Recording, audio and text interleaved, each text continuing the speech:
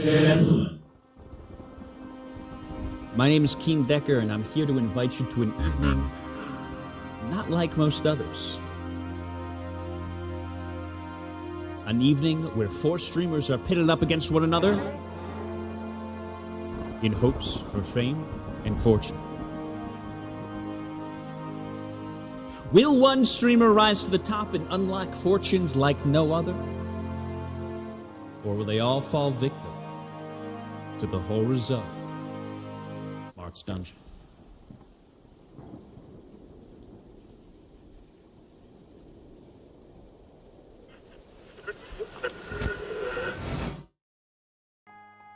Hello, ladies and gentlemen. What it be? What it do?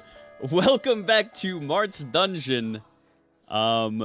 We actually, yeah, I'll get Josh up on the screen when Josh, ends up. Yeah. I literally just got here. Hurry the fuck up. It's a holy shit. I'm looking at the clock. I'm looking at the clock. Sequence. Like nobody gave me any heads up, no warning, no nothing. Holy moly. It's like showing up to work and realizing that everybody's on strike. I don't even have my character sheet up or anything. Get with the program, It's man. okay, Come you on. got plenty of time. Don't you even worry, because we be starting off with Max, Marth, Pibid, and Thames today. Tim, spiritually. Pibid.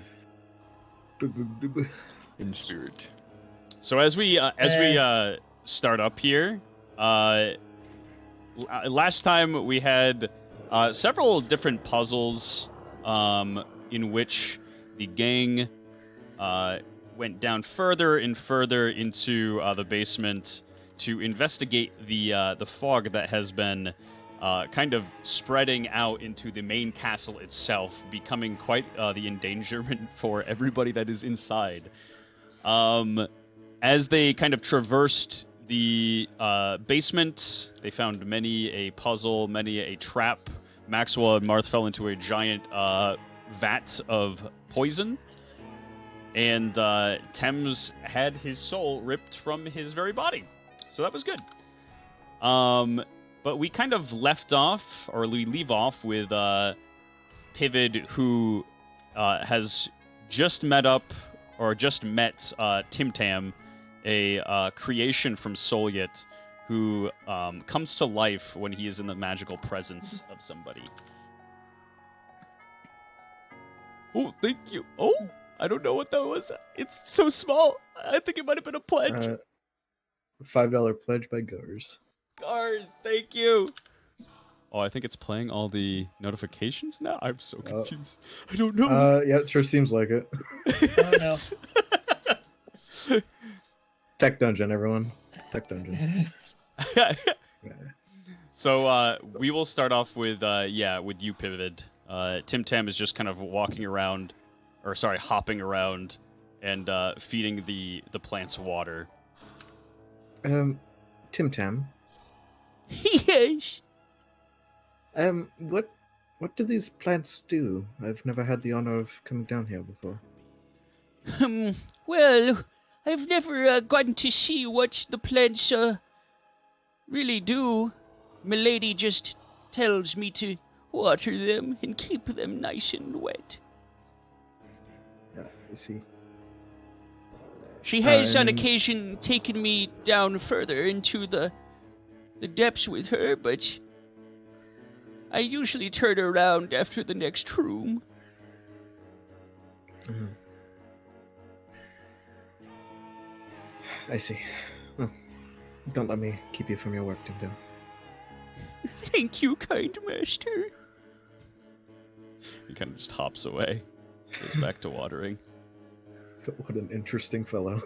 The word for it. Kind of realizing something, Pivot's gonna kind of walk back into the hallway where Marth and Max are at. Head back into the hallway. Now, Marth, I know you didn't speak with the statue directly, but when we followed the steps incorrectly, we were supposed to seek the sea serpent, right? Yeah, I believe so. I think you mentioned something about the sea serpent being, I don't know, some kind of failsafe, I suppose. Right. Not looking at the painting was part of the instructions, wasn't it? Yes. Yeah. I definitely made sure to avert my eyes. Yeah, well, we figured it out ourselves, but I think that statue mentioned it directly, so... Do you think that the sea serpent could get Thames out of the painting? I feel like it might be worth a shot, yeah. Okay. Question is, You- how do we get back up? Well, maybe the snake will let us. He's gonna kind of try to scoot past Marth and Max. Perfect. Yeah, Martha kind of tucks his legs in, and Max gets himself up, and he goes, lets you through. And Climb on up. head you up here. And you kind of reach the top of the ladder, and the snakehead is just kind of waiting for you. Salutations once more. Greetings, Snake. Would you mind transporting me to the sea serpent? I would. Or would I? And he says, he'll kind of climb onto the snake's head. Perfect. You climb on the snake's head and follow it back to the sea serpent. What That's pretty true, I'm not you putting up with your shit. Yeah, it's unfortunately hard to just retract the snake neck. Like I have to draw it. Unfortunately. Use your imagination, everybody. Yeah. Imagination. Traveler, what use do you have for me? One of my companions glanced at the purple painting and was absorbed by it. Could you help with that? Surely, I would be more than pleased to help. However, I ask for something in return. What would it be? Something precious. Something that has value to you.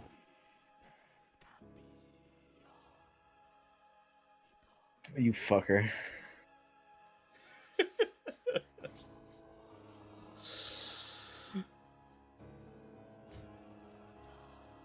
There's only one thing Pivot's got that means anything to him. Yep. Yeah, and he's all the way in reddish. No.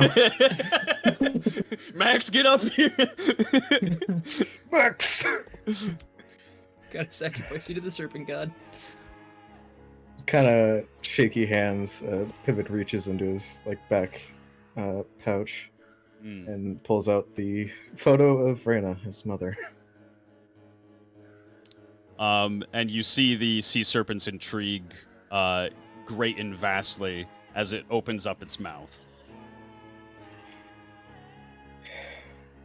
Pivot kind of holds it up to his face, gets one good long last look at it, light kiss on it, and then hands it to the serpent. One good deed for another. And the floor comes back into place. And Thames, out of seemingly nowhere, your soul just whoosh, right back into your body. And you wake up as if you had been sleeping for quite a long time. You very much so remember being stuck in the painting.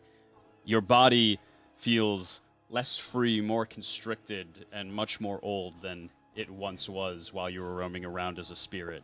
But it's the best you've got. I'll kind of, I'll try to roll off my shell. Because I imagine even in death, the curse continues. Yeah, absolutely. 100% on your shell. Somehow. I kind of imagine that they brought you back and kind of like laid you on your side, but you end up on your back. And whenever I get to my stomach, then I will stand up. And then, sir, where is everyone? Down here, Thames. Don't look at the damn painting again. I'm coming back for that. I'm not saving your ass if you do. And I will go down the hole that I made. I'm just gonna skip the painting altogether for now. Yeah, I'll get it later. Don't want to get Keke Genkai'd again. Oh god. And then, will you like see the extended serpent then? Yes. Yep. Okay. Can I like try to like go across it? Yeah. I would say that like you can kind of fold these wings that it has on it just kind of slightly backward and like walk through if you like. Okay, I'll do that. Perfect. You just kind of like it's like hopping over a messy room.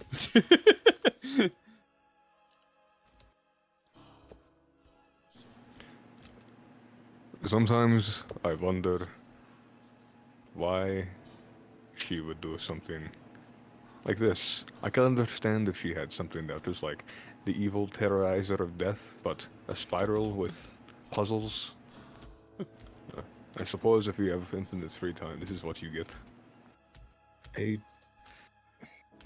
From what I remember, as long as you just grab the black gem, you can pretty much just walk straight down here.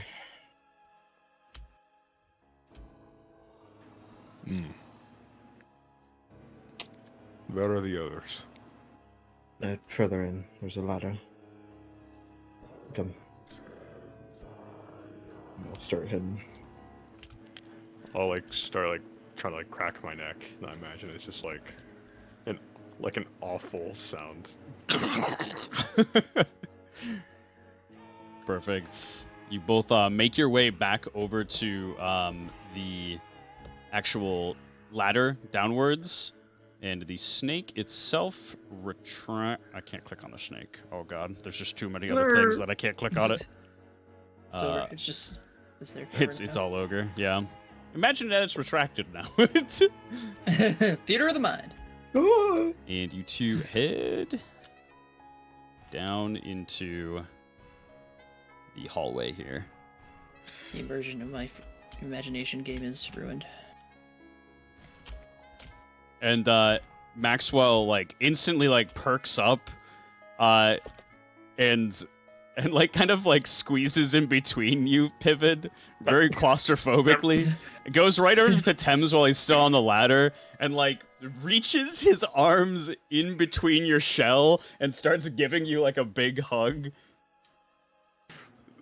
Let's go. Oh my god. I thought you were gone for good. You don't know how much you mean to me. Don't ever do that again. Max, you do not know how easy my shell can come off now. Please stop. Oh, yeah. You're a blacksmith, though. I'm sure you could fix it. Buddy, it's just good to see you. Whenever Thames get down, he'll like do that apprehensive like half hug that people do. Just like the small like reach and just soft pat and then pull back. Maxwell, saying getting your shell pulled off and you can just fix it, it's like saying you get your spine ripped out and you can just kind of glue that back in. I don't think that works. Oh, sheesh. Well, good thing I, not an anatomy teacher, huh? I suppose so. I know, what matters where it matters, though, yeah? Hey, I'm so sorry. Let me just get out of here. His Marth is like looking at him bewildered. Yeah, Max, he's like walking past Marth, and Marth's like, oh my god, Max, you smell so awful. Like, And Marth is going to stand up and kind of bow his head a little bit to you, Thames, and say, I don't know what happens, but it's a pleasure to have you back. I was worried for you. I got stuck in some kind of soul cage in that painting. I think there is something there that brings you into some kind of, well, prison for whoever sees it. That can be very useful. And Marth kind of smiles. He's like, only you, Thames. Only you. Pivot just like got the hand on his forehead, just kind of rubbing it, like, please stop right now. The nightmares continue. Well, now that we're all seemingly all right, would you care to move forward? See if we can find out what the source of this fog is? Yeah, up ahead is kind of, I suppose, Soyut's private quarters. Hmm. It's a bit of a relaxed room, it seems. There's a large construct in there made of aluminium named Tim Tam. What? I don't know. It's made of almost pure aluminium. Some kind of like flesh brain thing. Do you care about keeping it? For the moment, it's provided information. And it's watering the plants that are keeping the fog at bay, I think. Some job it's doing. Well, it seemed deactivated when I came in, but once I drew closer, it reactivated. So perhaps it requires magical presence nearby to charge it.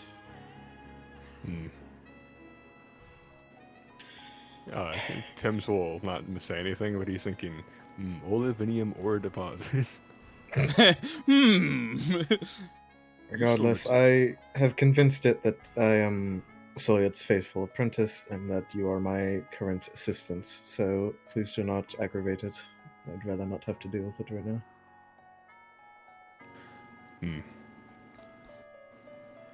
With any luck, it does not recognize me. It's said it's been down here pretty much its entire existence, so didn't recognize me. But I've been with Solius for 150 years.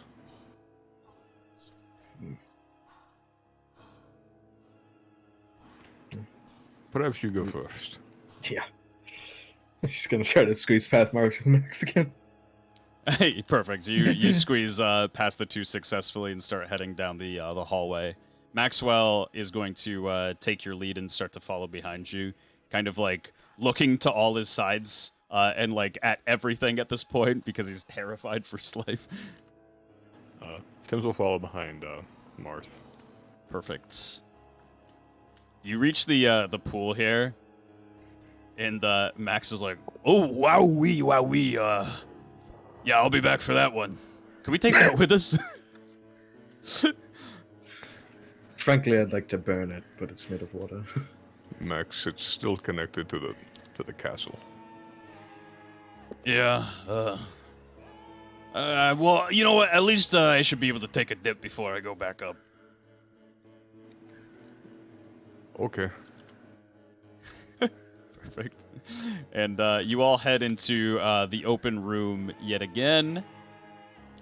And Pivot, as you left again, you see that the construct is standing perfectly still with a watering can next to it. Seems I was correct then, yes. The door that leads further in is off to the right there. Now, correct me if I'm wrong. These plants could be special. But once a plant is dead, no amount of water brings it back, no? Yeah, should be. Yeah, that should be the case, yes. Marth kind of like walks up to the plant and he's like, and he kind of just like reaches and grabs a branch that snaps off with that like the most minimal of effort. He's like, "Yep, these are probably beyond saving. So we'll have to kill what's ever down that grate then. Thames begins to iron up Tim again. Begins to Leave him what? be, please. I iron up the statue. No. And He's a good bean, please. Max runs over to like the bathtub here because he spots something inside him. He's like, "Wow! Oh my God! There's money galore in here." What? Maxwell, don't touch that. Why not? I could be filthy rich. The Soviets really seem like the kind of person that would just have a pile of gold and have it not be a trap. Yeah, you might be right. He just like kind of like backs away. Hold on a moment. Oh, damn, okay. Is that a painting off by the bed there? You kind of direct your attention over to the bed right Pivot here. doesn't really dare get closer because he doesn't want to activate Tim Tam and cause annoyances. But he's kind of like, he points it out to everyone else. I'll go walk up to the painting Perfect. with my eyes averted. You walk over to the painting, kind of averting your eyes, but you do see that it is like a frame, and there is definitely something inside of it. You kind of just like side eye it. Okay, I'll take some of the thatch I have on me and I'll just like cover it. Perfect. You actually let me just do this. Fantasy texture. Oh fuck. No. Yep. Yep. No! Yep. And object. Yep. There you go. it's covered up now. Okay, Wonderful. then I'll pick up the painting. Perfect. Let me. Fuck is Oh, it? nice. It's not tethered. And Also, issue. because I like making more technical difficulties, my webcam's not on stream. Just a big box. Oh, okay. Let's say that you have the painting. Okay. Then I will pick it up and then I will bring it over and say, so who's gonna be the one to see if they get the soul sucked out of this one? Well, I'm the one who noticed it and called attention to it, so I suppose it should be me. Perhaps. Yeah. Before I stare at it, I'm gonna just do a quick arcane check. Okay. Yep. Huh, that's a 10. From what you can see, there's nothing really all that definitive that you can tell if it has arcane magic in it or not, or affecting it.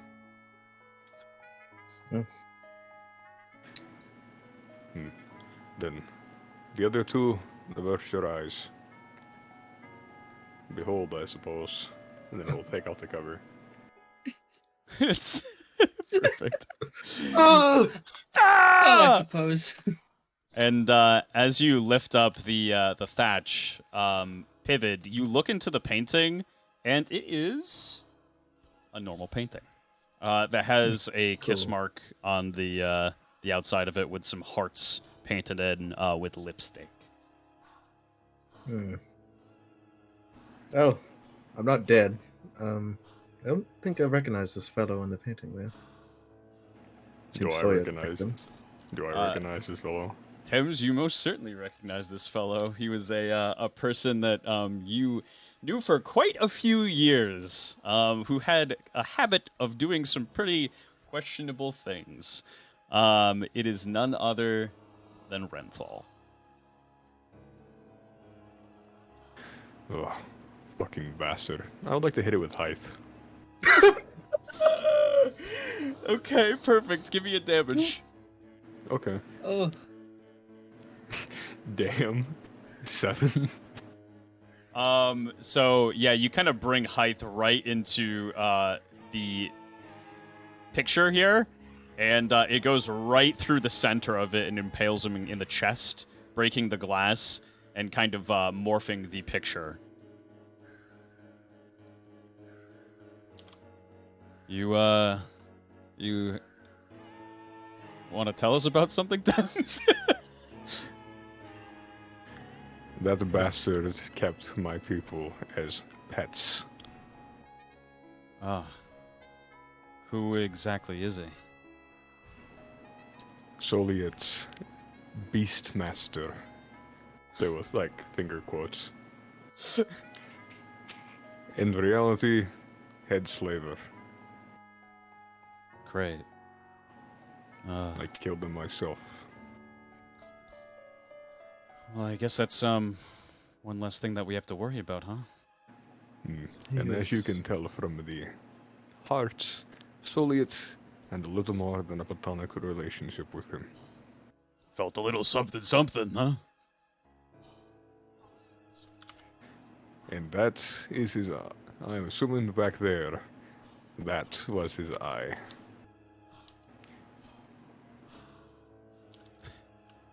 Or you mentioning in the painting?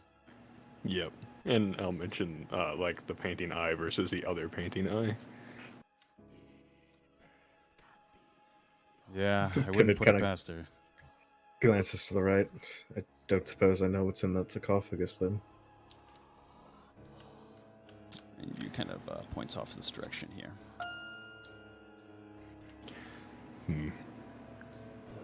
Vivid, you know, whenever you mention something about Project Rental, Aye. I thought it perhaps had something to do with monstrosities or beasts. I now fear that she tried to bring that bastard back. Well, she felt about him as he did. I wouldn't be surprised if she tried to bring him back.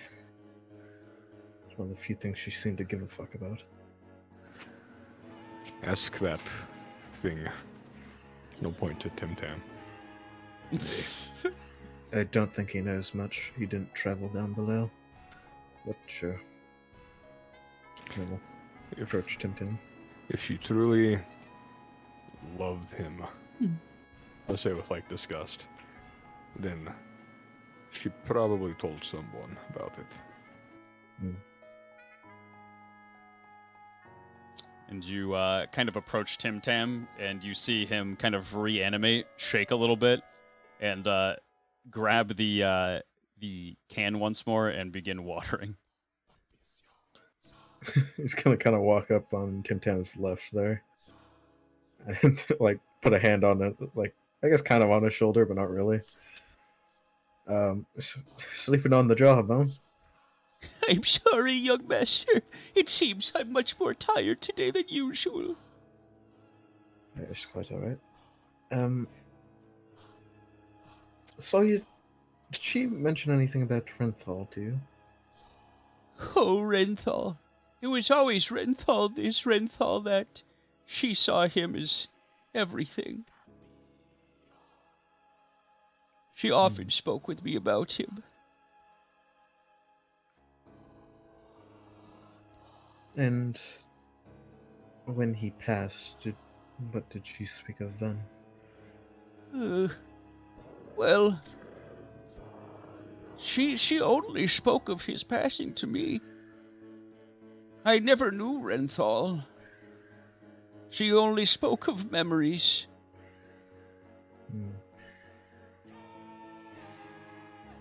Did she ever say she was going to try and bring him back, I suppose? Oh, no. Not to me. She did bring one back. That was his sarcophagus over there. I vigilantly watched over it. Bring one back?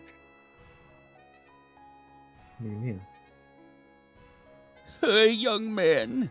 She said what she promised to bring back. God damn it. Huh. Pivot kind of like glances over at Thames and Marth, like, what the fuck is he talking about? Yeah, I didn't say goddammit in character, but I know who this is. Marth kind of like raises his eyebrow and gives a shrug.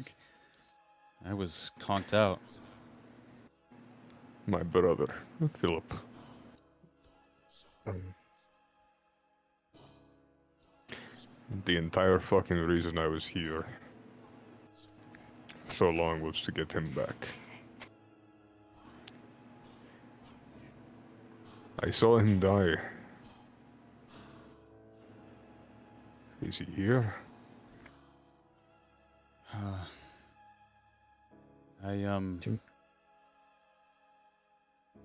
Suppose we'll let you check.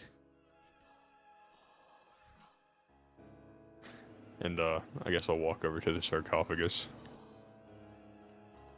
You kind of walk over to the sarcophagus, and as you kind of eyeball it, it seems this sarcophagus has been here for quite a long time.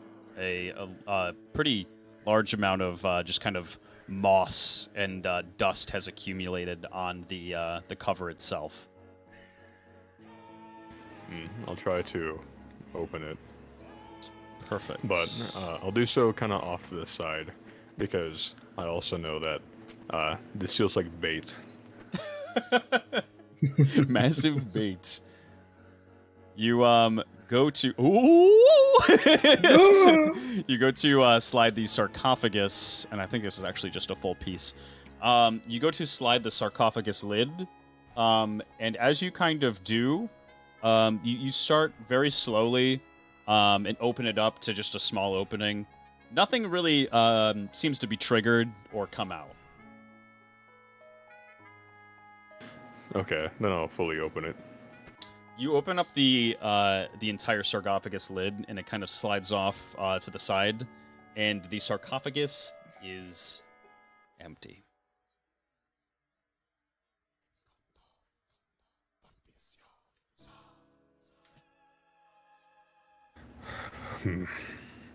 Perhaps what I saw was true then. Nevertheless, we need to stop that mist.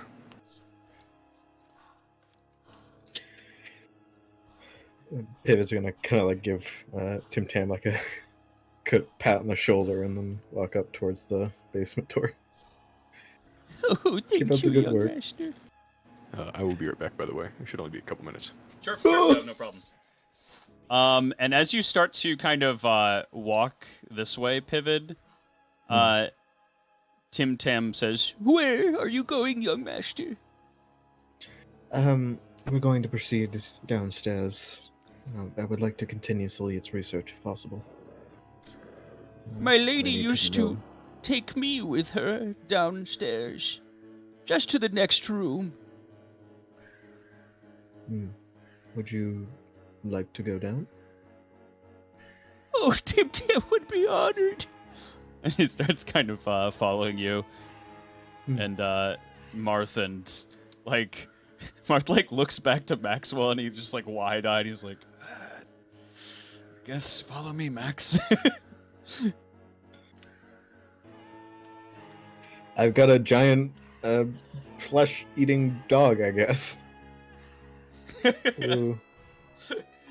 And Thames is going to, I'm going to have him very solemnly kind of fall in line with the rest of you guys. Before we proceed, I must know, what is the device in the middle of the room here? This little pipe system thing? Are you asking Tim Tam? He's gonna kind of look at it first. Okay. Give me an observation check, and then give me an arcane check as well.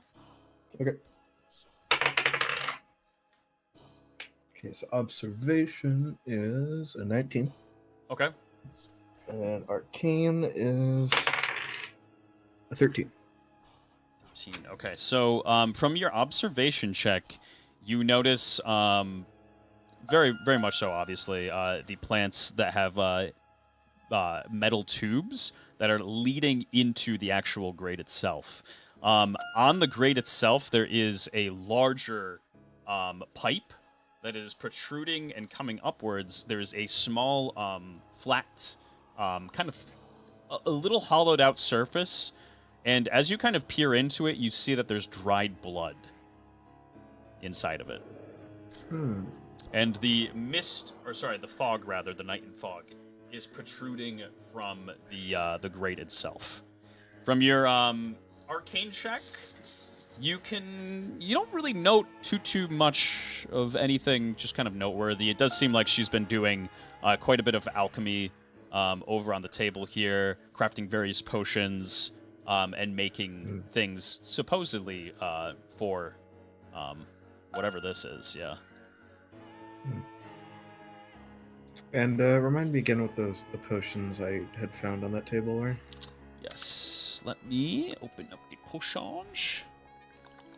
I had meant to note the effects down, but apparently didn't get to it. Potions. I can actually give you the entire doc here. Or just the text, rather.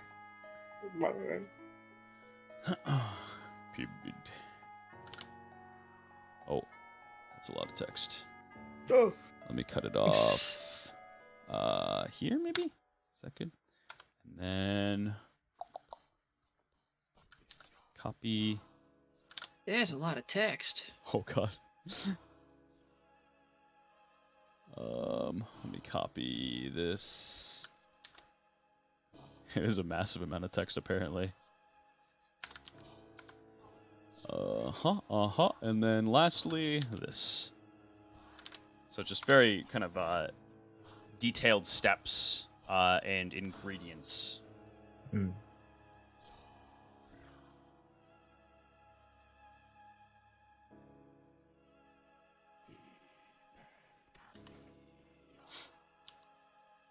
Is that spell supposed to be there? Spell. Oh, wait, yes, it is. Yes, it's part of the potion.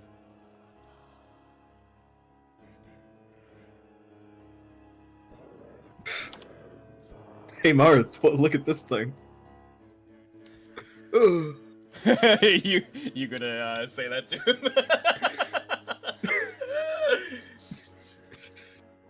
him? No, I'll save that for later when I can actually cast it. No!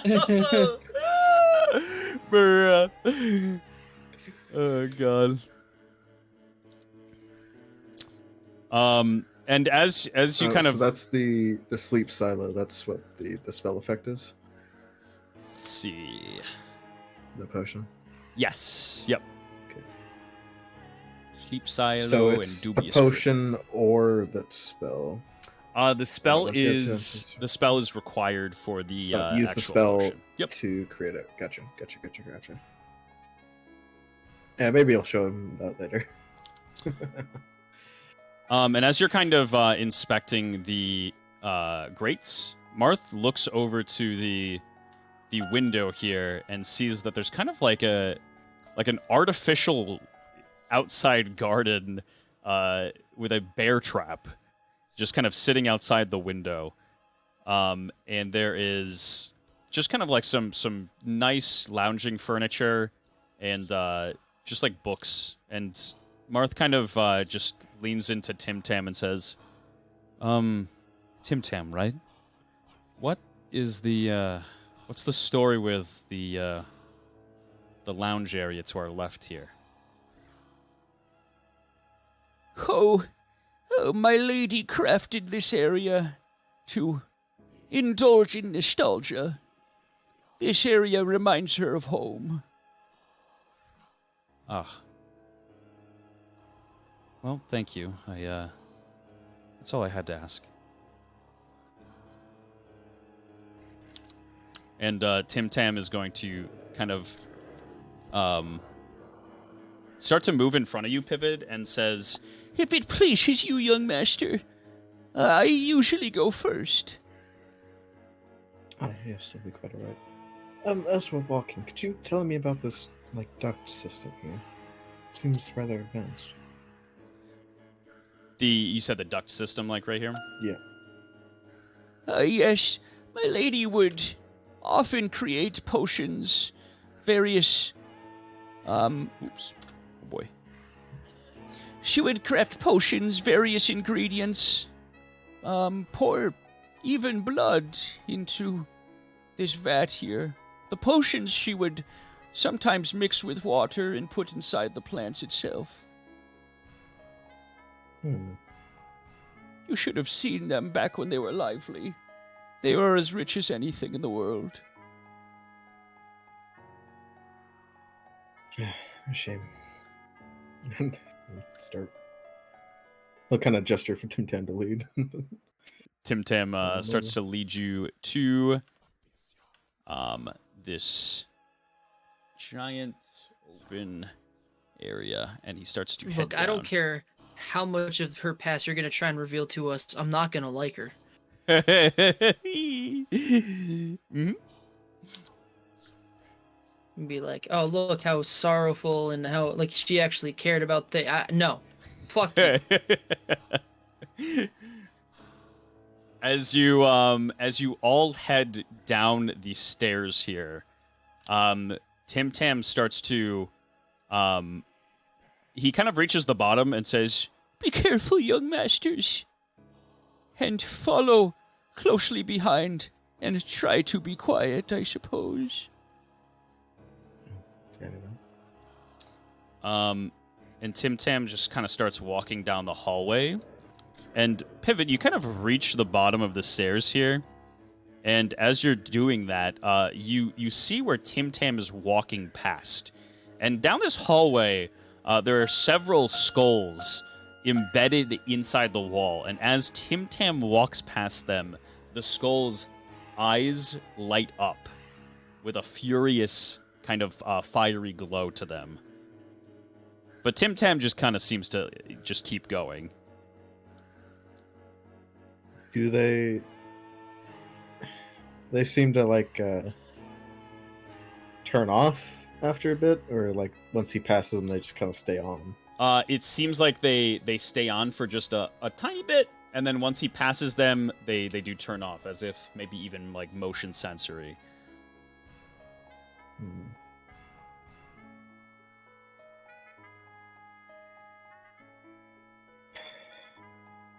I don't think Tim Tam's lying to me. He's a bit too stupid for that. So I guess Pivot will try Whoa. to stay close to him. The Tim Tam master brain. You start to head down the hallway here, Pivot, and as you reach your first skull, let's see. Bye, bye.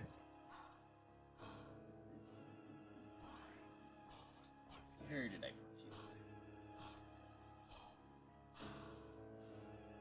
you? As you reach your first skull,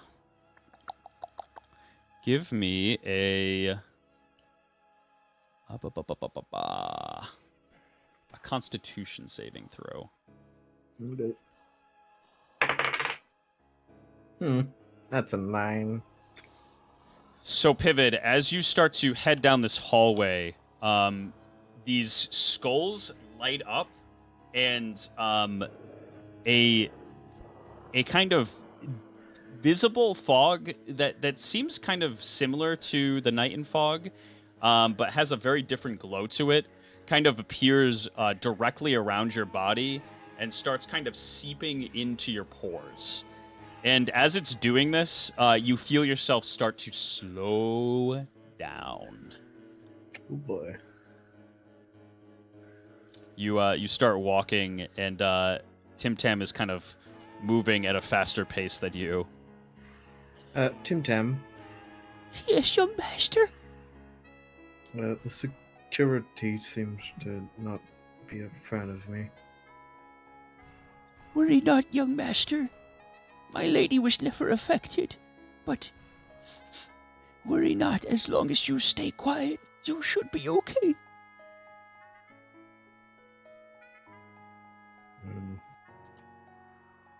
If you fear going further, then let Tin Tam come back.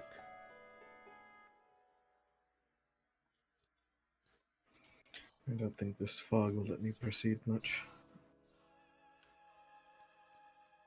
I'm back for now. You're gonna go back? Okay. Yeah. Okay. Hmm. Perfect. And you kind of like look back to Thames, who like looks back to Marth, who in turn looks back to Maxwell. And Max is going to walk back up the stairs and exit. Marth is going to exit as well with Thames here. And you kind of very slowly make your way to the steps, and once you do, you are able to move as freely as you were before. Okay. I'll carry you, young master.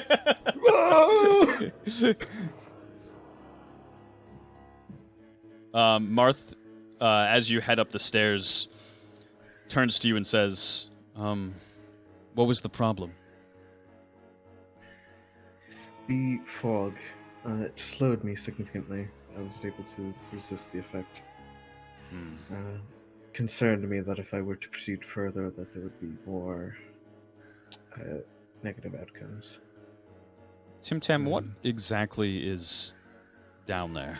And he like looks to Tim Tam, who kind of like Oh, that's a good question. at the thought of that, like you just see his like body visibly shake a little bit as if to shiver, and he whispers, Seizure wraiths.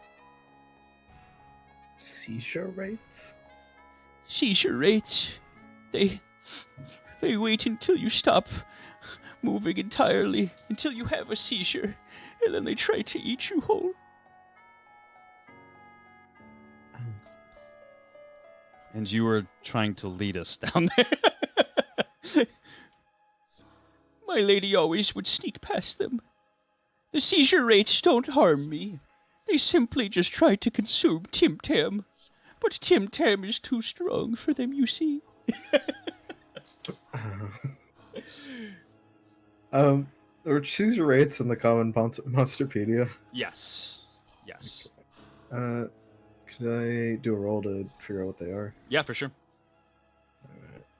Just check that. It's a nature skill check. Yes. Yeah. Okay. That's at a +6. So that is a 16. Perfect. Yeah, so seizure rates, they are a little bit more rare on the common kind of Monsterpedia side of things. You usually don't see them unless you really go out of your way to go into a dark place. They like to yes, hide in very, very dark places that aren't usually inhabited by a lot of nickel people, you know, mortals.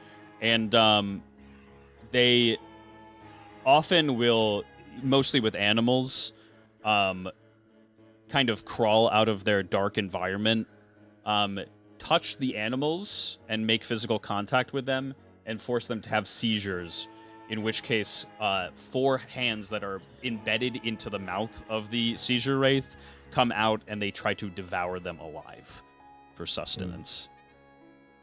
Very dangerous creatures. So are they like kind of afraid of light, or? Yes. Yes, in terms of things that they really genuinely despise, light is among absolutely the highest. So, say I were to go in there with my Birds of a Fell light active, would that kind of drive them away, or at least keep them at bay for a time?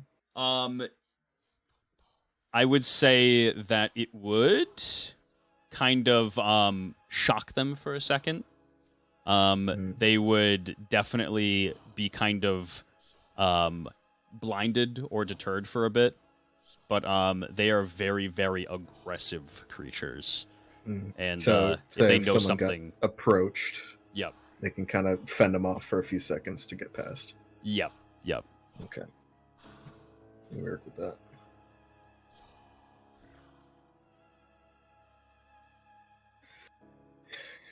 Anything else to note about them?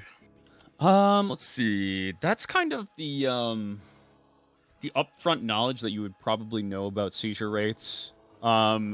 They are you know about several other kind of common monsters. These ones in particular are pretty fucking scary. Gotcha. Okay. Seizure rates. Right. If we are caught by these seizure rates, like we are detected, I can fend them off for a short time with my light. They fear it, but it will not stop them. They're rather aggressive. So, I think we'll have to try again to make it through. Tim Tam, you might want to move at a slower pace in case we are affected by the fog. Tim Tam can absolutely do this. Appreciate that. He'll kind of look at Marth and Max like, you're welcome to stay back if you prefer. It'll be quite dangerous. Max like looks over to Thames to see his approval, because he's petrified. He's like, man, that really sounds pretty bad. And he looks over to Thames, who kind of side eyes him. Doesn't really pick up on what Max is trying to get from him. And he's like, you know what? No. I've come this far. I can make this with you guys. And Marth kind of nods his head. He's like, of course, I'm in it with you until the end. Bro, my mic was broken. Oh no. Oh no. Oh no. I was about to talk and I'm like, oh wait, they don't think I'm here.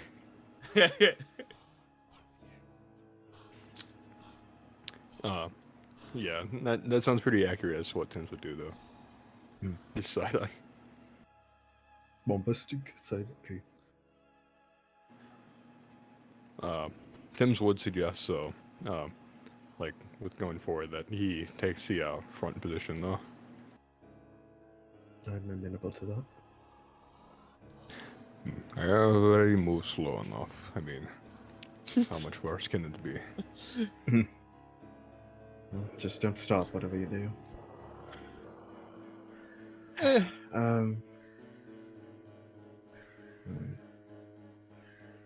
They usually like to try to gnaw on me for a little bit. It might buy you some time. Just try to be quiet.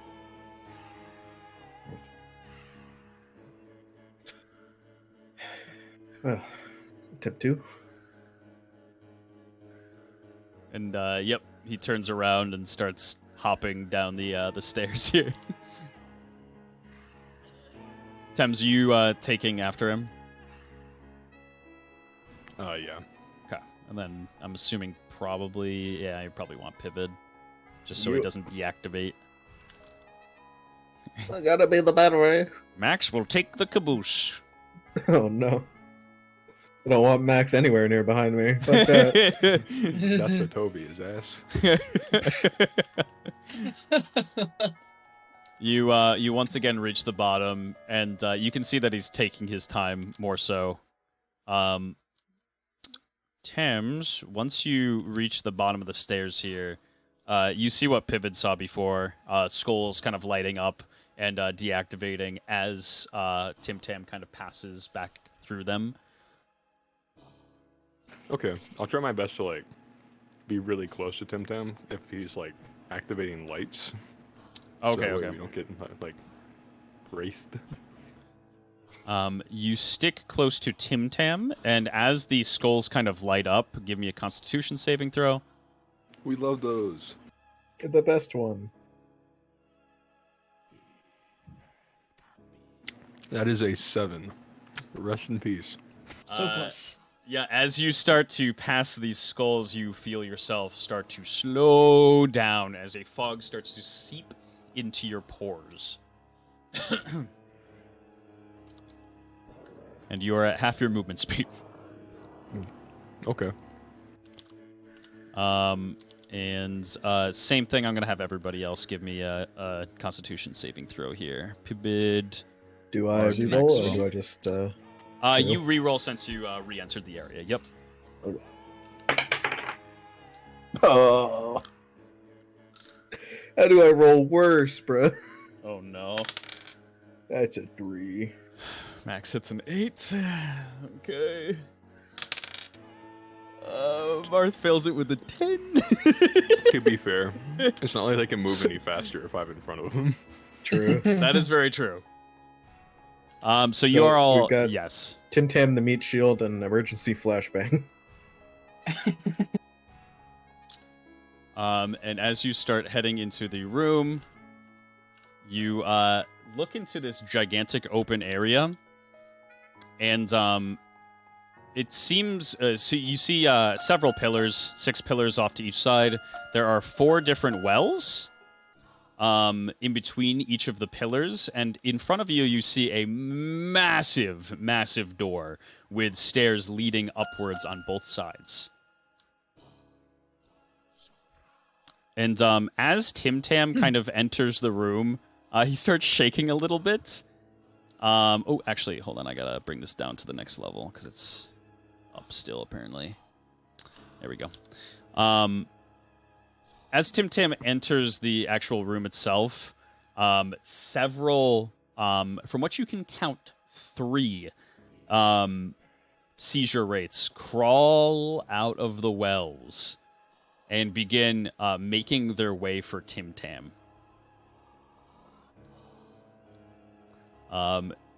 Tim Tam is going to try to make as much distance as possible to make his way to the center of the room.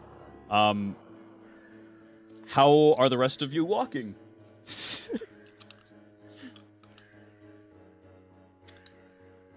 Before we go any further, Yes. I'm putting the Ring of Solace on. Okay, go ahead and read that for chat. Okay, I'm not turning it on, I'm just putting it on. But Okay. minus 5 HP per turn. Any enemy that enters within a 5-foot radius around the wielder and ends their turn there must make a will saving throw of 13 or higher, or succumb to an unquenchable feeling of anguish that deals 4 mental damage per turn. Perfect. Well, okay. How are each of you walking? Are you just kind of walking regularly into the room? You walking stealthily? Pippin's trying to be quiet. Okay. Because that's what Tim Tam instructed. Give me a stealth check. Well, bugger. Can't wait to that one. That shit fell. Oh, okay. That's a nat 20. Hey, let's go. Okay. I will try. Try is the emphasis here. Yep. Let's see.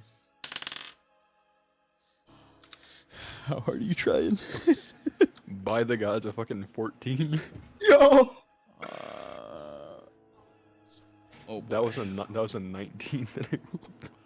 What's the best he can do? What is your nat 20 overall go to for your stealth, Vivid? 21. Okay. I just got a +1. Oh boy. Okay. I don't even know if. Yeah. Yeah. The other 2 can't make their stealth check. It rolled a 29 on its observation. It has a Bruh. big. Yeah, that's Yep. Well, sorry. It rolls a 19. It has a big modifier for it. This is a classified as a mob of seizure rates. So it spots you all as you kind of try to be stealthy and come into the room. And roll for initiation. Wonderful. Okay. Really fucking me over on my own nat 20, huh? I rolled Unfortunately. an 11. I got a 4. Where's my pen? Ah, fuck. Oh no! A DM without a pen! Thinking of it, I should take my fucking soul using spells off my list because I can't use them. I'll be right back. I just gotta grab a pen. What is this? What is this combat music? It's that fucking beeping song from GTA. Kidding. Beep, beep, beep, beep, beep, beep, beep, beep.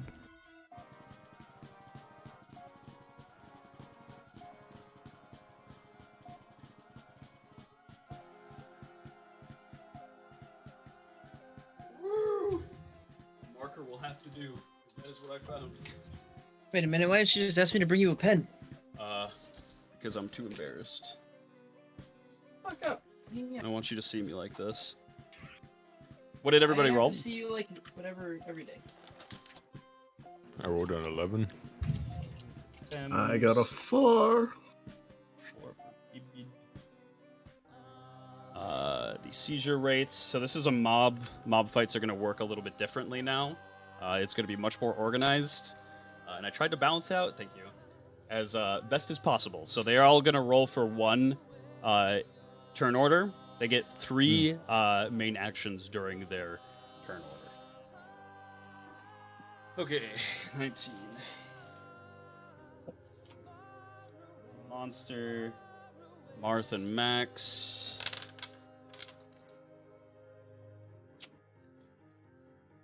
Marth rolls a 9. Max rolls a 17. Hey, Max. So first, the seizure wraith is going to. How many combatants? Okay, so it gets no pluses to its hit modifiers. Typically, with mob fights, it'll be more accurate if it has the a numbers advantage on you. This seizure wraith does get to have 3 different main actions during its turns. If you're within its movement range reach, it can hit you with melee attacks. If you're in its movement reach, as well as a range reach, it can reach you with that as well. It will never use the same attack in the 3 turns. It will always use something different. Yeah, and I'll explain more as we go. So the seizure wraith is going to first move 5, 10 up to Tim Tam, and it is going to attempt to hit it with its 4-handed talon driver. 4 hands kind of just pop out of the seizure wraith's mouth and try to impale Tim Tam. It hits Tim Tam. And it's 4d10. Tim Tam doesn't take any damage. And as it realizes that Tim Tam is not really kind of reacting, it is going to move past Tim Tam. It's moved 10 feet already. Has a speed of 30. 15. Is going to move over to Thames here. It took 2 of its movement actions, so it only gets another main action here. It is going to attempt to hit you with.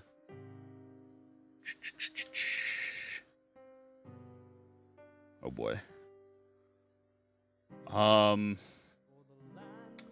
It's going to attempt to hit you with something called pendulum events.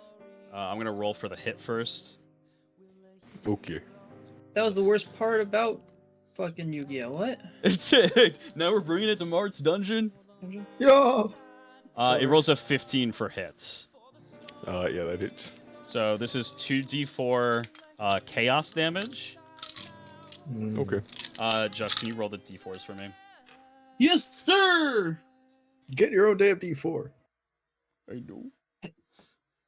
How many you need? 2. I am so sorry. That's 8. X Yep. damage. 8 damage. And give me a con saving throw, Thames. Uh-oh. Yay. The one thing we're all here for. Bro, why are all my good rolls on rolls like I have a massive negative? That's a fucking 9. So you, Thames, are forced to move in a pendulum motion for the next 2 of your turns. So if you move an area, you're going to have to move back to the other area on the following turn. Okay. But can he like still use his attack actions and stuff? Yep. You just have to use your movement action to return to the area that you go to. Gotcha. And it is over to Maxwell. Maxwell is going to move 5, 10, 15, 20 over to the Seizure Wraith here, mob, and is going to attempt to hit it with his Great Axe. Hits it with a 16. Okay. Yo! And it's 1d20. Warrior Maxwell. He deals 13 damage. Okay. Not bad. That warrior spirit really coming in clutch. I can't wait for Max to be the sole surviving like original I am a survivor! character here, and he's just like a fucking grizzled veteran now. And it is over to Thames. I'm drinking that hefty stamina potion. Okay, read it for chat. Cool. Hefty stamina potion. It doubles movement for a full day and grants the user of the potion an additional two main actions once per battle. Ooh. That's- So, with my other 2 actions I get from that, I'm gonna drink some chilling root. Okay. Oh. And then with my other action, I'm going to hit this thing with a Tyrant Spire. Okay, perfect. I will note that both Max and Marth still have that piece of Crimson Sylvan that I gave them. Oh, perfect. Yes, yes. I also gave them the effect of just a short rest because they were there for quite a bit. So they did restore some HP as well. That's good. And let's see. So -2 to hit. That is a 14. 14 for the hit. 14 hits. Yep. Okay. Then it needs to make a will saving throw of 14 or higher. Okay. It rolls a 7. Okay. They are now indoctrinated, or one of them's indoctrinated by Forfoden. Oh. As I will read what the Tyrant Spire does. Yep. If a target is hit, they must make a will saving throw of 14 or higher, or become indoctrinated for a turn by the god the wielder worships. If the target becomes indoctrinated by the unknown god of I'm not worshiping the unknown god of chaos. Whoa! So 4 foot in, and they'll take 7 strength damage. 7 strength damage. All right. Perfect.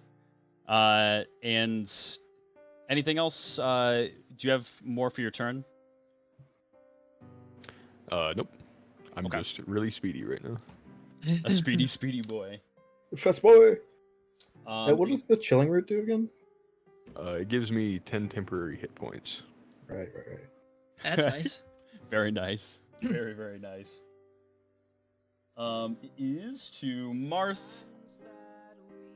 He's going to.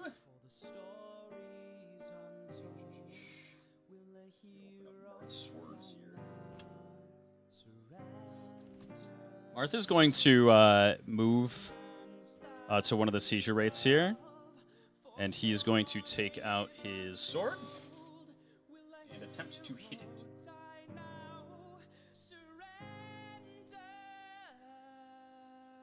So, Thames, what did you enchant his sword with? What? Marth's sword, what did you enchant it with? I repaired it. Oh. He didn't tell me what the enchantments were. It is naturally Thanks, plugged. Keen. Fuck you. He rolls a 13. Oops. Rolls a 13. Go ahead and he ends up hitting. Give me 4 d4s, Josh. The last literally one. As soon as I heard it. Yeah, the last one. Tell me what it is, because it's going to be separate. Okay, so 7 damage for the first 3 total, Okay. and then last one is a 2. Last one is a 2. So 7, 11 damage, and then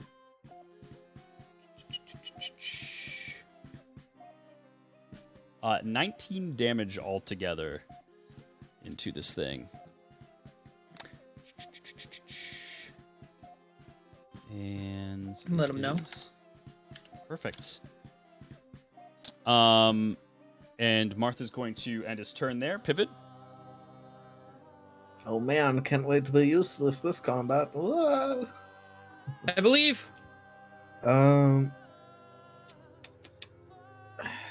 Hey, just remember, you're the reason that you got this far. Yeah. It's made of chaos, so Siphon probably won't do well, so fuck it, Wavering Chain Lightning. I'll be casting it at level 1 for now. Okay. That's a 7. Unfortunately, 7 does not hit. Are you staying where you are here? I'm gonna just move you, like, right here. At half movement speed, yeah. Yep. What the fuck's my movement speed? Guess I didn't put it down here. I'll just go square up to the right and then 1 up.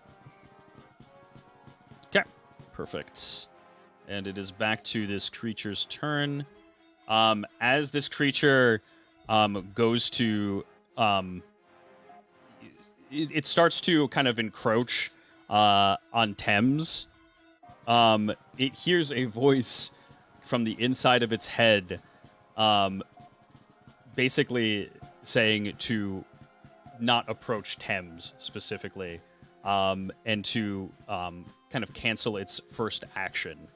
So this this gigantic creature kind of goes to like approach Thames and then kind of slides back a little bit and then decides to focus in on Marth instead. It's going to attack Marth with a rupturing scythe. Let's see if it hits here.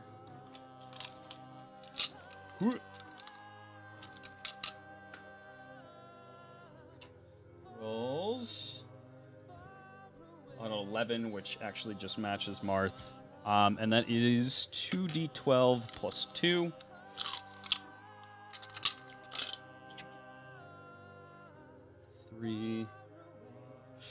Okay, 15, 17 chaos damage to Marth.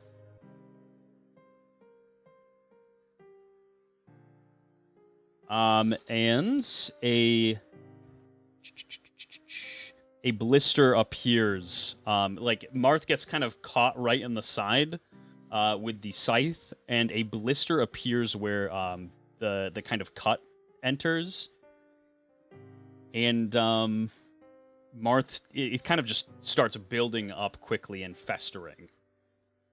It is going to take its second turn, or sorry, its third rather, altogether, by turning to now Maxwell. And it is going to use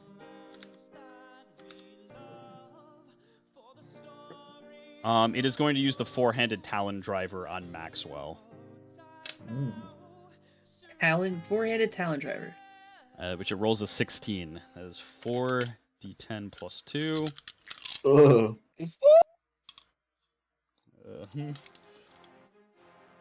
Well, there goes the warrior spirit. Max is horrified. Poor Maxwell. Okay. 9.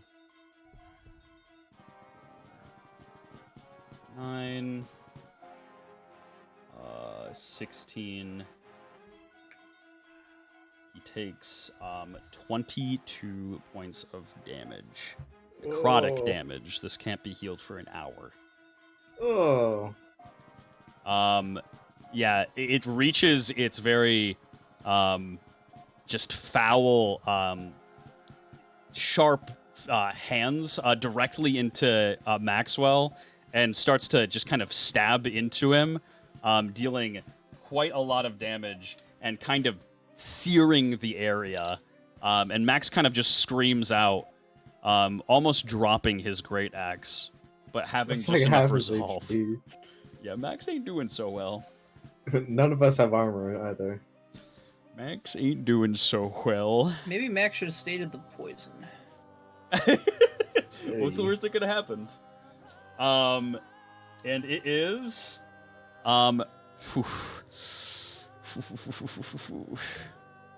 It is Maxwell's turn. Max really wants to turn and run, but he has this just innermost feeling that he doesn't want to leave his friends behind. He is kind of struggling. And actually, can you send me... yeah, go ahead. Is talking a free action? Yeah. Were you about to ask about the Crimson Selvin? Yes. Okay. That is, I believe, 1d10 for HP restored, and then you get +1 AC for 2 rounds. Okay, he is going to. You said 1d10? 1d10. Heals for 8 HP. And gains 1 AC.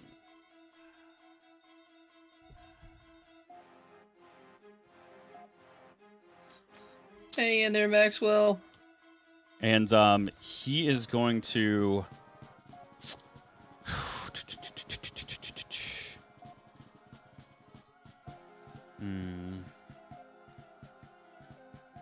He's gonna stay put, yeah. He's gonna end his turn right there. It is Thames' turn. Okay. I'm going to try to use my bill hook on it. Okay. I'll be using the strength part of it.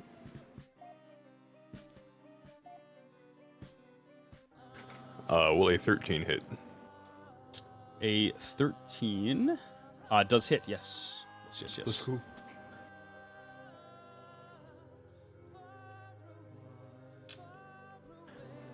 Let's see here.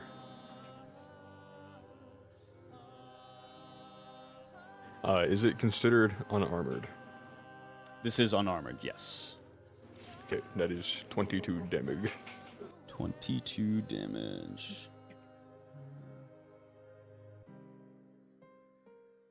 And one of them's hooked, if that does anything. Yes, yeah. It'll hook one of them, and is going to have to attempt to outstrength you on your next turn. Let's see. The Wraith here. Okay. Yep. It is that all for your turn there?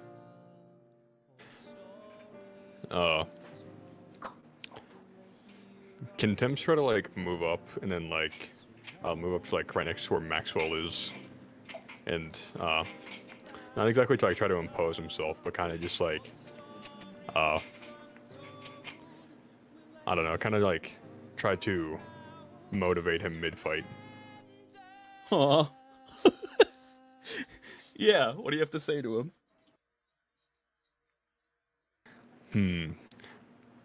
I'll go with something that Thames would like actually say. He'll say, Max, we need to kill this thing as quickly as possible, or it will do the same to us. Yeah, I'm working on it, but oh god, my stomach. Revel in the fact you have one. It shows you're still alive. Yeah, you're right. Don't worry. You guys are gonna make it. And he kind of You props will too. himself up. And because I actually dropped it for a second, because he had taken necrotic damage, he can't heal that off. He was missing a little bit of HP though, so he does heal that at the very least. But yeah, the 22 the AC points is good. Yes, absolutely. And Max's kind of his resolve is absolutely strengthened. That'd be my turn.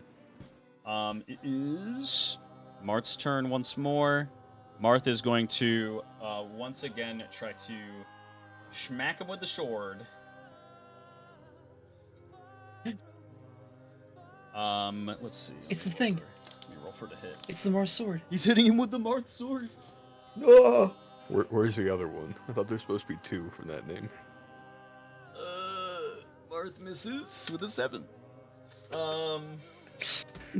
Really pulling your weight here, Marth. Oh man. Good job, buddy. Can't wait to miss another zap of lightning myself.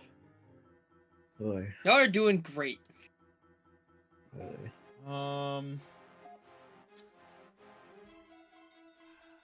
Yeah, and then Martha's gonna end his turn there. It is Pibbid's turn. Well, I'm gonna cast Wavering Chain Lightning at 2nd level. and kill him. Hopefully it hits.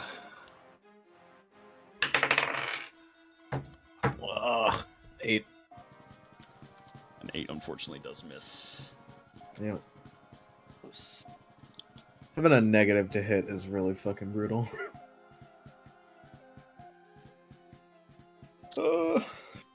Well. Any movement, or you want to stay where you are? Up 1, right 1. Okay.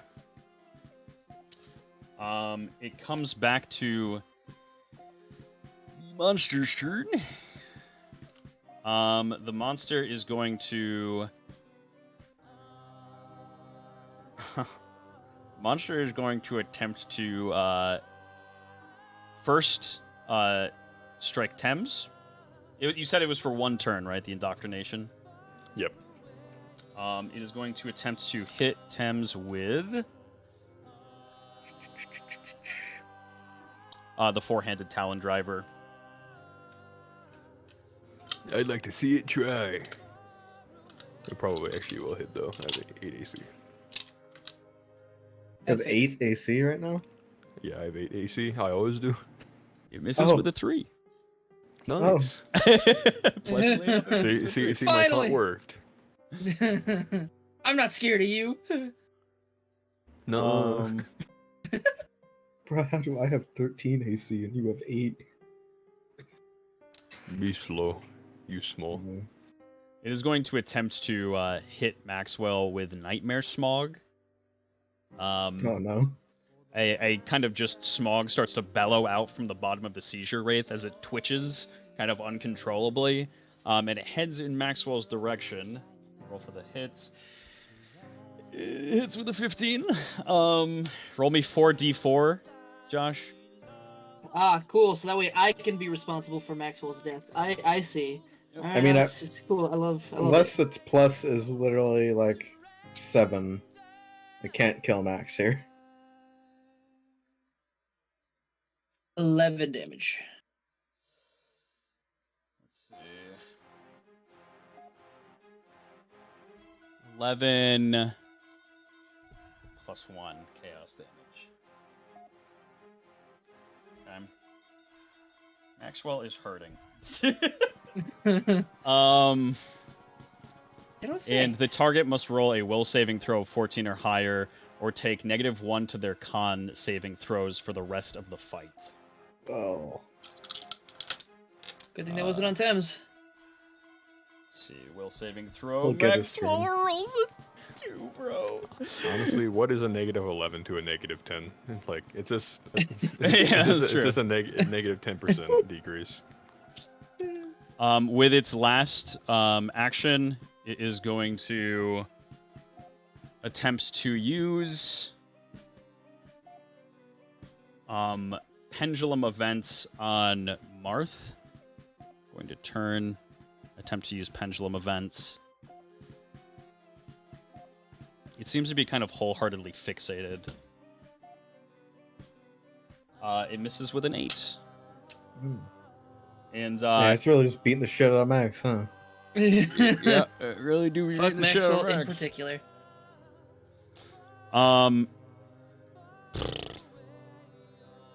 Max is going to... Actually, after the monster's turn, I am going to have Tim Tam kind of jump at the monster and start to try to get in the monster's face and like bonk up against it. Let's go, Tim Tam. To try to catch its attention. I'm going to roll a check here. What a hero. He gets a 16. Yo. Tim Tam kind of seems to draw the attention of one of the wraiths. He says, right here! Don't you dare! Don't you dare, my young masters! Maxwell, seeing Tim Tam try and getting kind of the encouragement from Thames, is going to attempt to hit it with his axe. Come on. And he rolls a 4. Max misses wholeheartedly. He is incredibly in pain, and he is going to attempt to back off here, giving an attack of opportunity.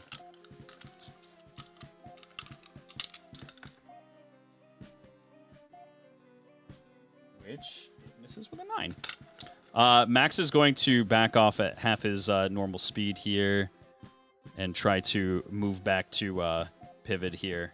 And as he's like backing away, he's gonna say, "I'm sorry, Thames. I tried."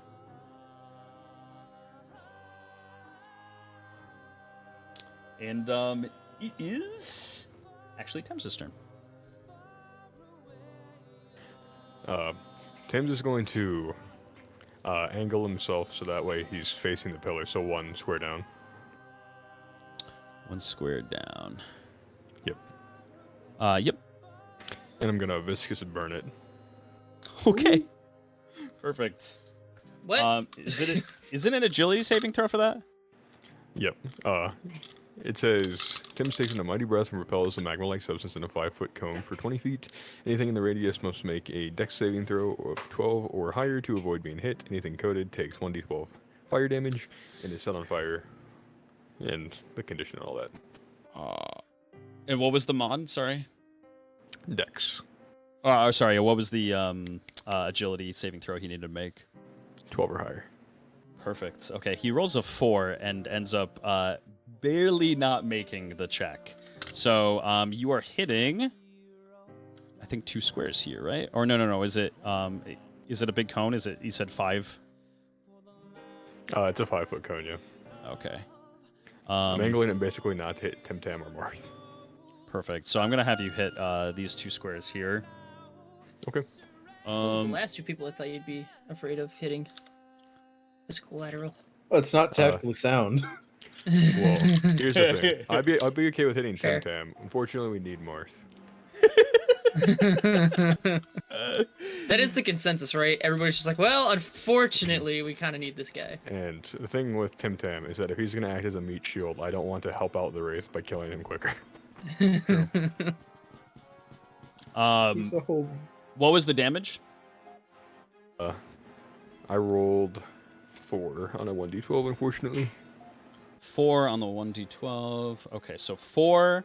It is weak to it. It takes double. Actually, sorry, hold on. It's because it's an AoE as well, it's going to take more damage as it is a mob. Mm-hmm. Wouldn't it be 1.5 times? 1.5, and then it's also weak, so it's going to be 3.5. Buggers. Oh, Times, you said 4? 14 damage. 14 fire damage. Let's go. Is it set on fire now, too? It is? I'm sorry, hold on, give me 1 sec. 14. It is set on fire, yes. Let's go. That'd be my turn, though. Alright, perfect. It is Marth's turn. Marth, I'm gonna hit you with a little surprise here. He's gonna see that he missed last time with his sword. He's gonna rear back and he's gonna attempt to hit him with the sword once more. wow! It's Crazy! Crazy. He rolls what an an 18. idea! Give me the 4d4s. And then let me know what the last one is. Oof. Oof. That one fell. Hang on. 6. And then the last one is a 3. Okay, so 6 altogether with the first 3, and then 3 Yes. on the last one, you said? Yep. I rolled 2 1s and a 4.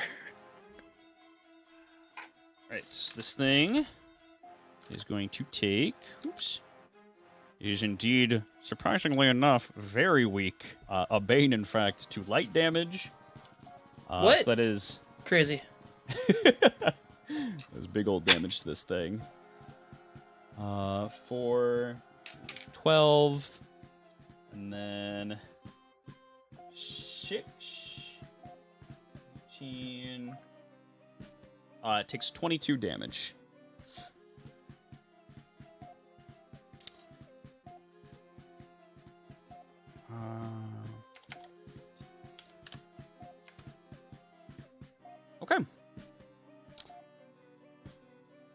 And it is Pivot's turn. Yay. He's going to take one step to the left, like right up next to Max. Yep.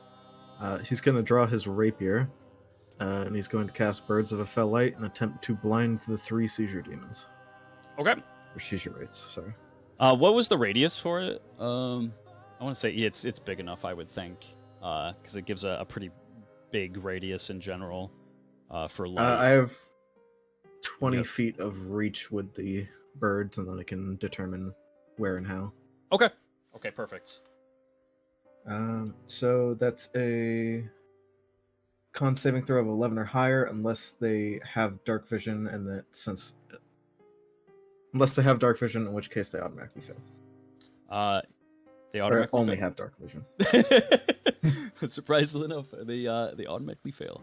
Oh, could have seen that one coming. Right, and they're blind. Up to you how long. I think I'm gonna give it I think last time we gave it 2 turns, right? I think we gave it 2. Oh, it's been a while. That was think- in the well. It was Yeah. 2 or 3. I don't remember. I just remember the dude kind of running into walls and it was really funny. Yep. We'll Trying to remember run the off good in various parts. directions. So I think we can just go with 2. Okay. Yeah, we'll 2 go with works. that. You're big blind for 2 turns. And it is. When you can't land a hit, make them roll a saving throw. True. It is the monster's turn again. Actually, let me just open up the blind status here. Sadly, my only other spell that makes a saving throw is chaos damage, and I'm pretty sure they are resistant to that.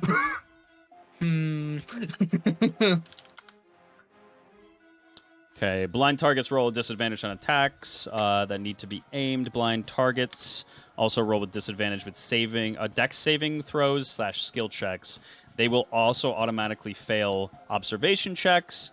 Blind targets are immune to any charm spells that require visualization of the caster, however. All right, so it is going to be rolling with disadvantage here. The first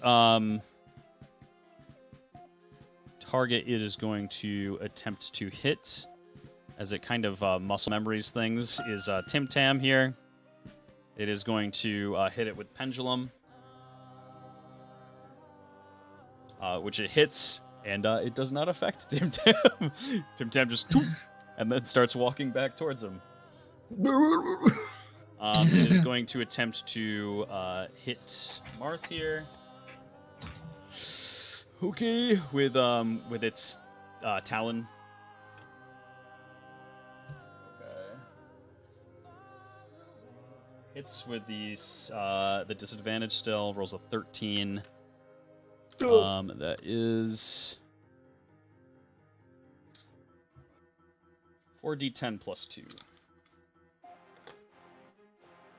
40 dash. Okay. That is a 40 max damage.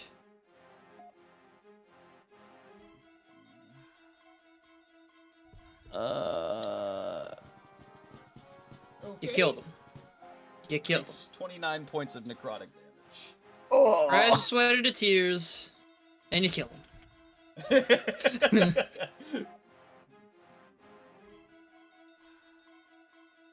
Martha's looking horrible.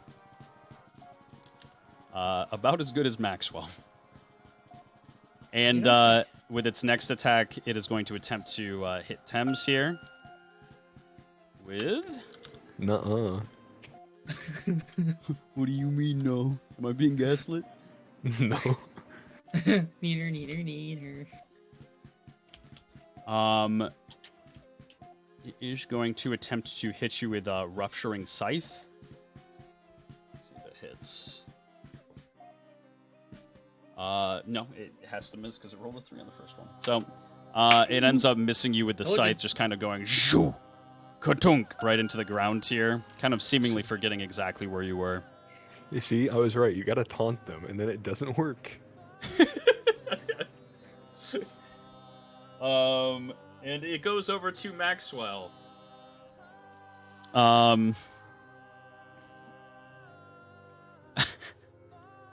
Maxwell kind of just starts grumbling to himself, and he says, "Guys, I hate to be the bearer of bad news, but he looks at this mob of wraiths, and they look very healthy. And he says, I don't know if we can do this one, guys. I'm barely hanging on." Go up the room to the door. See if you can't do anything with that. All right, perfect. Maxwell very happily agrees. 1 second. Did the mobs take their damage for burning though? Oh, they did not. It is, and actually I forgot to put it out, so that's level 1 burn damage, which is going to upgrade because they didn't put it out. So 3, and they are weak to it. Would it do any more because it's affecting like all of them? Or no? I would You might- say, I'm gonna say yes. They will take the modifier too, the 1.5. So it'll be 3.5 times the 3. Is going to take 10 and a half, which is going to take 11. It'll round up. 11 points of damage to the Shijiref.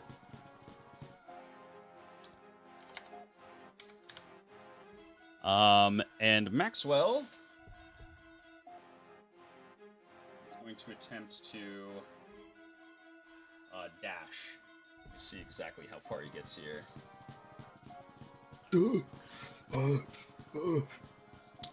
He gets 25 altogether. He gets, yep, right up in a year. And he ends his turn. It is, I'm actually going to have Tim Tam kind of just keep bonking the seizure right there over and over. And trying to get its attention. It goes back to Thames. If I were to viscous burn it again, would it upgrade it again? I would say it would upgrade the fire, yeah. Okay, then I want it to really feel the burn here. So I'm gonna viscous burn it again. Perfect. And agility saving throw. Roll bad, roll bad, roll bad. It matches the 12. Rip. So, but if it succeeds, one of the mob rules is, let me see if I can find it here. While mobs have additional stat modifiers, they will have to succeed their saving throws against damaging abilities that require them by 4 or more. If a mob succeeds a damaging saving throw by 3 or less, they take half damage from it. Wait, hold on.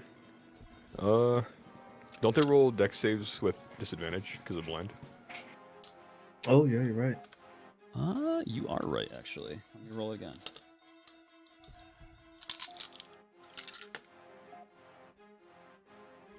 Good remembering. It rolls a 13 on the second, so which is upgraded heavily. So it takes half damage. It's just going to take the 1.5 modifier because it's hitting the multiple squares again, and then go ahead and roll for damage. Okay. Big money, no whammies. No whammies.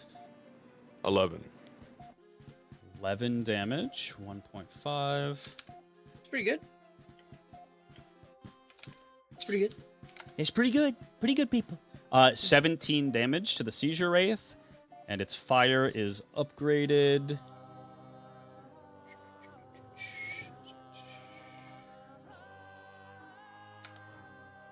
Alright, its fire is upgraded to, I think, the tier 3 here. Yep. That's 15 damage a turn? Yeah, it is set ablaze now. So ablaze targets take 15 damage per turn. Ablaze targets can extinguish fire if they submerge themselves in water. Roll action has a 50% chance of extinguishing their fire. All right. They roll a 1 or 2, they stay ablaze, 3 or 4 is extinguished. Yeah. All right. Cool. And Thames, anything else with your turn? Nuh-uh. you trying to tell me? It goes back to Marth, and Marth is going to, God, this thing is hot. These rates be burning. Disco Inferno. Martha's Yo, going these rates be fired to. up. Martha's gonna slide actually along the wall here, and actually, how much can he move? That is the question. 5, 10. He's gonna attempt to move right here and then attack it with his greatsword.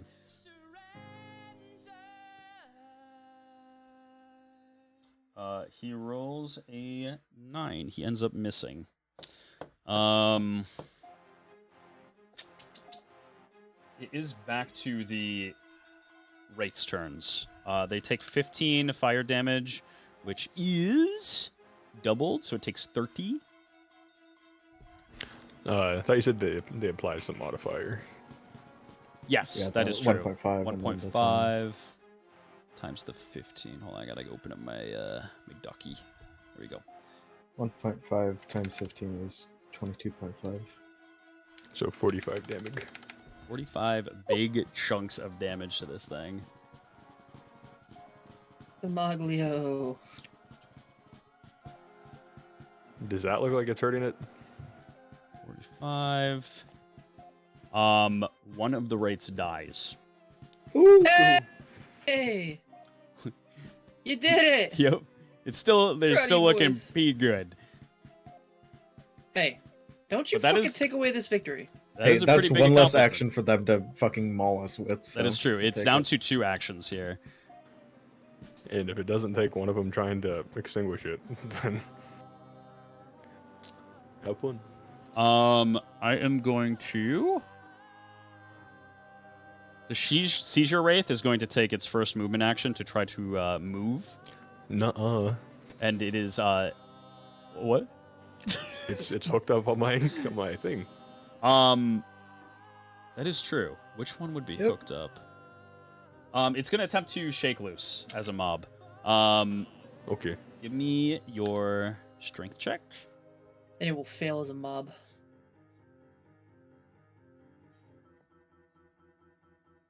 That is a fat old 15. 15 plus 2.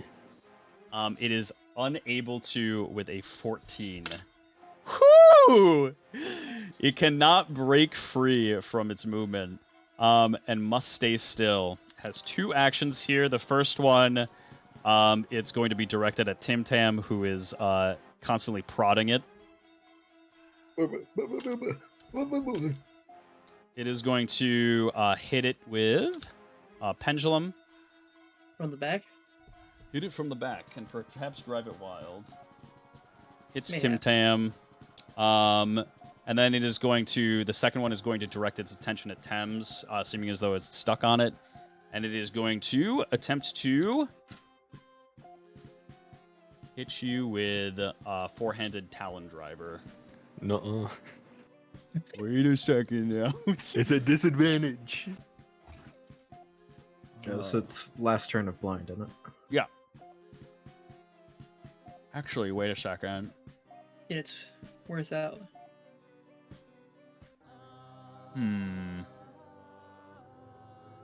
Actually, I'm going to have it use an ability.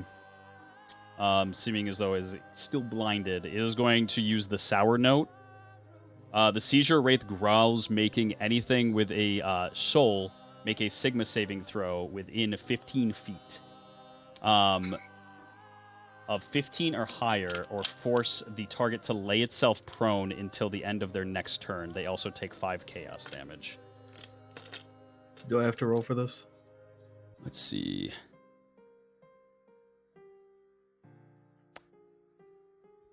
Vivid, you hear a low guttural growl, and it kind of bangs on the inside of your ears and hurts pretty badly. But you don't have to lay prone. Chat, please blow on my dice. I'm okay at these, but 15's high. Hang on. There's an emote for this. A 6. No. Marth passes it with an 18. I guess it only works on Mars.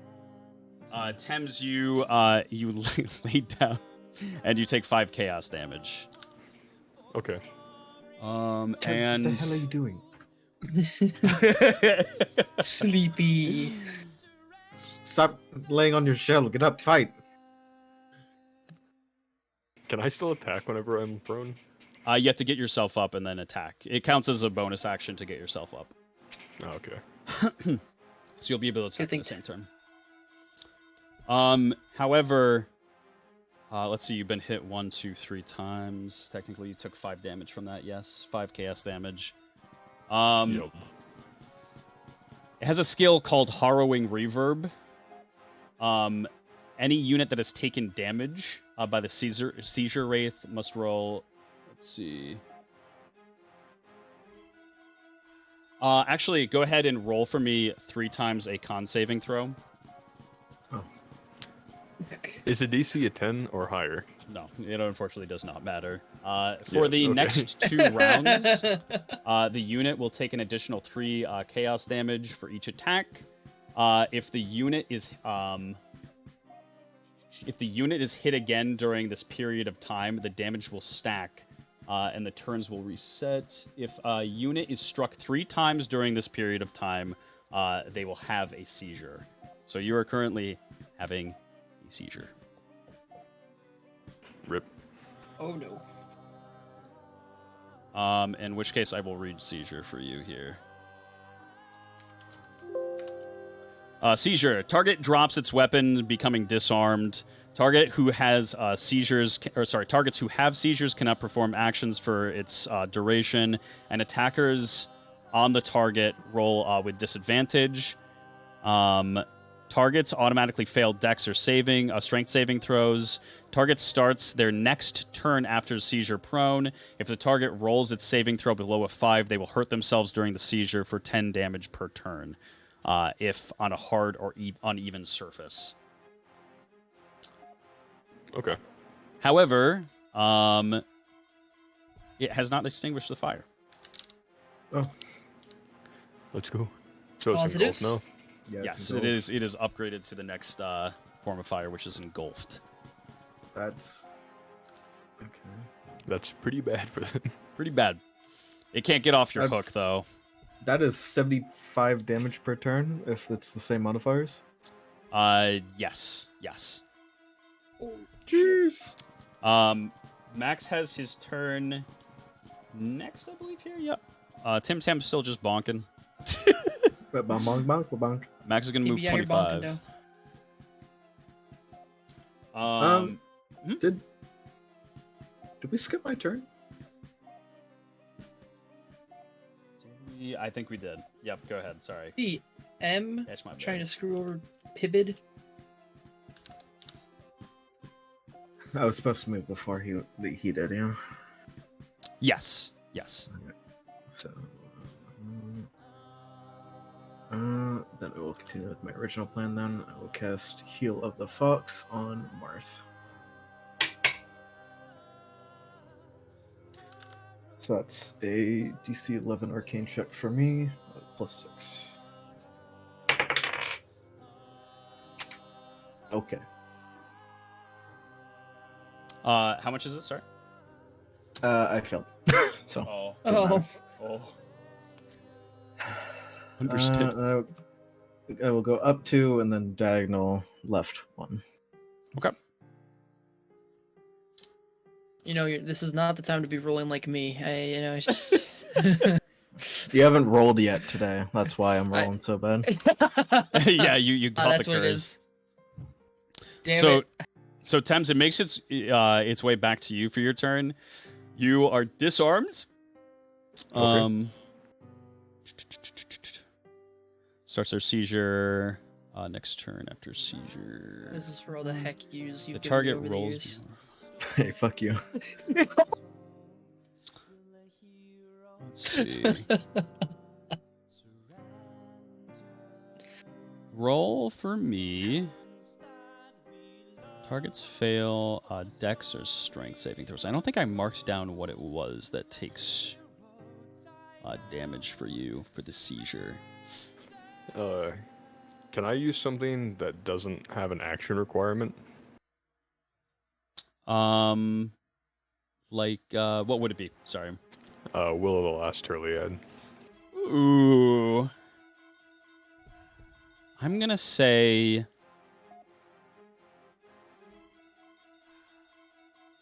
sure. It's kind of just inner thoughts. So yeah, I would say it's a more conscious thing. I'll give it to you, yeah. Okay. Then while I'm seizing, I harden up. All right, and roll for me. Drank that protein shake, the post-workout bulk. No problem, bro.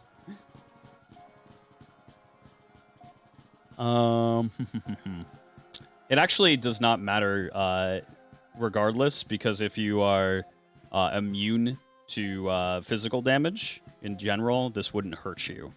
So you are currently having a seizure on the ground. Next turn, you will be free of the seizure. Let's go. And it passes your turn over to Marth. Marth is going to...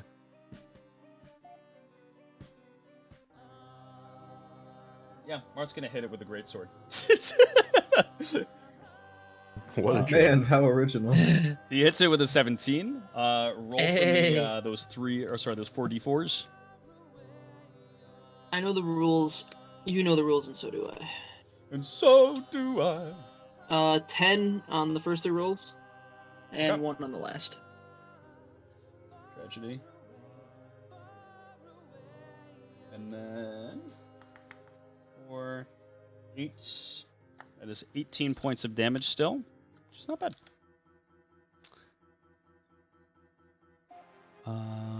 18.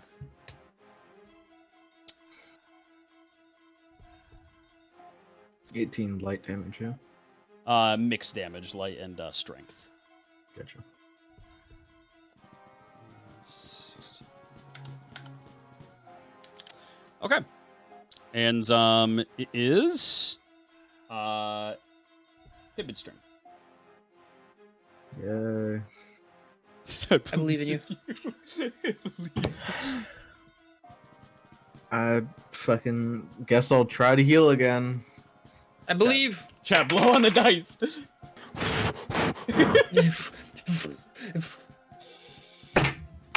Next turn. Oh my No! god. Holy fuck. Do you want to move or you want to stay where you are? No, I'm good where I am. Okay. Monster. I'm out of spell slots, by the way. No, Oh shit. don't need 6 spell slots, no effect. Takes 75 damage.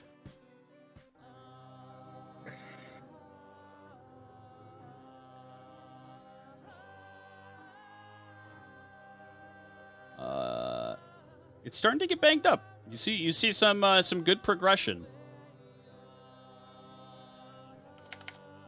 It is going to while Thames is having a seizure on the floor, attempt to break off of your bill hook. Okay. It rolls altogether a 17. And with your seizure, you are rolling not Well, I full. mean, I'm Yeah, it just disarmed. breaks. It just breaks through. Yeah, and it is disarmed too. That is right. So it just breaks off the bill hook. It is going to attempt to move 5, 10 over to the well. It's going to provoke an attack of opportunity for Marth. He's going to attack it. Rolls a 3. The seizure wraith jumps into the water.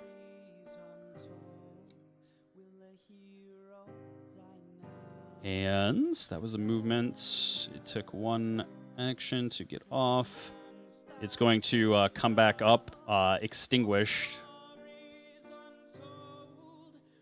Right up here to Marth, and is going to attempt to hit him.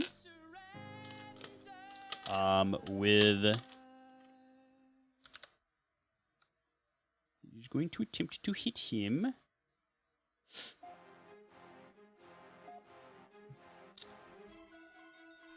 With, its four-handed Talon Driver. He misses with a 4. Thames, it is... No, sorry, it's back to Maxwell. 5, 10, 15, 20, 25. Max is just booking it in slow motion to this door. And it is back to Thames. You wake from your seizure prone and disarmed. Okay.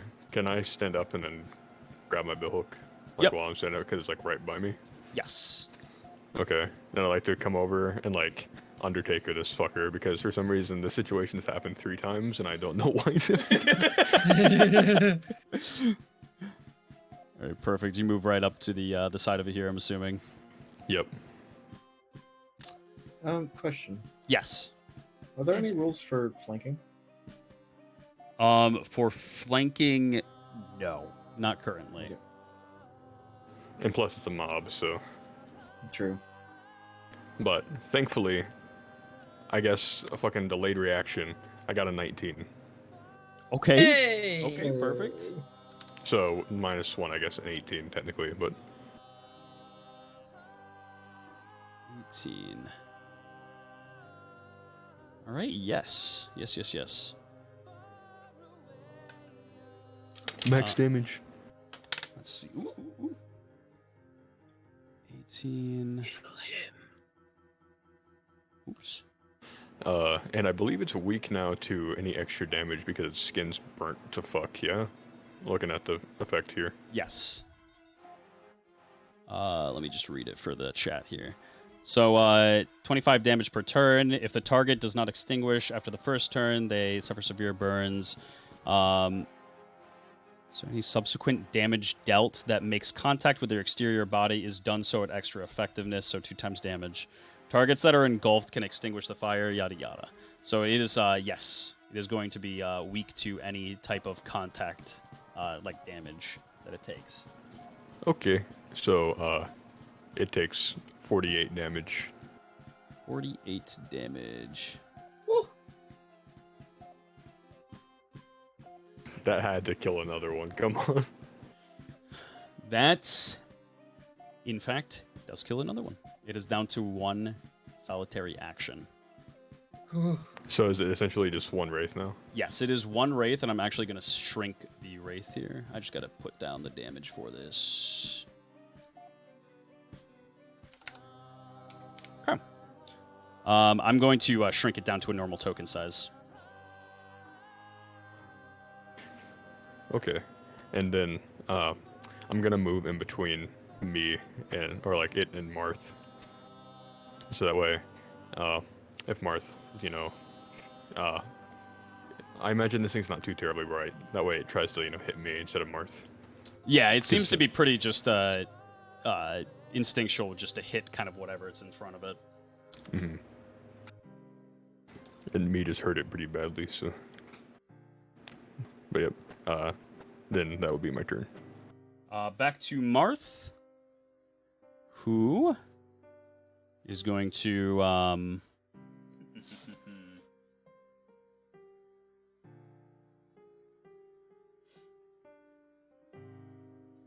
see.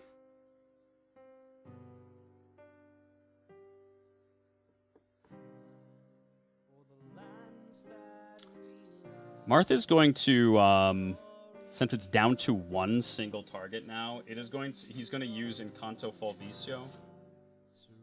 Marth One more time? Encanto Fulvicio.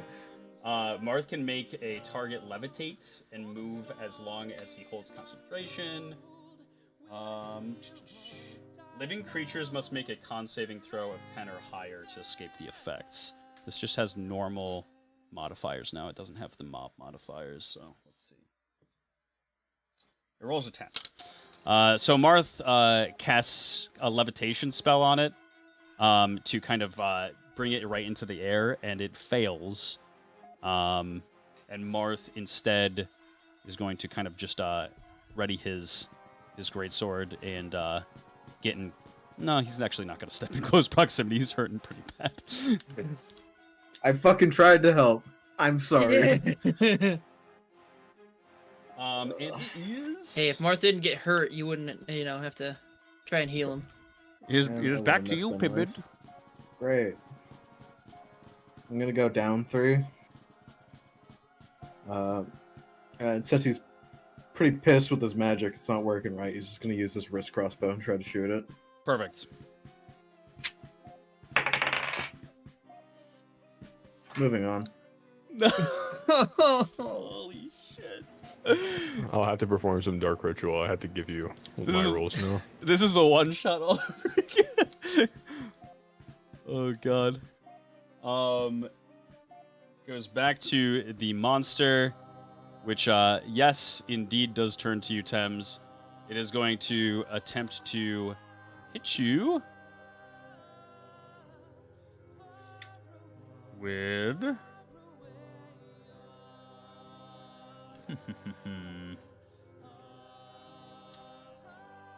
It's going to attempt to just hit you with the four-handed Talon Driver, actually, yeah. Okay. Rolls a 17. That hits. No. Would this count for anything again with the Will of the Last Turliad here? This is necrotic damage. Gotcha.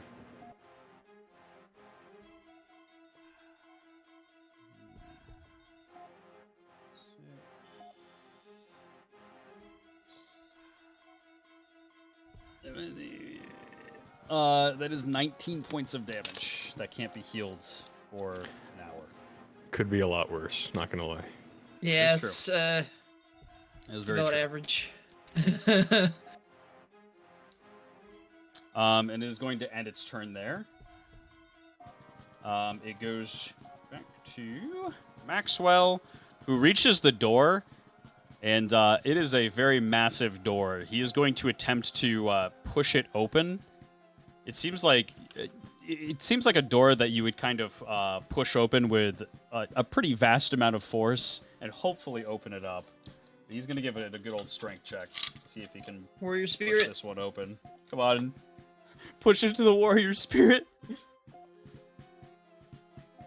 Warrior spirit gets him a 12 on the roll. He pushes the door, gets like an okay amount of like kind of force behind it, but this door does not seem like it will open up with that push. He's going to give it an observation check. He rolls a 5. He's kind of clueless as to how to open this door. He gave it the old college try. Thames, back to you. I'm taking out the Tyrant Spire. All right. I'm trying to whack it. Go to whack it. And I not would me hitting my head against the floor count as something that would add to my damage modifier? I know it's kind of stretching, but I'm just curious. Say that one more time. So Tim's whenever he gets attacked or whacked, he gets Yes. that +1. I don't think his thrashing would add it, but I just want to make sure. Intentional pain. Yeah, I mean, fuck it. Yeah, why not? Okay, then I get a +2 Fuck to it. damage if I hit with this. 13. Yeah. Yes, yes, yes. Okay, so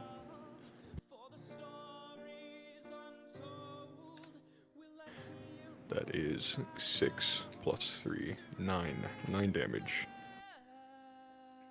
9 damage. And it has to roll a save, right? Yep. And then the 9 would be ×2, I guess. Oh, right. Yep. So how much altogether again? Sorry. So it would be 18 altogether, and it must make a will saving throw of 14 or higher, or become forfeited. 13 or higher. I'm gonna make them forfeit done. It is indoctrinated, indeed. Forfodent's having a let's go. field day. Clickmaster forfeited. Up in the sky, Sky Daddy's having a field day. And anything else with your turn? Nope. I'm just trying to like impose myself in between it and Marth again, even though I'm also not looking very good right now. Everybody other than the ranged boy Man, and Tim Tim. You know. It is Marth's turn. Marth is going to... Oh boy. I mean... Marth is kind of seeing the state of everything. This one seems still, like, decently healthy. It's getting scorched though. Yeah, it is scorched, indeed. Martha's gonna look over to Pippin, who has been missing quite a few of his attacks, and he's gonna say, "I'm sorry. Please brace yourself." And he's going to use. He's going to use his sleep spell. Marth casts a sleep on a location. Everything in the 30-foot radius must roll a con saving throw of 14 or higher. Be put to sleep for 3 turns. So yeah, that would reach. Marth, you sleep. why did I even bother rolling? No. Oh. Okay, what was the mod for it? It has to make a 14. I don't think it's gonna make it. Hey! Okay, it misses with a 12, and this thing falls asleep. For 3 turns, this thing is dead asleep. The rest of you are asleep as well. Marth is going to walk right up to it. So, Maxwell, Marth, Pivot, turn passes first. Then it goes to the monster, sleeping. Maxwell, can't figure out how to open this damn door. Yucks. He moves back down to Move see if back he can down his assist. Thames and Pivot on the fucking floor. Yeah, go, yo, holy shit, what's going on? He almost stumbles down the stairs. It reaches back to Marth, who... This thing is asleep. Give me 1 second. Man, I'm asleep. It will wake up if you do damage to them. Yep. This one specifically says that, yeah. I guess maybe, yeah, Unless it's it like a would wake specific up. spell thing. I do have it marked in the spell that it stays asleep for the 3 turns. Oh, then that's that, yeah. So Martha's going to, let's see if anything else. Attackers roll with disadvantage on sleeping, or roll with advantage on sleeping targets. Attackers roll disadvantage to hit his. I can't do it to him, man. I can't put him down. Which is good because Martha absolutely missed the first one. He hits the second one though, with a 13. Marth is going to, give me those D4s. You got it, Captain. Would their bane be ×2 again because of the whole scorch thing? Like ×4? And the bane's ×4 already, so it'd be ×8. Oh shit. Oh god. Yes. Yep. 4 damage on the first 3, Okay. and 3 damage on the last one. 4 plus 3, so 3 times, what was it, 8? 32. Yep, 32, and then plus, what was it? Damn, Michael, that math though. 32 plus 4. 36. This thing is starting to look a little rough. I'm actually going to have to speed it up because we already know that you're not waking up for a couple more turns here. Come on, Max, you can make it. Get a shot in, bro. He's gonna dash as much as possible. That's his 3 turns. Martha's gonna attack it 2 more times during this period of time. With advantage. Nat 20's the first one? Let's go. Hey. That's gonna be a fuck ton of damage. An absurd amount. Okay, so he nat 20s the first one, and then hits with the second one with a 13 yet again. Yeah, give me those d4s, baby. Martha's just over and over just stabbing this thing directly down with its sword, and just plumes of light are just... So 6 on the first 3, 3 for the last one, and then So not really crit hit, I should say. 8, 16 times, right? That is 64 damage. For the first one, and yeah, this thing is going to die. It does not have, really much of anything. And then it's 7 and 3 on the next one. 7 and 3. Yeah, this thing is very much so dead. It is 100% just dead. Martha's been kind of just bringing its sword down at it over and over, just very, very aggressively. Knowing that if this thing wakes up, he might not have a chance to strike it again. Brings his sword back down with a mighty crit, and it kills the last wraith by kind of just jamming the sword in its throat and just kind of corkscrewing it in, with light just kind of forming a swirl inside the mouth itself, and it just kind of separates the entirety of the face of the wraith just outwards and splats it against the wall. And that is the end of combat. You all wake up. So I know that it's probably not the best area to, but I don't know about you all, but I need to rest a little while. Yep, that one sounds good. Oh my god. And he's just kind of like, Max kind of just like reaches to his stomach and then kind of props himself up against the pillar. Tim Tam, is that everything that's down here? Because, oh my god. Tim Tam has only been as far as this room. Tim Tam has not been allowed to move further. However, the door is securely shut. You should be safe down here. Tim, can you please move and then sit in between the two doors? Thank you. In between the two doors. Tim can. Essentially barricading them, kind of. Because he's a massive fucking stone. He makes his way to about up here, and then deactivates. Pivot. Pivot just lying spread eagle on the floor. What? Please go move closer to the door for Tim. And Tim falls asleep again.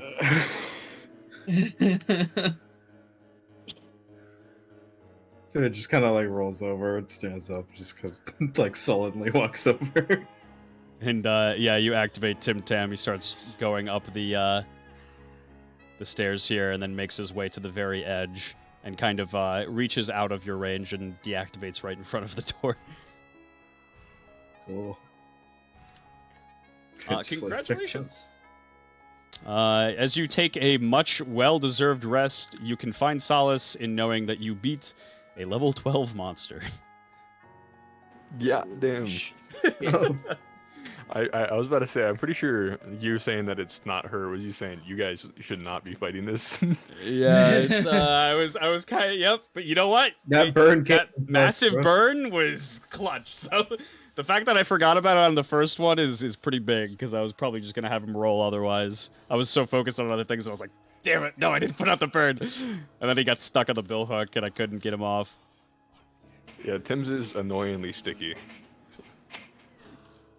I would have loved to just do something, you know? I definitely feel that. That feels pretty bad. Yeah. I blinded it, that's it. The blind was actually insanely clutch, though. So The blind was very useful. It probably would have downed somebody otherwise. You're going to leave this section and open up Reddish. Prepare for the entire area. 2.5 hours in, let's go. Here we go. Woo, woo. Oh, and I'll change the music in just a second too. 2.5 hours. Hours. Hours. Oh, actually, I don't even need this map. Fuck. I wanted to open up another map.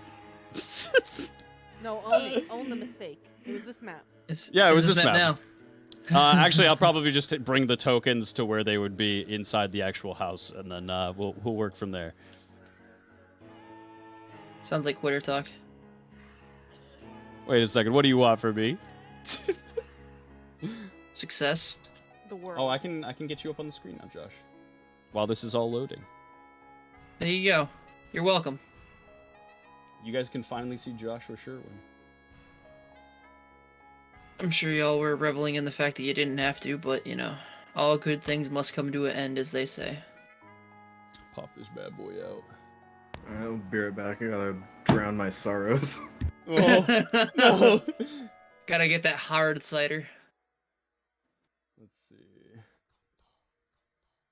Olvicio Sa. There we go. Everything is loaded up here. Josh is on the screen, and we're good to go. Let me change the music here. I am sweaty.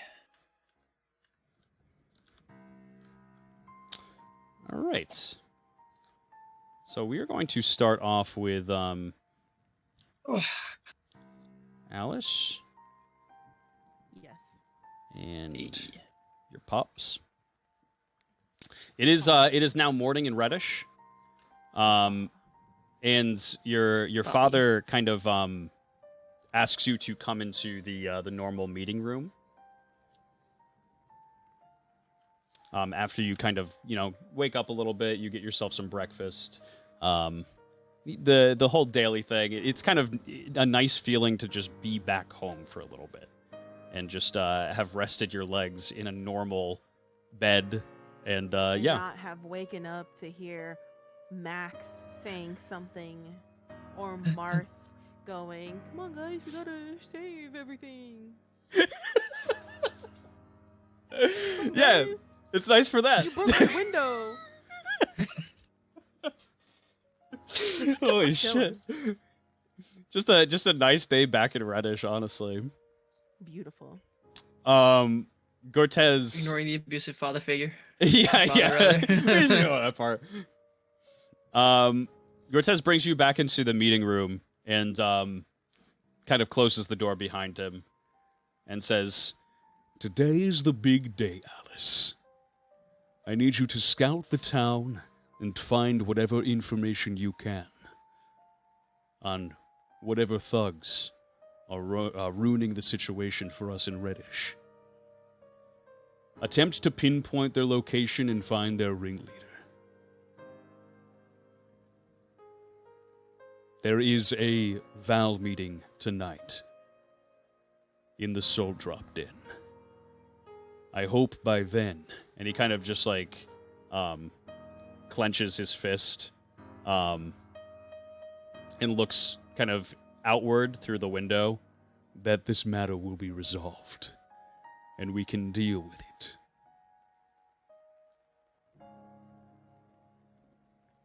Alice is just gonna be standing there and say,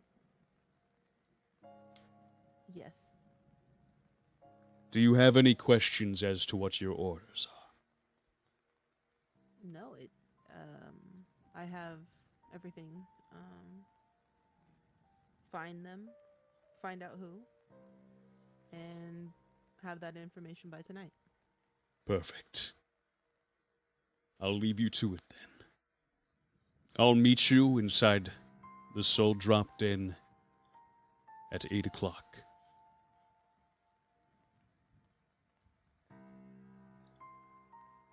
and he walks back over to the cupboard, grabs himself a drink. Morning drinker. Alice is just gonna do a little head nod and say, "Is that all?" Yes, that is all. Enjoy your day. She's gonna leave. Perfect.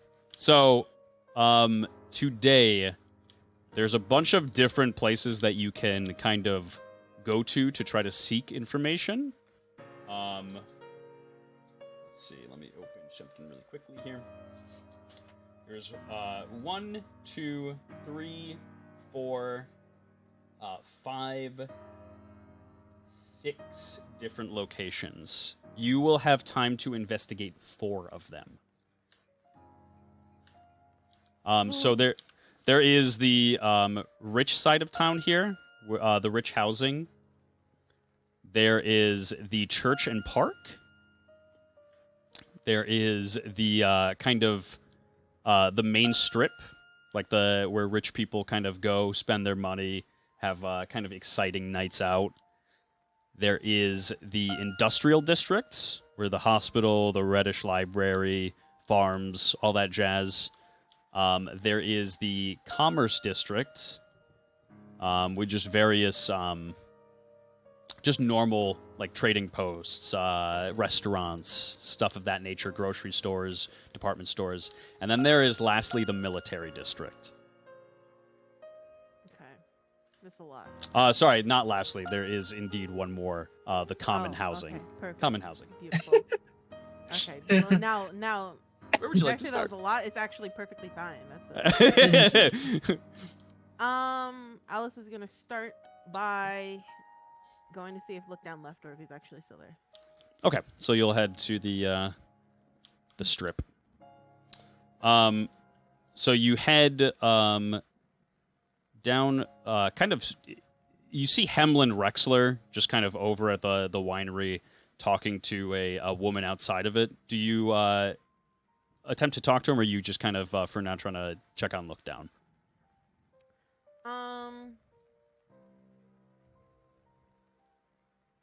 I'm not gonna. You'll have stop time and for talk to both, him. yeah.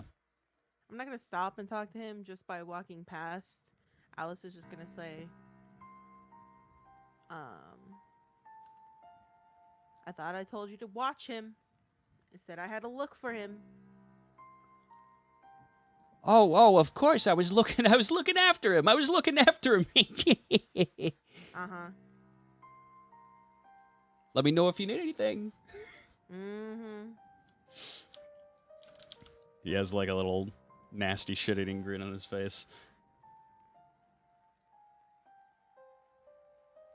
Still better than Max, in Alice's opinion. Jeez. Anything else with Hemlin, or you want to head right to the bread and breakfast?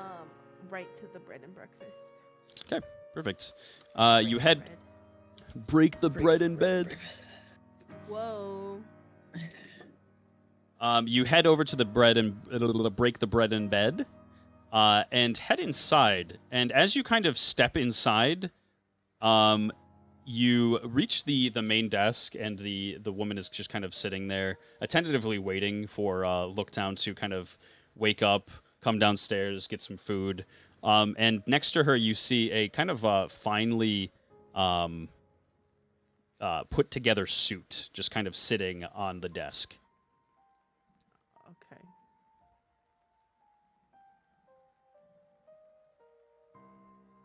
Oh, welcome, Alice. And she kind of bows her head to you. Good morning. Your friend hasn't come down yet. He's still in the room.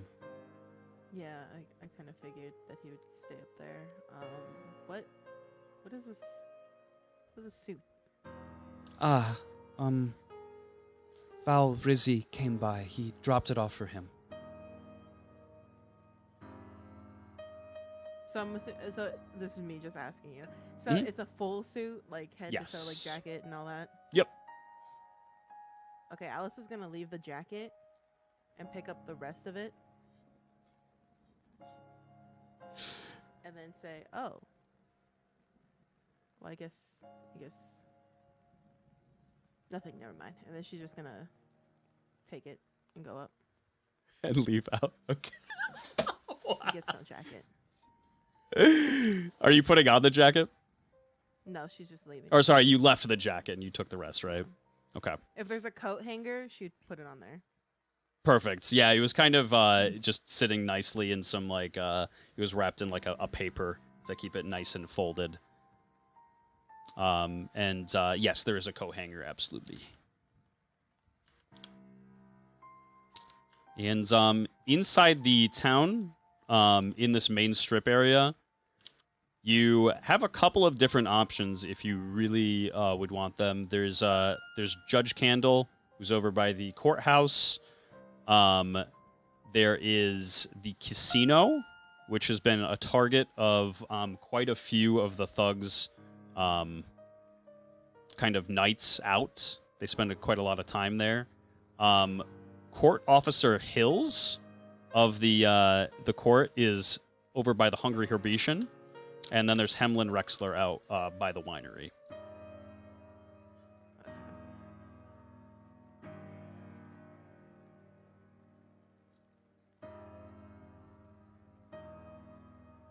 This is so much. I know, yeah. There's a It's lot wild. of options for you to kind of investigate. I'm terrible with options. Same.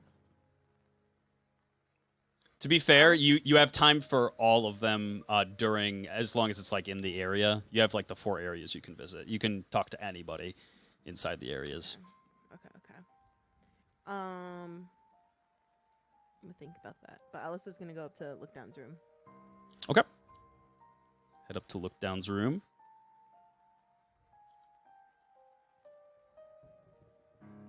And the door is kind of tightly shut still.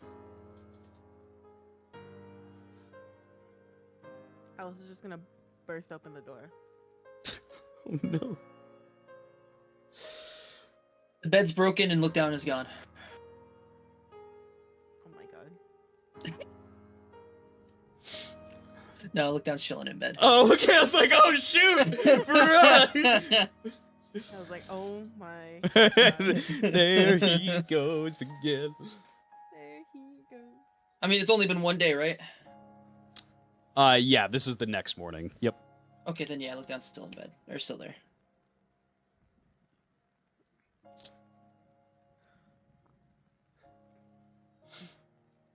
So there's no look down reaction to Alice just busting in there. Fuck no. He's just Okay. laying in bed. He slowly rolls over. Okay. Alice is gonna put the clothes on the foot of the bed and say, "Good morning." Morning. Yes. What? This? These are clothes that your old pal dropped off.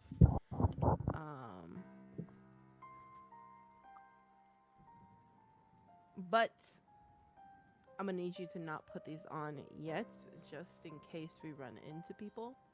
See, I might have let it slip. No, I had to let it slip to my dad.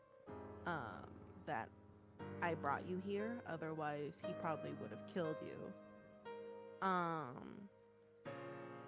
So we're gonna have to pretend like you're my prisoner for the most part.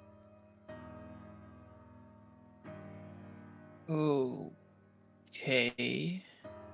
Yes, just to make sure that you're safe and sound, and I don't have to hear it from Marth if I ever run into him again. And yeah, that's it. So you could put these on when we leave, or probably at night when you're just in here by yourself, if you want to. I don't know what you do at night. Nothing. Fair enough. And then Alice is gonna like turn to go towards the door and then turn back to look down and say, "Did you want to try these on before we leave?" Should I? Do you want to? Look Down just kind of shrugs.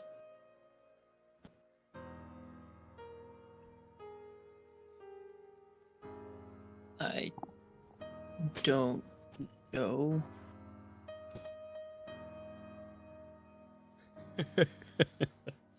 Alice is just gonna be looking at him and then squinting a little bit.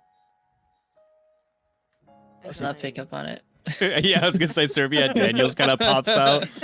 He just kind of appears on the bed, and he's also kind of squinting towards her, and he's like, "Chimp, I don't call me crazy, but I think she's trying to give you a clue, a hint.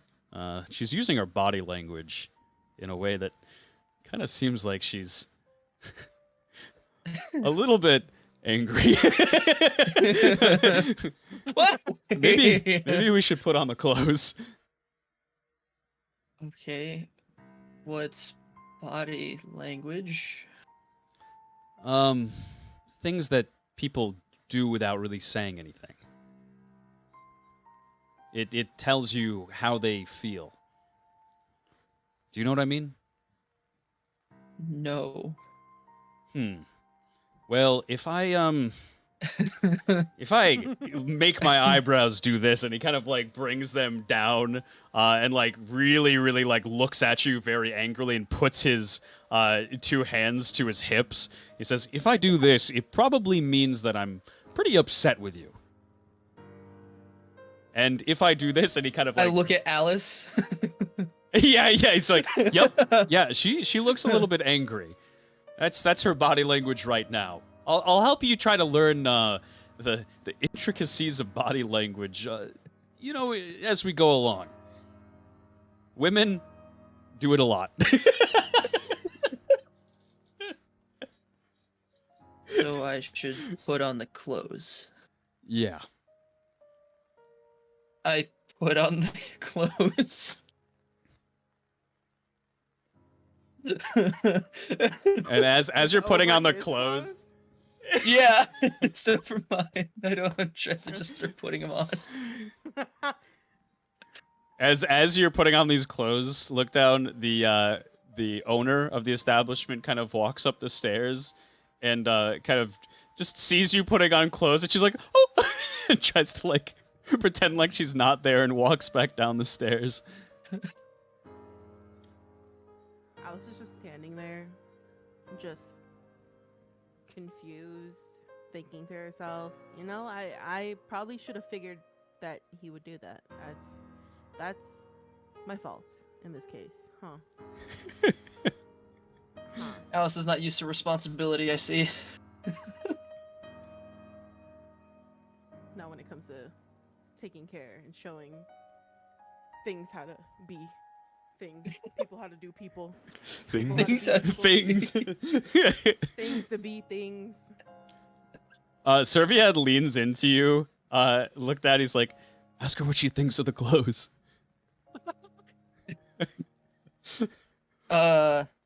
So once I get it on, I like quizzically look at Serviette and then look at Alice and go, "What think?" Alice is just gonna sigh and look down and like slump her shoulders and go, "Okay, so there's this thing called undressing. Don't do it. Don't move. Don't move. Until I leave. Don't move anything right now. There's this thing called undressing to get dressed. Undressing is taking off clothes. Dressing is to put on clothes. So you undress to get dressed. Don't move. Don't do anything. Don't do anything until I leave. Until I close this door. Don't do anything yet. So you have to get undressed. Don't do anything to get dressed. So take off the clothes that you had already on and then put on these clothes." And then she's just gonna point to like a front button, like a zipper on a pants. She'd be like, "These," I don't know if you put them on right, but she's gonna point to wherever that is and say, "This goes in the front of you. You put one leg in each one. Yes. Don't do anything yet. This is what is it? So it's like a dress shirt, and then it was the jacket." Yep, dress shirt. I think you had the jacket downstairs, but he has like the dress pants for it. Yeah. Okay. Is there a belt included, or was it just Yes. pants? Yep. Just in case. She can say, "This is a belt. You put it around the little belt hoops on the pants. This buckle goes in the front. Don't do anything yet. Don't do anything yet. This is a dress shirt. You put your arm in kind of like a jacket. So you put one arm, unbutton them. Don't do anything yet, though. You unbutton it. and you put one arm in and another arm in, and then you button it, and then you could tuck them in to your dress pants or your pants. Don't do anything yet. Are you following? Yeah. Yes. The answer is no. Yes. Doing nothing. Okay. Pants. You put one leg in and the other leg, and make sure the button part is in the front of you. But Can you do that? Tin. Yes. Yes. And then Alice Ye- is gonna turn and get close to the door and say, "Okay, now put on your pants, and you have to button and zip it. The zip it is a zipper at the bottom of those pants. You see the button, and then you go down. There's a little metal thing, and you pull it up, and that's a zipper. It's zipping. It's zipping up. You pull it up, and then you do the button. Are you following? This is peak content. Zipping. Zipping. Zipping. Yes. Do you think you could put on the pants? Not yet. Just answer. Yes. And then Alice is gonna close the door and say, "Put them on." Slowly, Luptas just starts to undress. Very confused at first, and then undresses his other clothes. And then puts his pants on, buttons first and then zips. Puts the belt on, but 100% misses like the 3 belt loops in the back. And wraps it around the other ones. I think he can figure out how to belt a belt, you know, I don't think that's too complex. That's But not he too probably bad. doesn't he probably doesn't slide it all the way around though. Like he probably lets the bit that's left just hang out there. And then takes the shirt and puts it on. I'm assuming it comes unbuttoned because usually it's covered like on a coat hanger, and I guess this is pretend world, so it could come however it wants, but Yeah, well, we'll say for the sake of ease, it'll be unbuttoned. okay.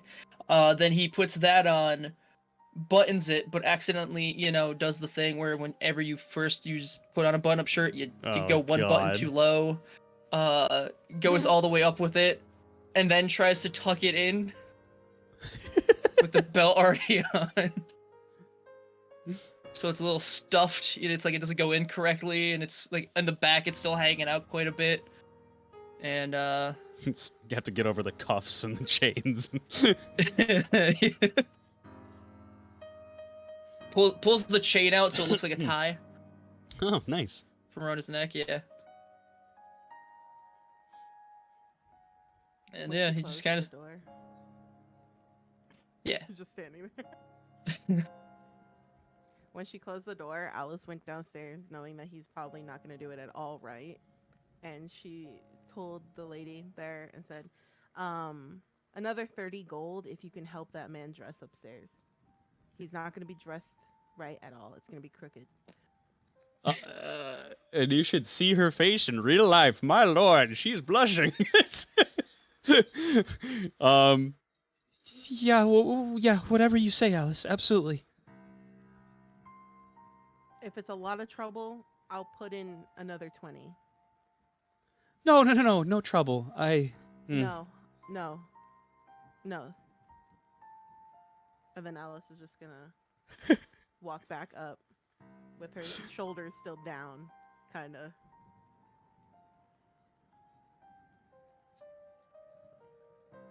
Up to the door, you mean? Yeah. Okay. You knocking, opening.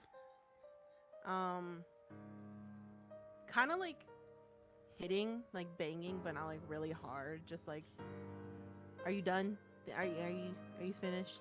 Are you all clothed? Yes. Alice is gonna open the door but not look inside, and then ask the lady, "Is he all clothed?" Yes, yes. Okay, then Alice is gonna fully open the door, walk in, and be like, "Oh, this turned out better than I expected, but not the best that I expected." Anyways, she's gonna help you fix this. She's not gonna bring you any danger. She's just gonna help you fix this. And she's gonna wave her hand as she's saying that and be like, "This." And then she's gonna close the door and say, "I'm gonna be right here."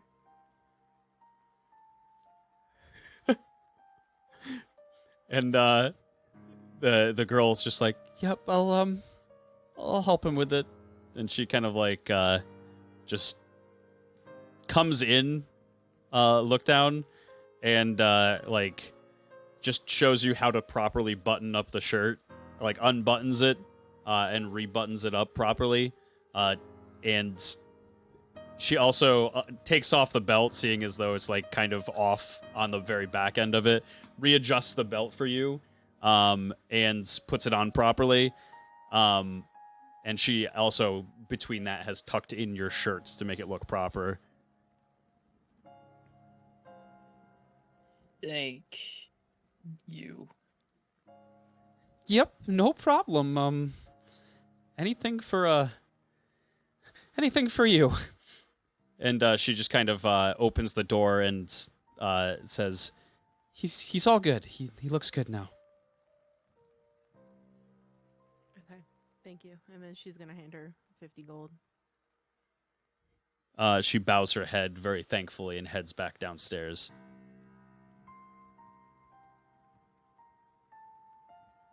And then Alice is gonna walk in and be like, "Oh, your chains. Oh well." And then she's gonna roll up his sleeves, just like to where they're on his like forearm. Just roll them up. Man, like scale of 1 to 10, how good does Look Down look right now? Like, I mean, come on. He looks significantly better than he normally does. That's a low much bar. better. You know, he's despite the fact he's completely unwashed, he's doing pretty good. And you washed once. Yeah, he washed a little while ago. He smells better than he normally does. You smell better than Max. Yeah, right? Wait, I was That's saying I not a also high swam in bar. water. But you do Everything look here's you a do low look pretty bar. good. All things considered, you look like you would definitely almost fit in Reddish, minus the chains and the very unkempt hair and facial hair. I'm just a hipster. What are you talking about? You look like you maybe hang out in the poorer side of town. Yeah, maybe. Okay. Minus the gotcha. chains. Change her. Yeah, wait a pretty minute. big- I'm famous. I'm 2 Chains. Shut the fuck up. What is wrong with you? Look down. LD! Al Doozy. El Doozy. Soon to become Okay. Luca Danilo. Yeah. Alice is gonna like walk him like towards. Is there a mirror in there? Yes. Yep, there's a mirror on kind of the back part of the room. Okay, so Alice is gonna walk him towards there, like pushing him a little by his shoulders and going like, "See, you don't look half bad in it." And as you say that, up the stairs and behind you through the door says, I'd say he looks pretty good myself. Alice turns and slams the door. Hey. No hard feelings. I gave him the suit in the first place. He looks pretty good. I like it. Thank you. No problem, Eldoozy. Listen, I know we're 2 worlds apart right now, and he's like trying to talk through the door. but I could certainly use your help today. Alice cracks open the door and says, "Nope, he's helping me," and then closes the door again. Ah, I see.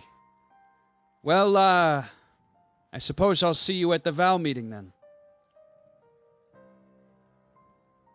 Alice opens the door again and goes, "Who?"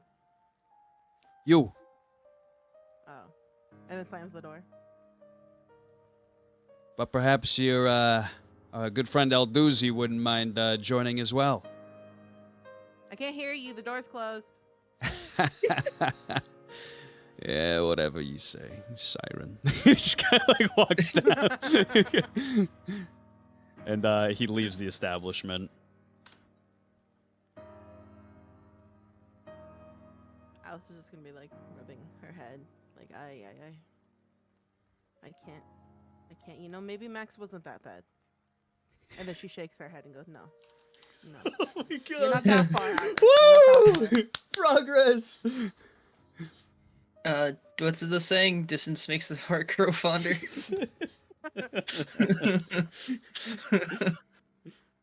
feel like very Abject fond. horror.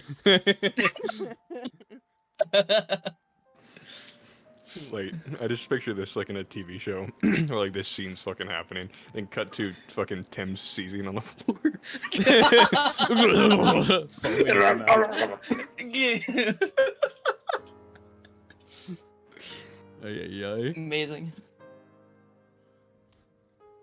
I'm turning my fan on. If you can hear it in the background, let me know. It's fucking hot in here. Alice is gonna say, "Well, you know, we didn't take you a bath before we put you in this, so I think we should get this cleaned. You need to put back on your other clothes for now." Yeah, so do that. I'm gonna be out here. I start undressing. No, wait. And then I was gonna turn around. Red Rover. I stop at like the second button. I was gonna turn around and be like, "Wait, you have to wait until people are gone to undress. You know, it's like a thing. You know, it's called manners. You know."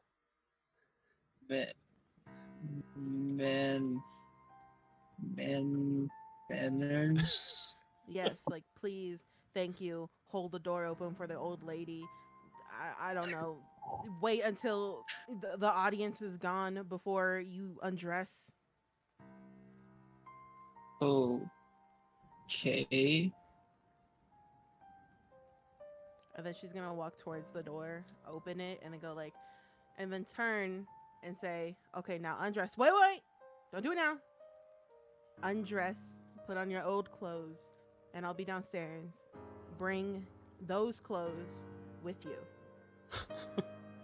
And then she's gonna close the door. Champ, I'm gonna be honest with you. I don't know if we did good or not.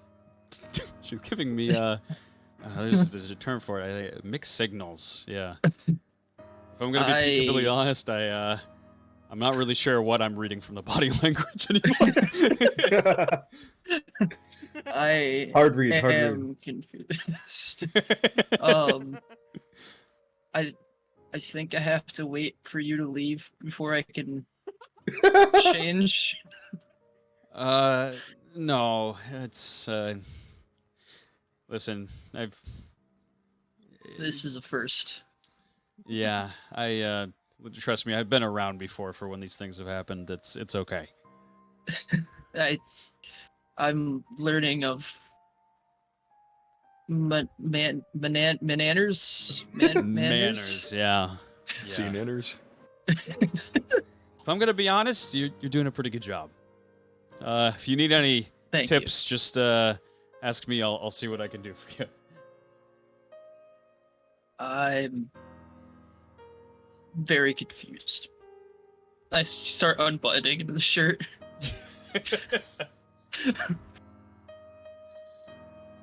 And then I look at myself in the mirror as I got the shirt unbuttoned and my abs are showing, and I'm like, if only a selfie could be made. And then I put it away. Doesn't actually happen, but it'd just be funny. You got them prison abs. prisoner of abs. Oh my god. So And then I you- put, yep. funny enough, Marth's clothes back on.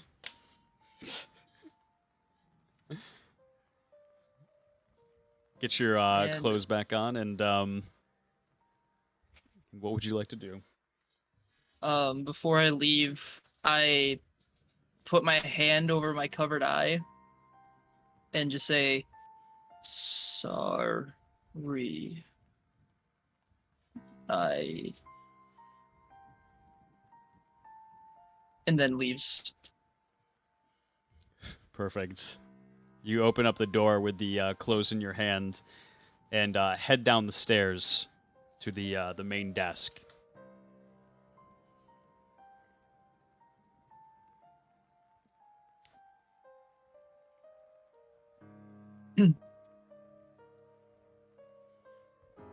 I changed. Alice is just gonna turn and be like, "Oh, perfect, great." And then she's gonna. Does he have the clothes with him, or did he forget them? No, he brought him. Yeah, he brought them Okay. with him. Yep. She's gonna hold her hands out for the clothes. I say, "Give me." Hand them. And she's gonna take them and give them to the lady and say, "Would it be too much to ask if you could get these cleaned? I overlooked that he was not clean. Once again, I will pay you for your trouble." Roll me. This woman's so scared of you. Roll me an unintentional intimidation check. Oh my god, 14. Yeah, she picks up the clothes and she says, "Yes, of course, Miss Findle. I'll take care of it free of charge." And she takes like the clothes and brings them off to a separate room to clean them. As she goes to leave, look down and just says, "Thank." And like that's as far as it gets before she's gone. Alice Thank. is gonna turn and hear the thank and be like, "Yeah, manners. Okay, let's go. We have work." And she's gonna walk out. Perfect. You heading out? You with her? you know how like people when they walk out of a room and they're just like it's like they heard something very confusing, and you just see that person walk out and you're like, you can tell that the person's confused. That's look down right now. Like anybody that sees him is just gonna be like, "Uh oh." That's a confused Something guy. happened again. That's a confused guy right there. It's not happening to him. He got questions, but no answers. He's learning. Learning. Learning. And the world is your oyster. Where would you like to go? Yay. We're going to the casino. Perfect. Let me actually load up the casino map here. Perfect. That's where look down needed to go next. Oh No. no. Look down Oh, just boy. appears. It's just like bad guy, stab, stab. You head into the casino. Royale. The Casino Royale, James Bond here? indeed. And you see. Just give me 1 second here. Who That's One. Yup. Who do I see? You walk into the door of the casino, and you are greeted by 2 tellers standing at the main desk. They greet you and say, "Will you need any chips today?" No, not today. I am here on some business. Not chip business, but business. Yes, ma'am. Is there anything I can help you with?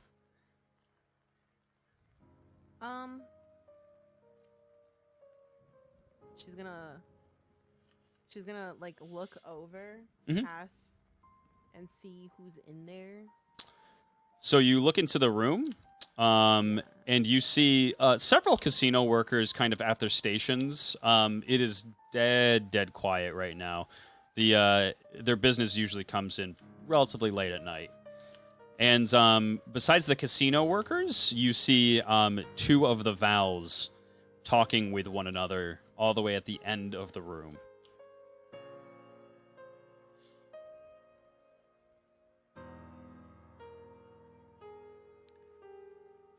Alice is gonna sigh at the sight of one of them.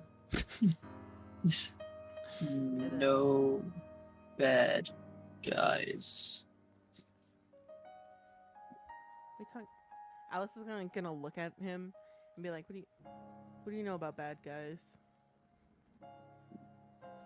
Was told to kill bad guys. And then Alice is just gonna let out a big sigh and then look to the workers and be like, and ask them, so I'm assuming that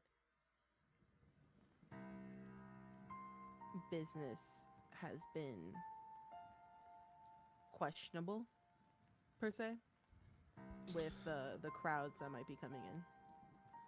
Business has been pretty bad. There's been quite a few less than desirable customers. Tries to like put it the nicest way possible while leaning into the desk. But needless to say, we haven't had a lot of business as of late.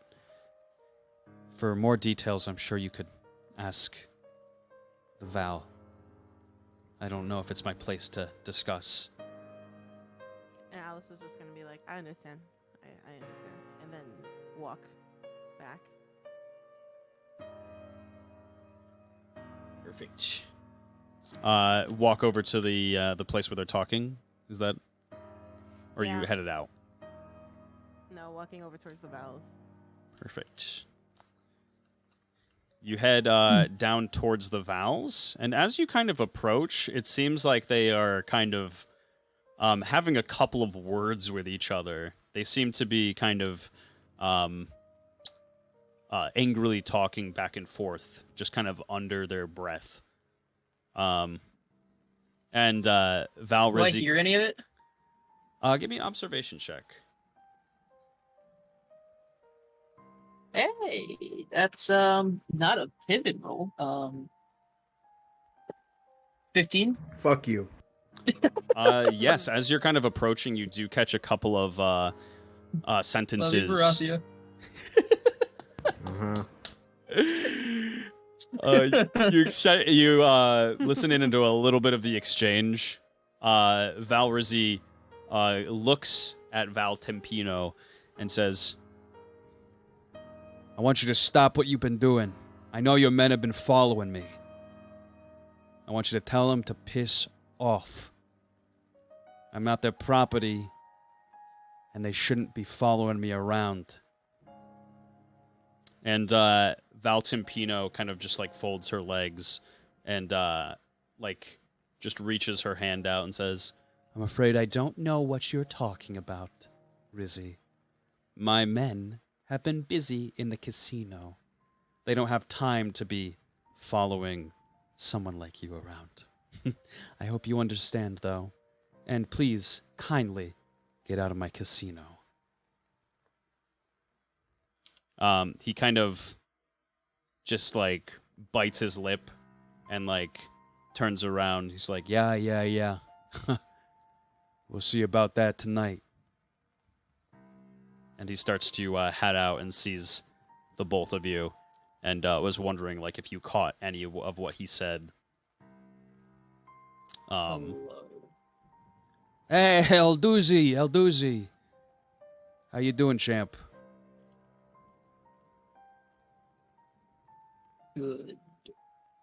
Good. Good. That suit, what we'll talk about it later. Don't worry about it. That's a gift from me to you. Hold on to it. I will. I got some business in town. Hope you enjoy the company of, yeah. Hope you enjoy the casino time. Alice is just gonna be looking deadpan this entire time, just like ahead of her and like up Like, oh my god. he heads out. What company company Company, like people, like the group that you're with, like who you're around. That's your company.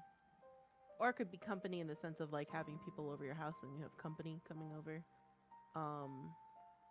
You've already lost him. And then Alice is just gonna be like, "Oh, never mind. People you're with. That's company, basically, in this sense that he was talking about. Anyways, so no hunting bad people. Even though that's what I'm doing right now, but killing bad people. Maybe until I say so, but don't do that here. And you are my prisoner. This is to keep both of us in the good graces. And she's gonna be like, both of us, and point back and forth between her and Look Down. Look down, looks down, and puts his arms to his side. Oh. And then Alice is gonna walk towards Valtempino. And then Look Down actually waits a second and is like a pace behind Alice. Perfect. And Also, he doesn't do it like sadly. Like it is sad, but like he's not like, you know. it's like the Aw. business as usual kind of. Yeah. It's like I know how to do this, I guess. Val Timpino sees you approaching, and as you approach Val Timpino, you've seen her plenty of times, Alice. But Look Down, as you're kind of looking at her for the first time, you see her face, and half of it is heavily, heavily scarred. Mud kind of just drips from her right side of her face down onto the ground. I can't see something when I'm looking down. That's true. I suppose you don't look at her. But I do appreciate the visual. And as you kind of approach, she kind of stiffens up a little bit and says, "Oh, Fendel Jr., what do I owe the pleasure?" Hello. Hello, Val Tempino.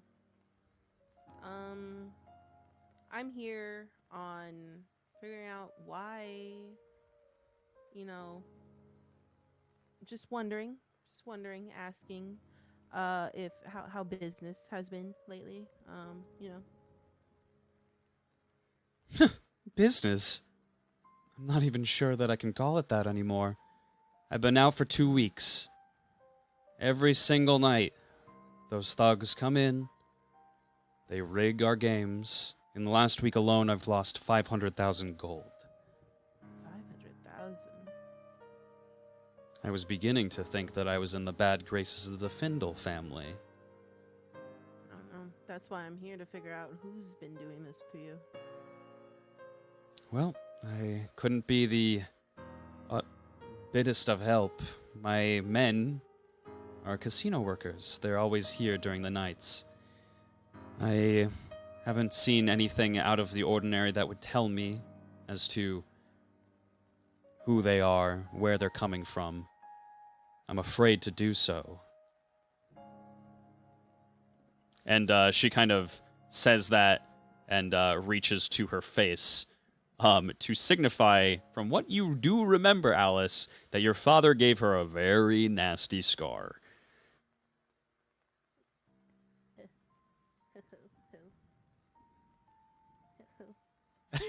Yeah.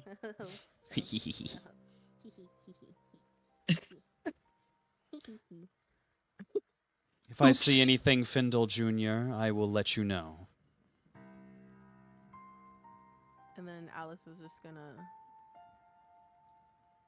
nod her head and say, "Do you mind if I distract your men for a second and ask them what they know?" Sure. And then Alice is just gonna turn and head towards. Actually, no. She's gonna turn back to the vow and ask, which game in particular have you noticed that they have been rigging the most? Well, it's easiest to do it with the cards. The card tables are just that way, and she points over here. Some of them they get belligerent. They threaten my men. The dealer reluctantly fixes the cards for them. Okay. And then Alice is just gonna say, thanks, and then turn and walk towards the cards. What a shitty casino. They can't even keep their own people to keep the rules. There's thugs running around. There's thugs everywhere! There's thugs running around, bleeding the casino dry. It's bad for business. Look down. Luca Danilo. The business is in the well! Oh no. Wait. You approach the table, and the dealer is kind of just getting things prepped for this evening. Alice is gonna say, pardon. That's it. Yes, ma'am. So I've heard that you have been, for lack of better words, fixing the cards, over threats, of course, never on purpose. But I want to know who exactly. Like, what do they look like? Have you seen? Several thugs, ma'am. Dressed all really the same way. Wearing bandanas, getting belligerently drunk inside the casino. They threaten me quite often. Although recently I've just given up entirely, and I just fix the deck for them to win. It seems fun for them. As per orders by my lady. No. Alice is gonna be like, oh, her orders. She's been attentively trying to see who the men are, where they're coming from, and has told us not to put ourselves at risk. Okay, yes, we wouldn't. Want that. And then Alice is gonna ask, well, what color bandanas? What color bandanas, indeed. Give me 1 second. This is Isn't it- me just curious, and Alice curious, but also me It's- just curious. Should be white or black. Dun dun dun dun dun. Yeah, it's white and black. Oh, white and black. Where'd he come from? I kill him. Where'd it come from? Where'd it go? White and black, ma'am. Okay. Their faces Now- usually obscured relatively well. Figured as much. And you said that they're drunk, usually, out of their minds. Do you catch any information that they might slip? Who they're with, names, maybe? Well, it is a good question. I suppose a couple nights ago I did hear them say they were gonna hang out at one of the. They said they were hanging out in the regular side of town, slums, housing areas. Okay. Alright. Apparently, they had a meet-up afterwards.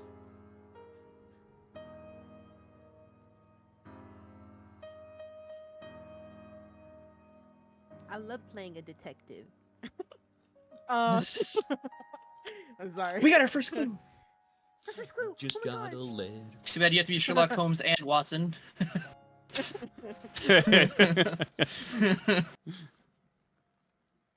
And then Alice was just gonna say, so, Okay, slums. Any names have you heard? Or is it just the slums bit of information? No names. It seems that they are pretty smart in what they say and what they don't say. Just a lot of obscenities, sexual jokes, the whole run. Mm. Okay. How original. Well, that's about all that I came in here for. Yeah. Good luck tonight. And then Alice is just gonna turn and walk towards the door. Thanks, man. And head to the end of the casino. Yeah. Yeah. Okay. And let me load up Reddish again. Is there anything do I notice anything in there, like objects that got left behind, or just like, I don't know, I guess any type of clue that would stick out? Are you looking down or are you looking for it? I mean, looking down and side to side, so not like looking around the room. So I'm assuming you're kind of looking at the general areas here. Yeah, like nothing, Give me an observation check. I'm supposed to be a prisoner, and I guess gotta do things. And hey, that's pretty good. That's a dirty 20. Just over here, you see something under one of the chairs. If we're out of earshot, I would just be like, but I know, like, sir and ma'am, like, was that like a type of thing that I would have had to do to the, like, the guards and whatnot? Kind of up to you. Like forced. No, they wouldn't have forced you to say anything. Okay. Then I'd just be like, Alice, I see something. Alice is gonna turn and say, where? Under that chair. And keeping his head down, he's gonna point.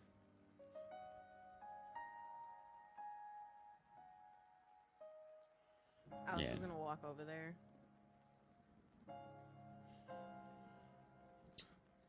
And investigate under the chair, I assume.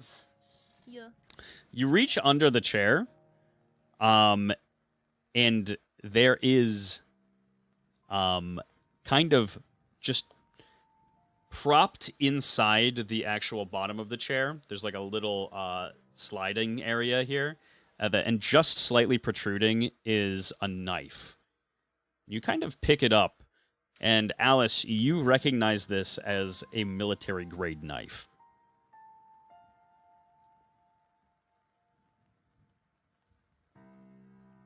Oh, I'm sorry. We must have missed that when we were cleaning up.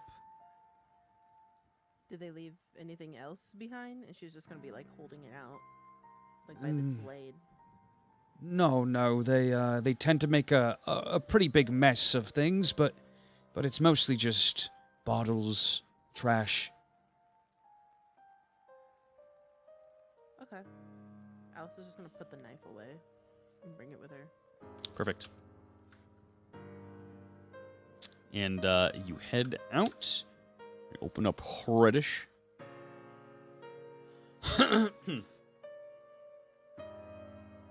Do. So in the meantime, chat, how are we doing? Let me, you know what? Let me enable the alerts again. Let's see if it has fixed it. Since I can't wait for it to go. Right. Perfect. I'm gonna go pee, actually. Yes, do it. Me too. I think the alerts are fixed. Go for it. How's everybody in chat doing? Everybody having a good time? Enjoying the detective work?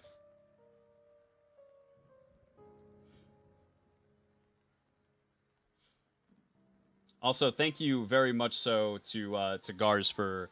I know it showed it in the notifications at the beginning of the stream. It was showing it over and over again. But thank you so much for to Gars for our newest Patreon member. Very, very kind. I was so confused when it was like spamming. I was like, I could barely see it in the corner because my OBS is like so small.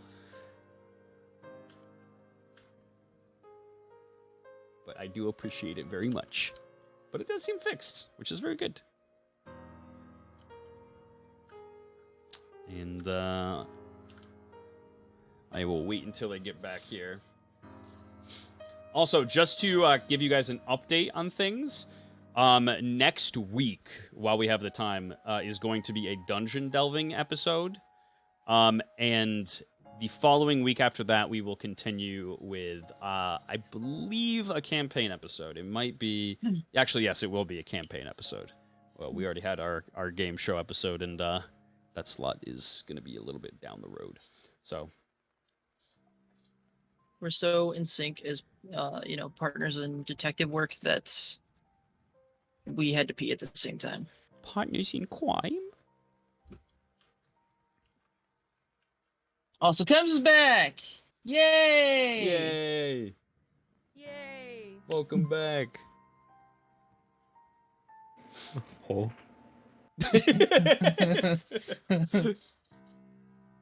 Thames, why'd you have to leave? We miss you so much. So true.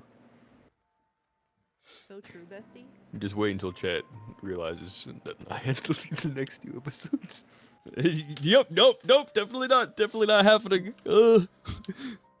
Pivot.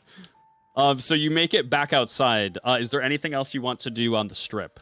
You have Court Officer Hills over here. You have What do I have? you have Hamlin Rexler over here as well. You kind of had a little conversation with.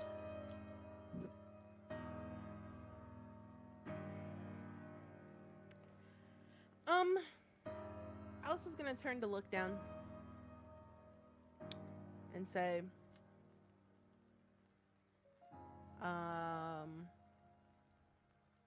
so other people don't get the wrong idea and only think that you're my prisoner. You could just say, ma'am. Even though I really don't like it, but yeah, you could say that instead to get my attention. Okay, ma'am. Yes, perfect. Also, you said that you were hunting or killing bad guys. Yes. Did those bad guys sound like the description that the card guy was saying? Yes. Bandanas, black and white. Okay. Also, you who did told see you- the people. You did see the people that killed me because we went back to the Hunger Herbation. And I we was saw gonna like the assume one that guy that was. Alice wasn't paying attention all of that. She just saw a dead body. No, that's She's fair. just That's like, fair. Oh my god. Usual day in Just Reddit. making Let's go. no, just making sure. She's like, oh, I've seen him kill other things. Like, I don't know. It's just a body. Oh, okay. Continue with the interrogation. The interrogation. And then Alice is gonna say, who told you about those guys?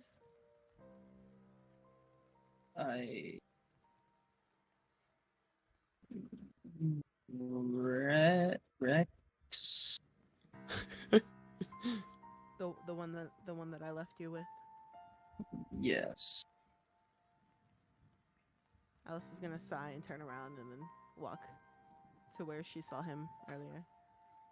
You head back over to Hemlin Rexler. You gave somebody a name that Lookdown cannot pronounce. That is true. It is a bit of a big one. Yeah, I was like, oh shit. I guess he just gave you Rex, or Hem. Hemrex. He Rex. sees you approaching once more, and he says, Hello.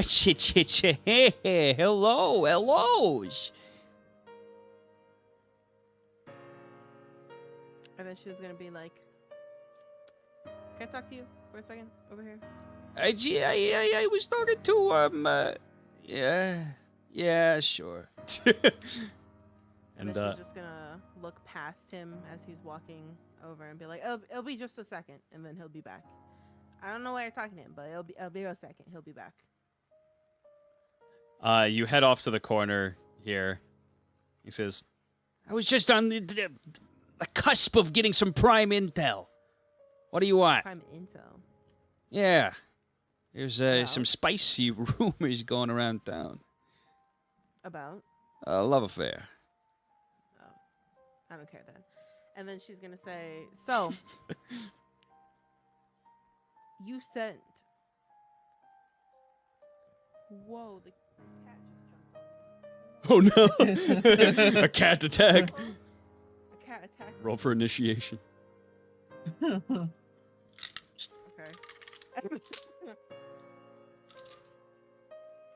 And then she's that scared me. I got scared.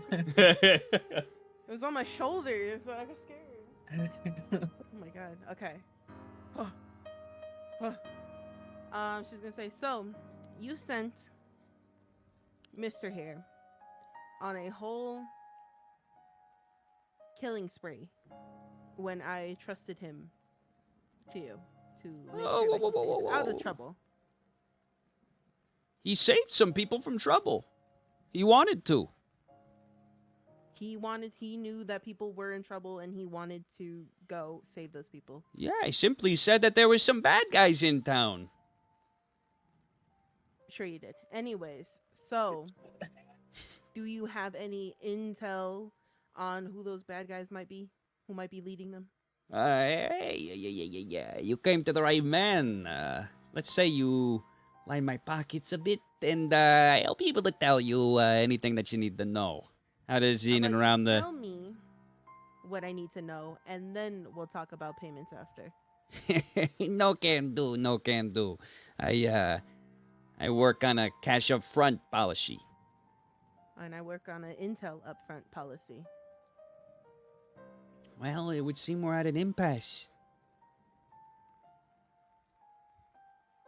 I don't know. Or I could just, let it slip that a few things that you know who might be in charge, but you're not telling it. Or do you really want the whole place to just fall? Or is that what you want? Do you not want us, our fabulous little town, to grow? And flourishing? Is this what you're saying? That's what I'm hearing? Hamlin Rexler, he works for money, not for morals, okay? Let's start with that. I don't care at the end of the day. Oh, okay. You don't care. I'm gonna pay you. I just need to know that if you're worth my time. Yeah, and the feeling's mutual, I suppose. Okay. After all, I just got back from, a whole job, and my whole thing. Like, I get paid well from my job, so I was gonna pay you well, but I guess, and then Alice is gonna turn, and she's be like, I paid the woman at the other thing, just like 70, what was it, like 70, 80 gold, just for washing a shirt and some pants. That's crazy. Anyways, and she's gonna keep turning. Yeah. You can imagine what I would pay for some intel that I'm asking for, that I'm actually looking for. Who's to say? And then she's gonna continue walking down the street. Walking down the street. Yeah. And as you're kind of walking We're away... trying to figure out body language.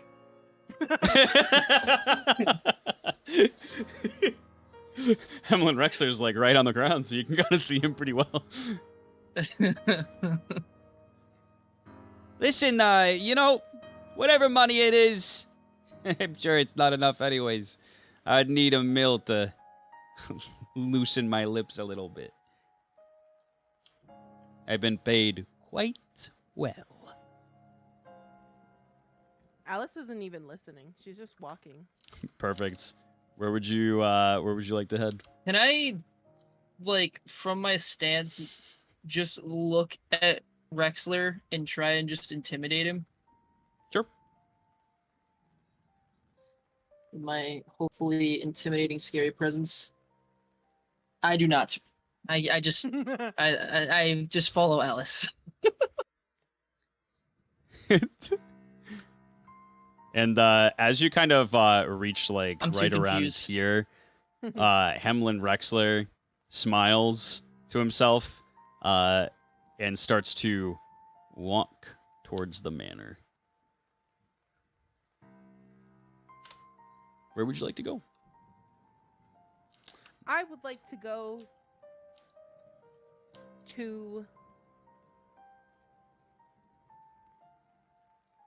I want to go to the slums. Okay. Poor housing area over here. Yes. You head You say poor housing or whore housing area? maybe a little bit of Hey. both. Okay, just making sure I heard it correctly. Is all. You head down to the kind of slummy area of town, and you see a couple of people on this one strip. There is one of the Vills, one of kind of the low grunt workers for one of the families, as well as a woman who's kind of standing out in the street.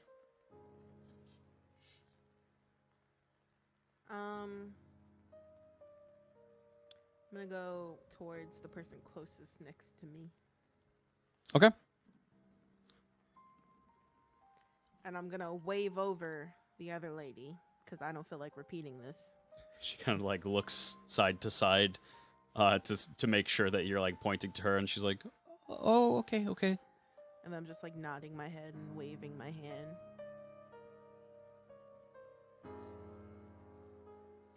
And then she's gonna clap her hands together and say, "So, how are we doing today?" Pretty good. But, I've been looking around town for leads all day. Haven't found much. Leads. Yeah, asking around the slums, seeing if anybody's been leaving their houses late at night. Seems no real suspicious activity other than, well, your father's workers. They leave. That's all the people that have been leaving.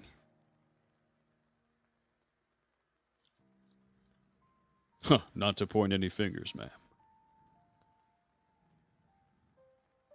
Alice is just a little dazed because she really doesn't want to be doing this.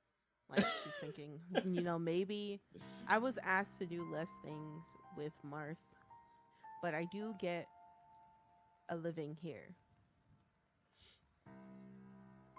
But Max is over there, so never mind. And then she's gonna straighten up. And then she's gonna straighten up and be like,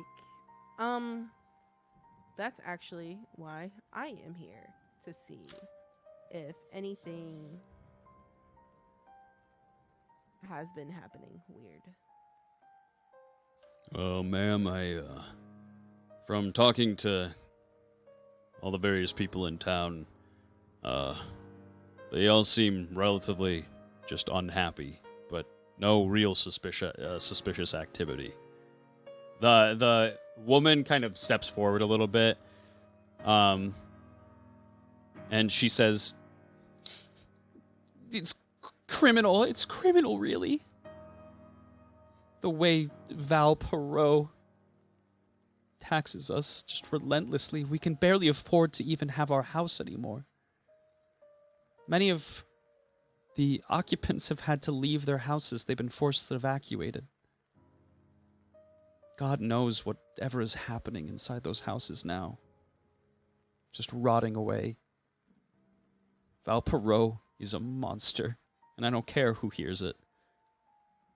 and the man kind of grunts to himself and looks back over to you, Alice.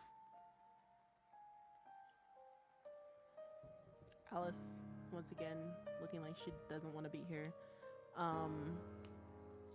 is gonna say, okay. But as far as people leaving in masks and totally disregard what she just said.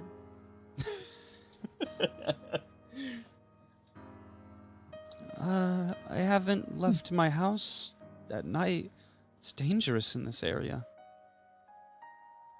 Have you heard anything, maybe? People walking, people stepping on the road through sides of the houses? If it's drunk people coming back home, and if they live here, it's drunk people can't really all be quiet, There was one night a week or so ago. Oops. The house down at the end of the street.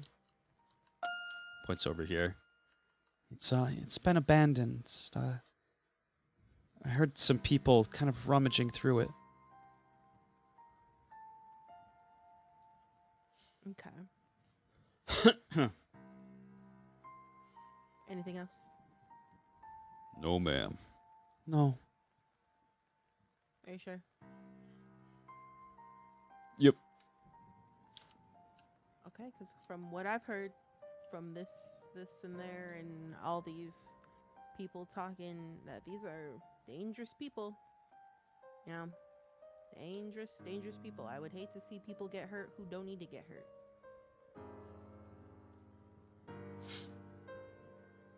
Ma'am, I wouldn't like anyone to be hurt in the crossfire of everything either. But as far as I know, from what everybody has been telling me, if it is truthful, they have said that there have not been anybody leaving these houses at night. All their loved ones accounted for. Fathers, mothers, sons, nothing. All right, and then Alice is just gonna turn around and walk towards the abandoned house. Perfect. You head over to the abandoned house. It seems like it's been kind of recently abandoned.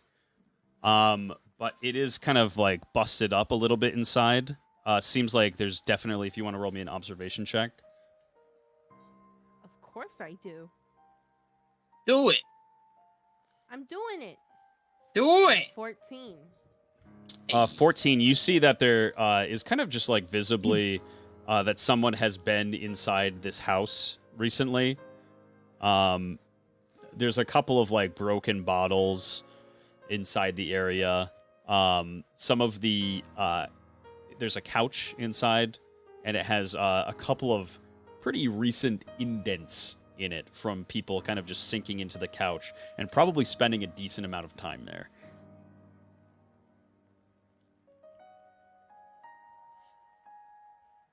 Alice is gonna turn to look down and say, "Do you notice anything in here?" Do I notice things? Give me an observation. All right. Let's try this down. 13. More of the same.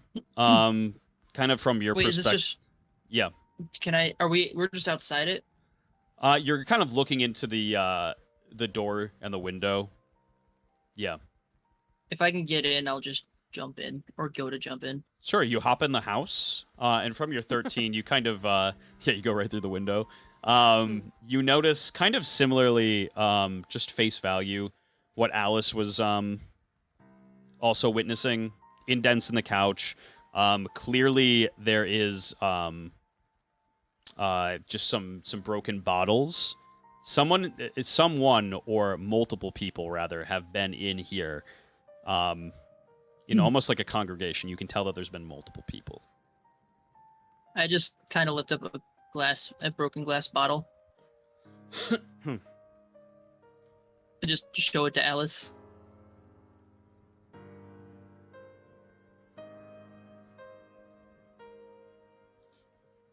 Alice is just gonna be like, "Okay, and then she's gonna say, "Come on, we gotta go more places and look for more things." 2 more I areas. hop out. What are we looking at? We're going to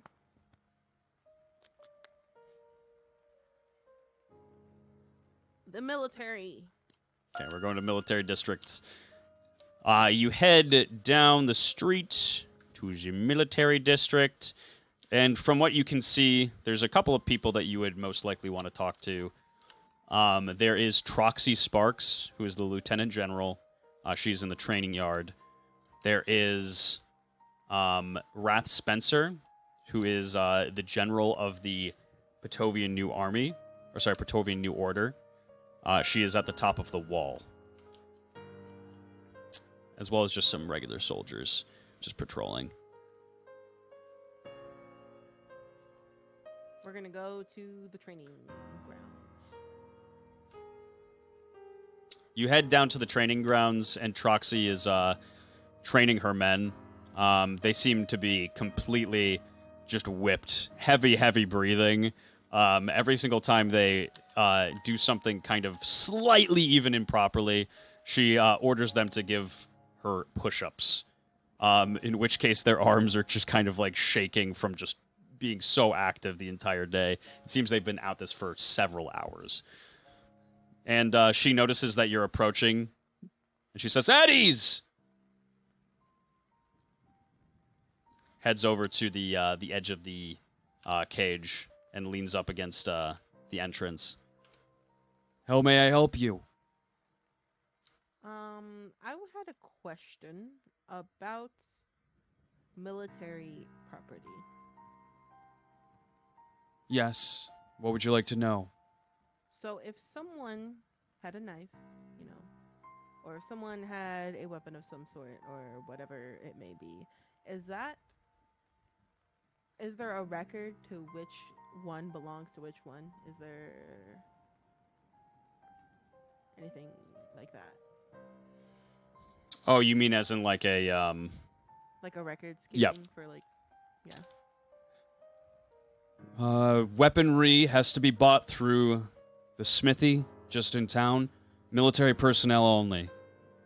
They sign off on it. and say I found something like somewhere random and it had does it have like a code on it? Like, could I track it down to who it belongs to? Say if I like wanted to, you know, return it and be like a good Samaritan. Nothing of that nature. Negative. Military, weaponry, strictly just belongs to the military. And we keep it pretty well wrapped up. Nobody should be leaving the military district with any sort of weaponry unless they're patrolled and ordered to do so.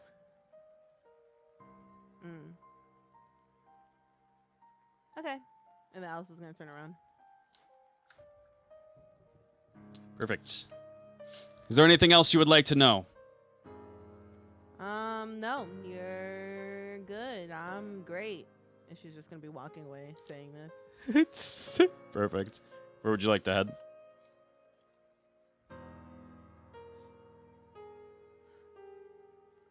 I want to go to where these military weapons come from. The Army Going to the Smithy. Yeah, Schmitty I'm Schmitty. going to the smithy. You head into the smithy, and he is kind of just sitting down after kind of a long night of working on things. It seems he's a bit gassed. A bit gassed. Dang, did you just use a wrestling term? What can I say? I've changed you. It's beautiful. Definitely not a term that's used anywhere else but wrestling.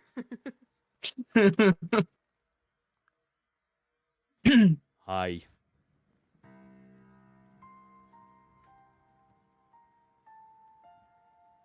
Did he say hi? Yep. Oh. Kind of looks across the room, sits up in his chair. It says, hi. Alice is gonna take a step back because she wasn't expecting just a hi. Whoa. What a nice greeting. Alice is just gonna reply with like a confused hi. Is there Hello. something that you need? I can't sell to you. I know you can't sell it to me, but I was wondering if anyone has come in recently needing a new knife. By someone, the general's been in a fair bit. I've been making some military grade knives for her. Yes. Okay. Was there anyone in particular who expressed that they needed a knife for they didn't have one, like if they misplaced theirs or something, or has it just been? No one out of the ordinary coming to buy knives. We're the Patovian New Order. We simply need to be well armed and prepared for anything that comes. General's orders is she wanted about, I want to say it was 20 or so knives. Okay. And Alice is just gonna be standing there, thinking to herself, like a pierced lip and like squinting her eyes a little.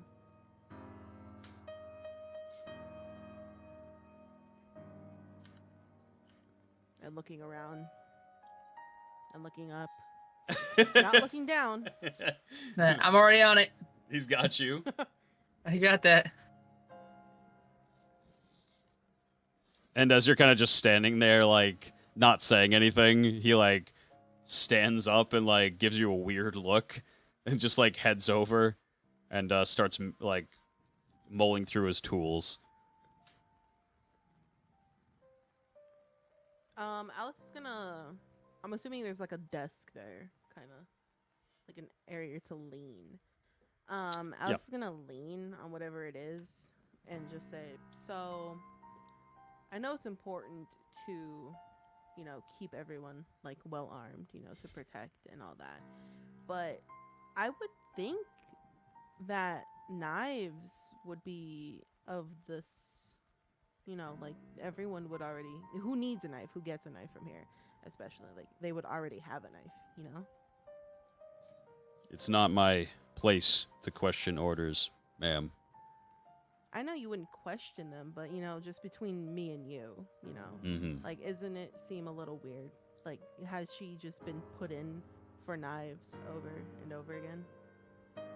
Just this one time. Just this one time? Yes, ma'am. I'm assuming she just said, I need this many knives. She didn't give a reason. Like, you know, just a casual, like, oh. This man has about as much personality as a, not even a goldfish, like the goldfish bowl. Ma'am. The water. Is there a point in what you're asking? I'm just asking why I found this. And then she's holding up a knife. She's going to hold up the military knife and say why I found this where it shouldn't be. And he kind of, he piques his attention, you bringing up the knife. He looks at it and he said, where'd you find that? And then Alice is going to be like, give a shy, not shy, give like a small little smirk.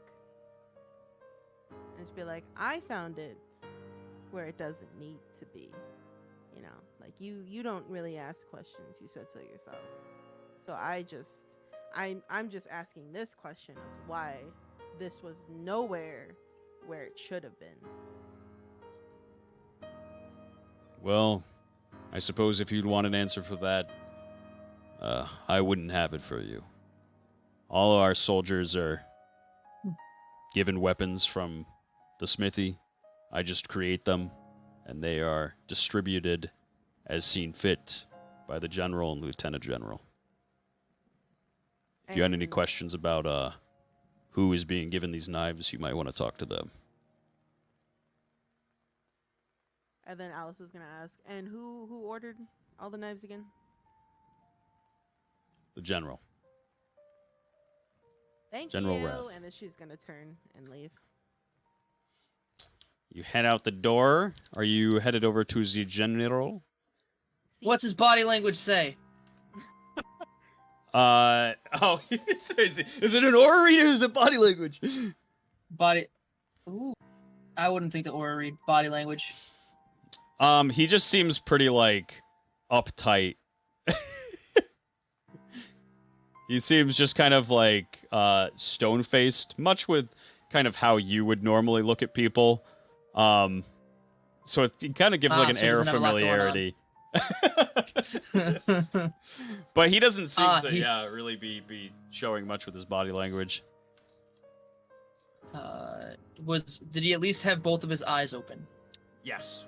Yes. Okay, cool. That's all that I care about then. Just gotta make sure he doesn't also have a Civiloni in his eye. Where are you headed, Alice? You headed over to the general? See. You head up the stairs up onto the wall, and Wrath Spencer is kind of patrolling the area with her men. Nothing suspicious, just an ordinary day on the wall. I was just gonna walk over.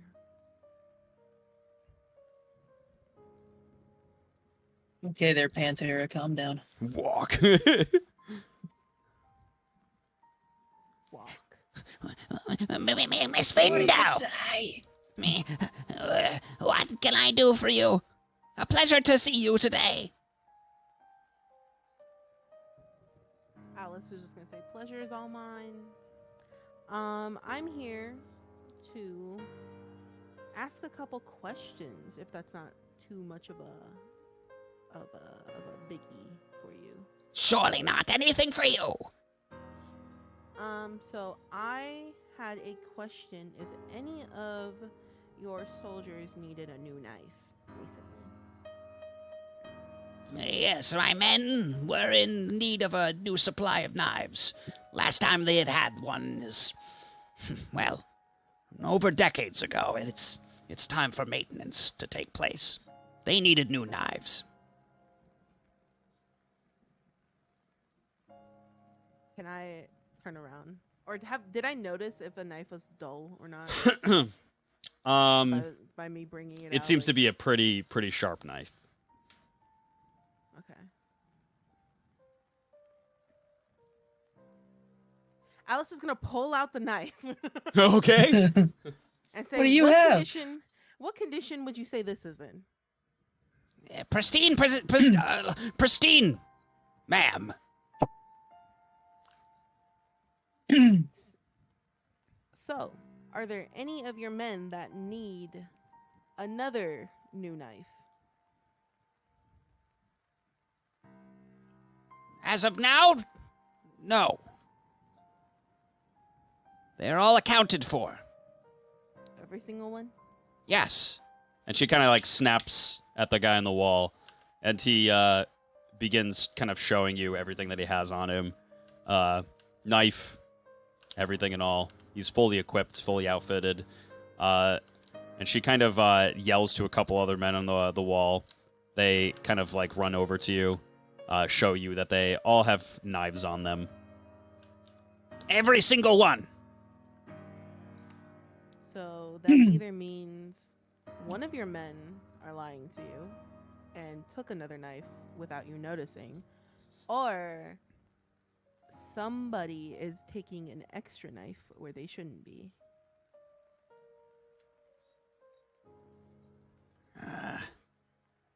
If you're trying to account for the knives that are in my men's possession, they have all been taken care of. You can see it. Aura read all the people. Ah. Look down. You aura read. Who would you like to aura read first? The general. You aura read the general, and she seems to be incredibly uncomfortable, like she's been put in a very bad spot, pigeonholed, almost caught even. She seems to be panicking. Very frenzied aura. And then I just want to scan their men. You look over to this man that's kind of just directly next to you. He seems to be just kind of he seems to just be doing his job. Very neutral aura. However, there are a couple of men down here that you kind of just like look over to and aura read them, and you can see that they have a bit of a guilty conscience. A couple of them do. Yes.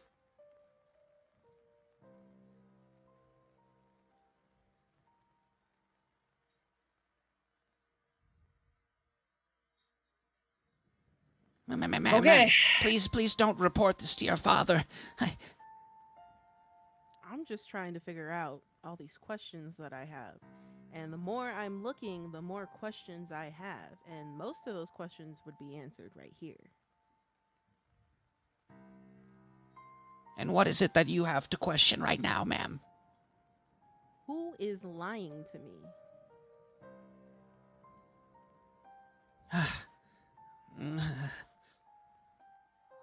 Okay. And she kind of like leans in and says, One of the Vals has been asking for knives on the side. Alice is just gonna go, which one? I think you know him quite well. He often doesn't try to hide it. Val Rizzi.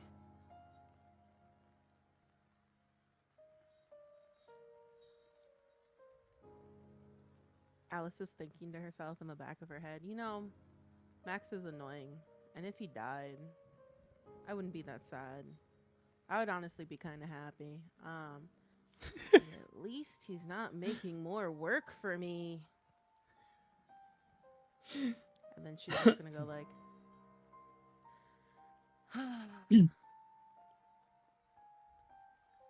thank you. And then she's just gonna turn around and go down. Ma'am. Yes. and you head out. Where would you like to go?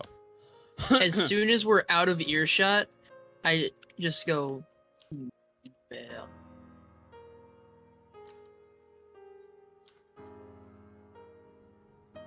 Elsa's gonna turn around and say, "What?" The one you were talking to, she was panicked. Like, she was found out. Well, others seemed guilty. Which ones? If I can see them, I will point out the ones that I made out to. Yeah, you kind of point in the direction over on the wall that they're on this side.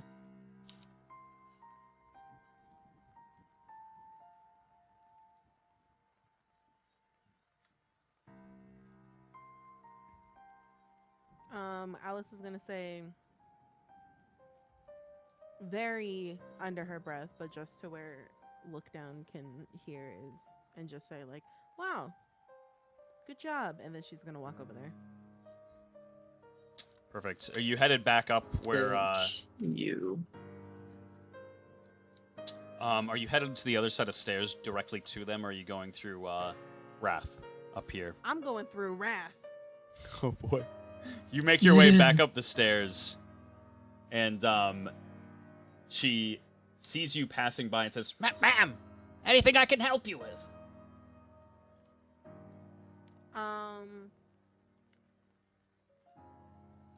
Alice is gonna walk past her, but then stop and turn when she's like right next to her. But still face the way that she was going, so she's just talking right next to her, and say, "Are you telling me the truth?"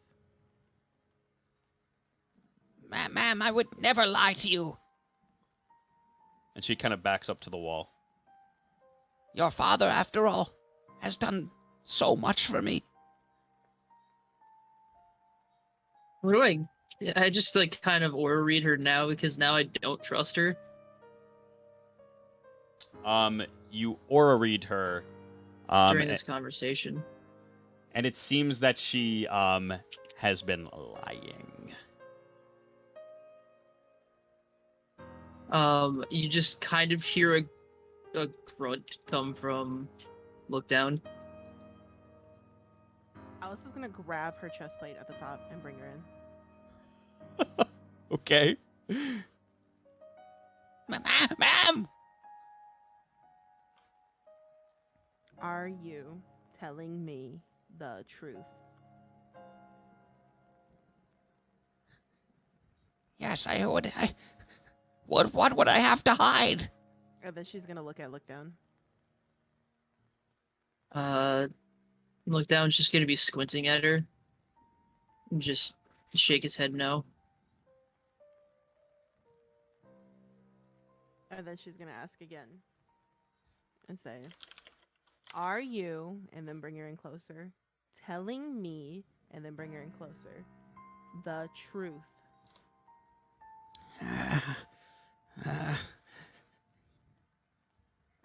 Yes. Alice is gonna look down. Look down is just getting increasingly more agitated. Ma'am, I would never lie to you or your family. Your safety has always been the first of my priorities. Oh man, I have to know, is she lying on that one? You kind of are aura reading her throughout the entirety of this. Yes. And it seems like she is a filthy little liar.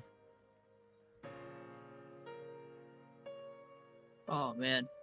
Like fucking, I am shaking right now. Like he's just like, I can't do anything. This sucks.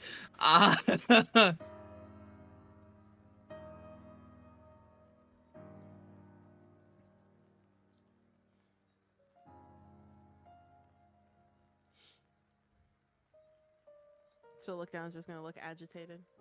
Yeah, no, he's like shaking at this point. Like she's continuing to lie, and especially like directly to you. So he's just like, you can tell there's something visibly wrong. He's not hiding it very well, even though he's trying.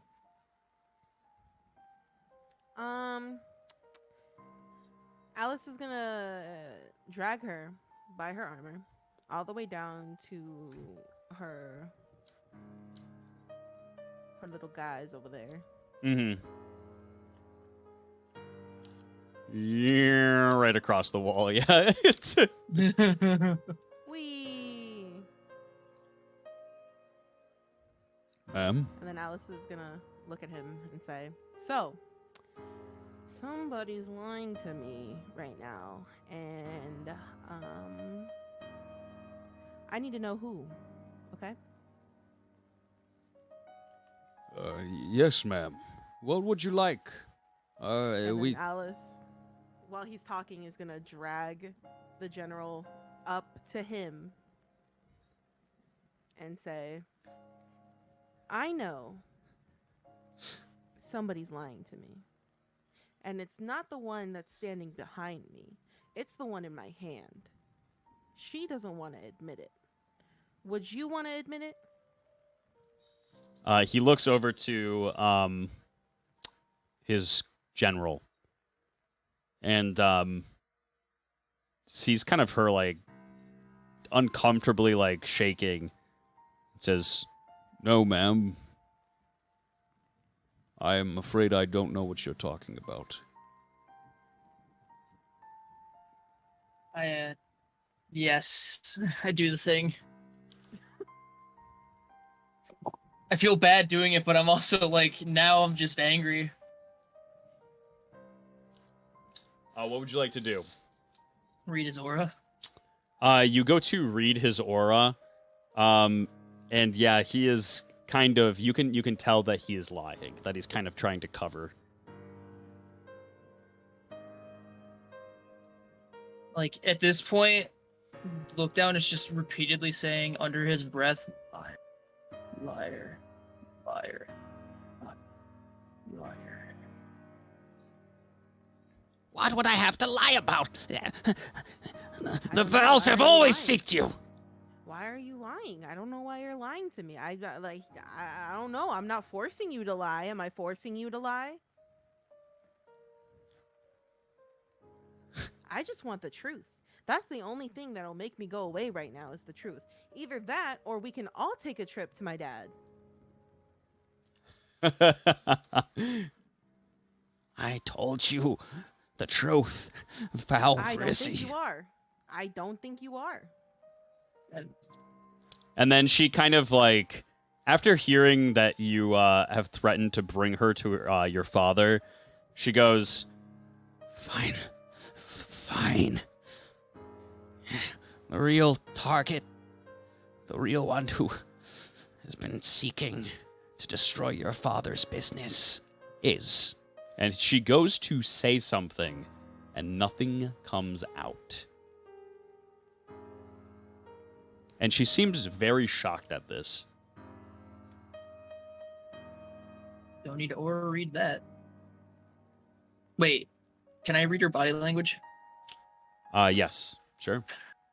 All right. Your skill. Yeah, you can just There. see that she's very kind of surprised. It seemed I've like seen this meme before. Gotcha. yeah. Very surprised Pikachu. But yeah, she goes to kind of dump everything, and nothing comes out of her mouth. Ma'am, I don't know what's wrong. I can't.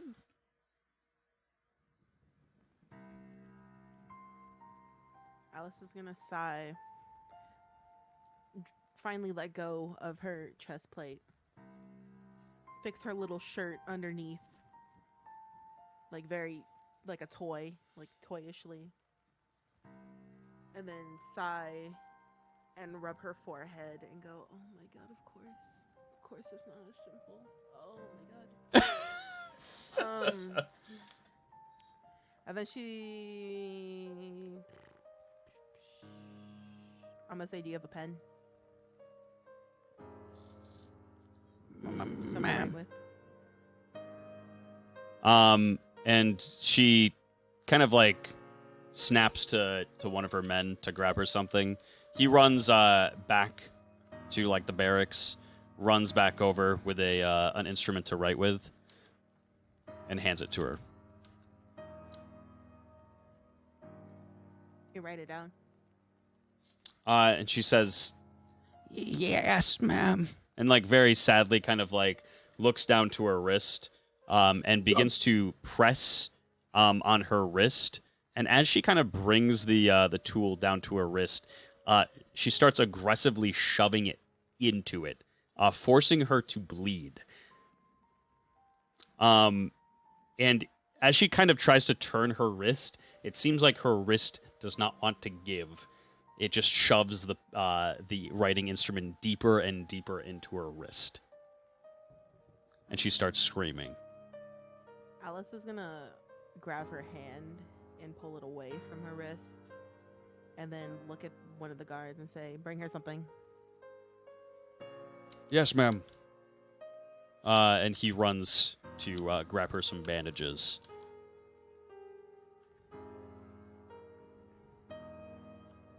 I've got bandages on me. Some nice good old bandages. I'm so sorry. I don't know why.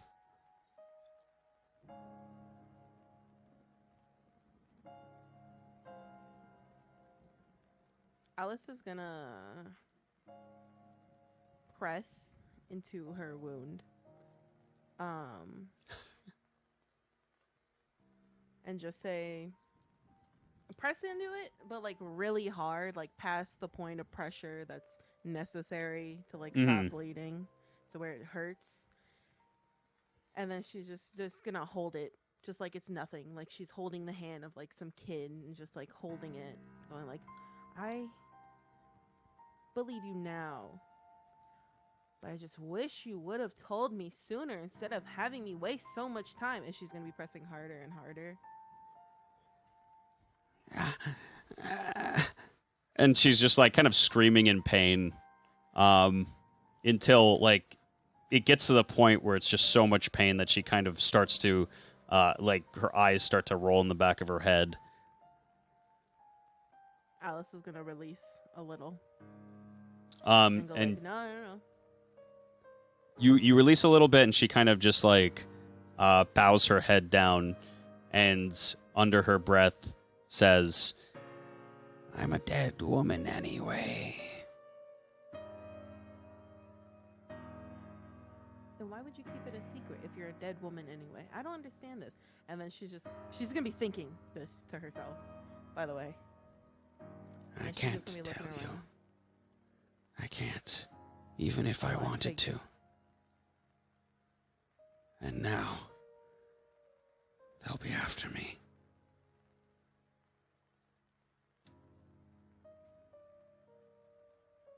But Alice not doesn't show only any me, emotion towards this. they'll be coming for you too. Your father. Reddish will burn with the Findle family.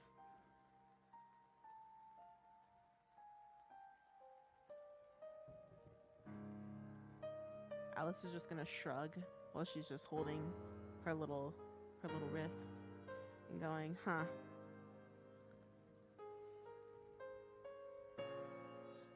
Wild.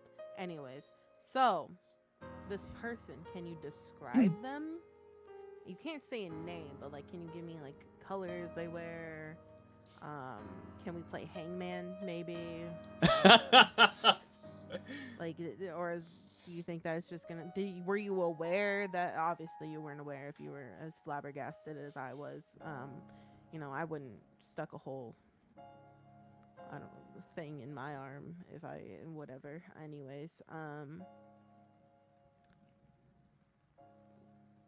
a beginning of the name, like a letter. Like, can we play like the alphabet game and then can you sing a new song?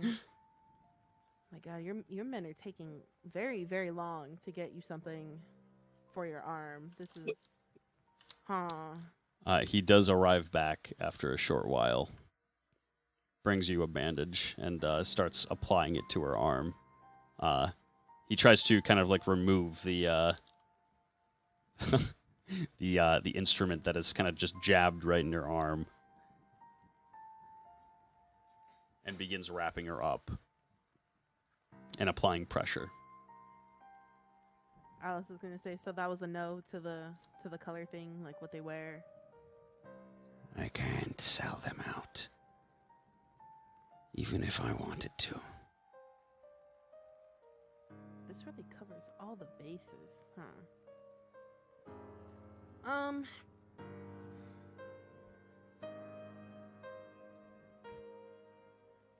Oh.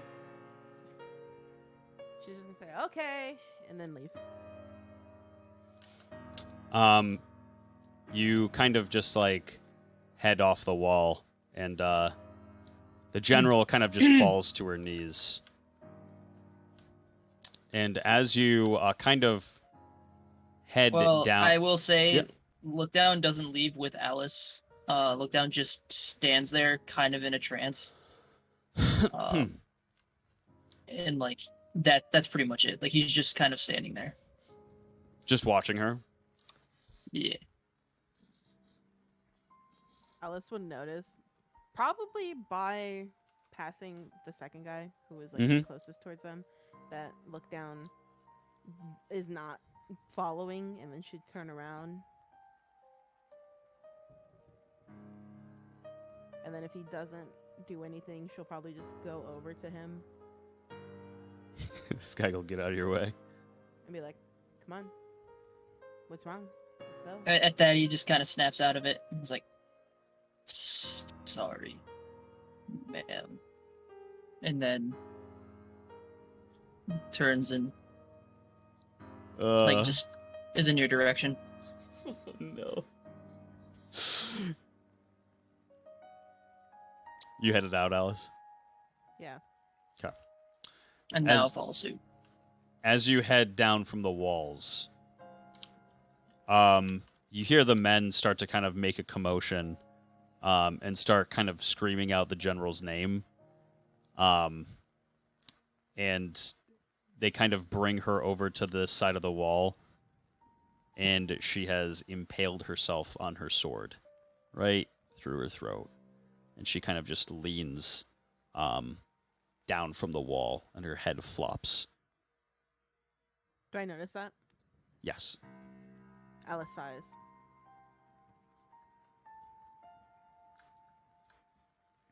And you have one place left that you can investigate. Where would you like to go? Oh, the choices. This is where my head's at right now. Mm-hmm. She's not allowed to say who it is. It's somebody aiming for me and Papa. Mm-hmm.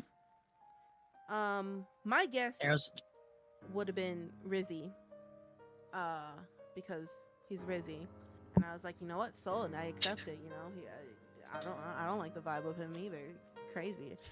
But he is also a very easy scapegoat for Alice to already be like, you know what, I hate the vibe of this man. It's crazy. You know, like, she hates Max, but Max isn't a bad guy. neither is Valrizzi. What are you talking about? He got me a suit. Yeah, that was the thing. Like, Max isn't a bad guy, but we hate Max. We Alice. What do you mean we? What do you mean we? We as in Alice. Who's we? You speaking French? Speak for the trees. We. We.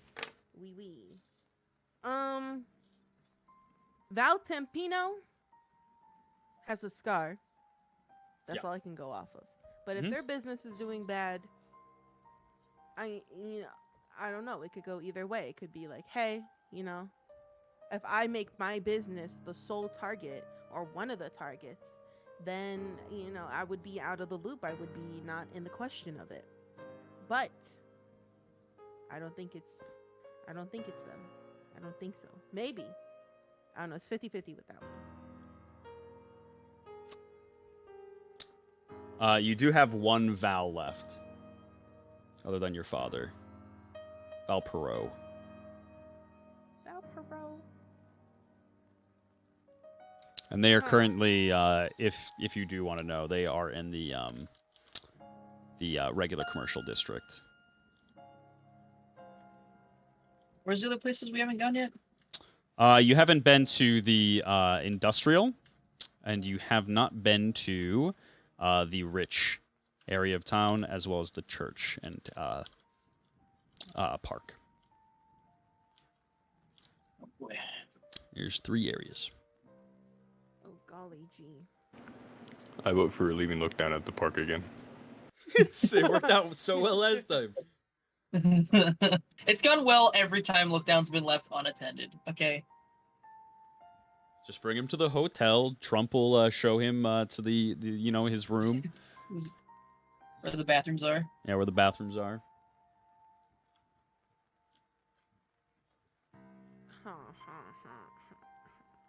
Look, I'm just surprised nobody tried to assassinate me in the night. All right, like I legitimately thought that was gonna happen, and the fact that it didn't. Don't worry, Looks it'll good be for tonight. Valsy. Now that they know you're an automatic lie detector.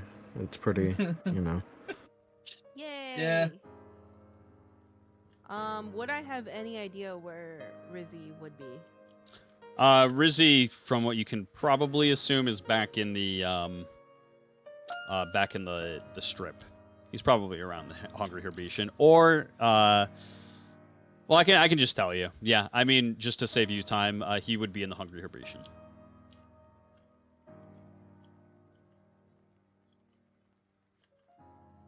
Where it all started. Val Rizzy is an easy scapegoat, and he thinks Val Tempino's men is following him.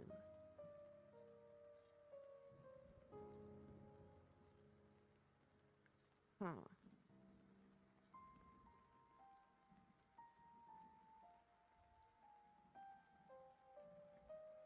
No, I want to go to the last Val. Okay. You head into the commercial area, and do you want to head straight for the Val? There's a couple of different people you can talk to here. One of them being the Val themselves, and then the other is a group of Vils and Vols hanging out around the trading post, investigating something. Bills and Vols. Yep, a couple of the underlings. I'm gonna walk past the Bills. Oh yeah. How's the trading post looking? The trading post, the as you kind of head over to it, the man who normally works there, the one that was knocked out last night, he's not there. Supposedly, he's probably somewhere getting treated because he got knocked out. But you see these various Vils and Vols kind of investigating the area, and you recognize them as your father's men.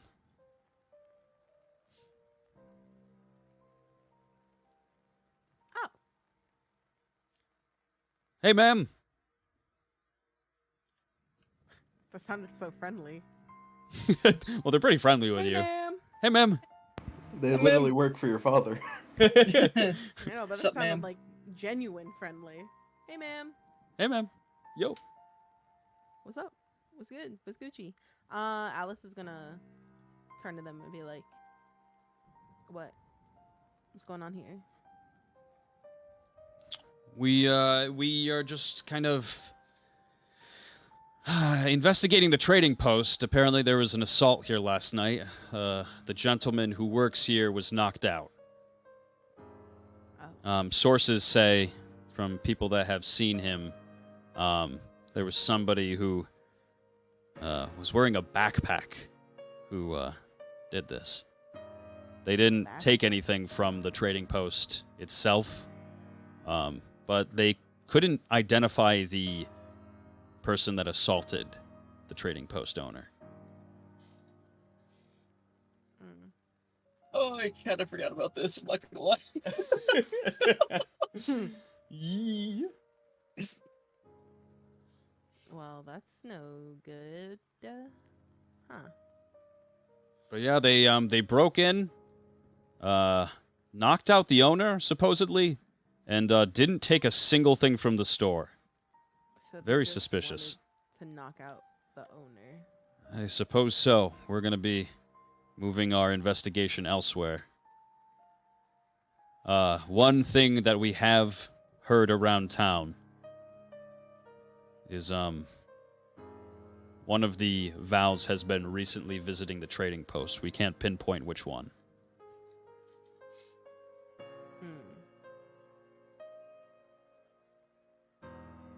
Alice is just gonna shrug and go, "Well, good luck to you on your investigation," and then walk past them. Thank you, ma'am.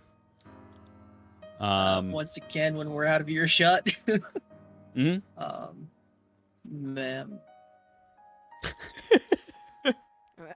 But Alice is gonna turn and say real quick, like, "Oh, I forgot I asked you to call me that."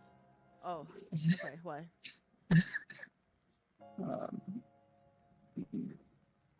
Rizzy brought me there last night. Man was knocked out by the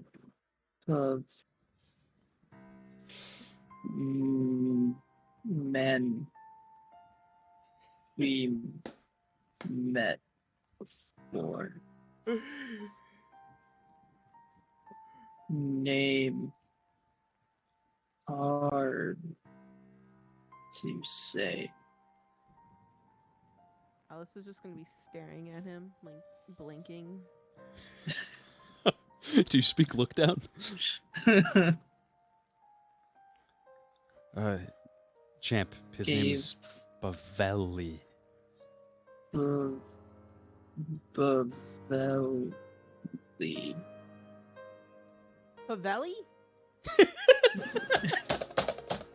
Yes. Oh my god! And then Alice is just gonna turn around.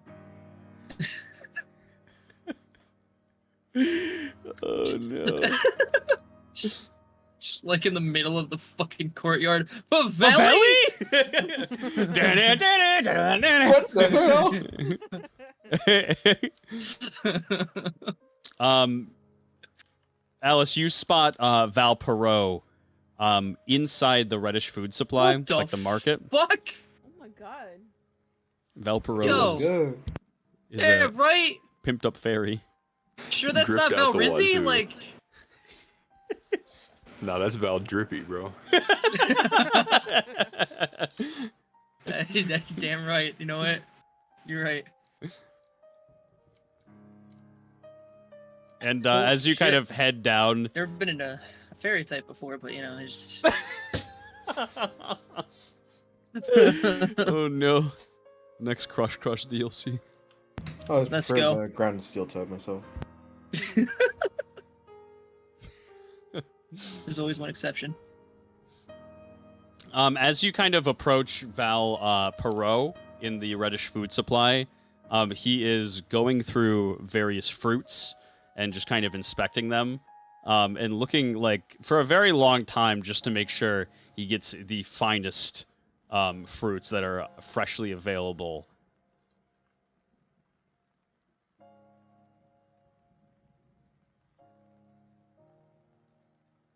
Before fully approaching, Mhm. Alice is going to turn to look down and ask, what other things are you capable of?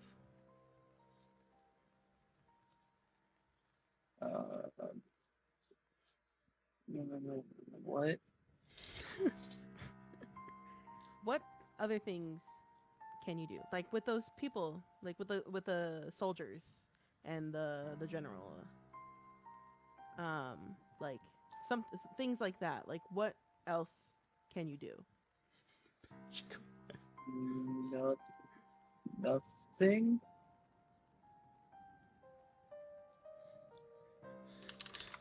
Okay, and then Alice is just gonna turn around.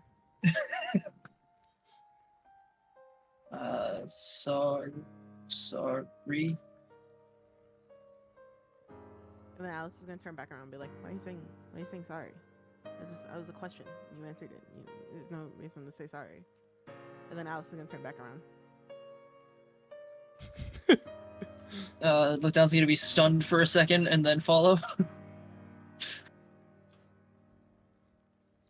And as you kind of approach, Val Perot notices you and says, Ah, greetings, greetings. Oh my god. Never mind. Never mind. they are a bit old. I wasn't ready for that. Greetings, greetings, Findle child. How are you, Valpero? A beautiful day in the reddish. I'm truly wonderful. Ecstatic even. Fresh fruits in the marketplace.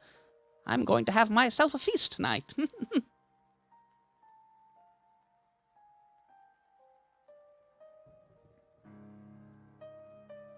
Nice. And then Alice is gonna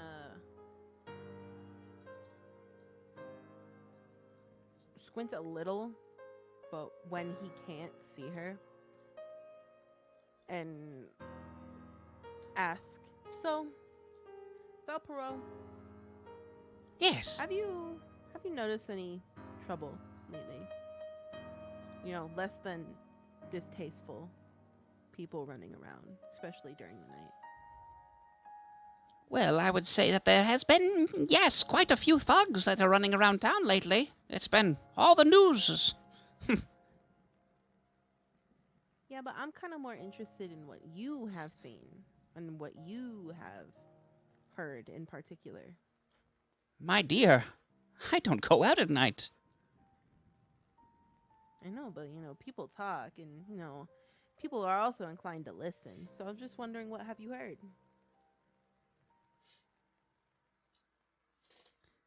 What have I heard? Well, I have seen... Well, rather the reports have seen that Val Rizzi has been visiting the trading post lately. He shows up, gives money to the trading post owner, and leaves. Oh.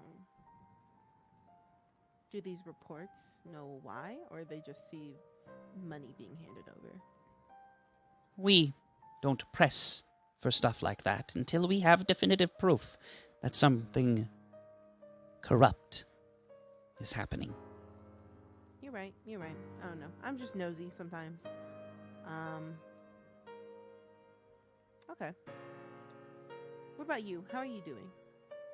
Well, I couldn't be better. Business has been booming. Reddish floor flourishing. I just wish businesses would get back up and going so people could afford their houses. It's been rough for people lately.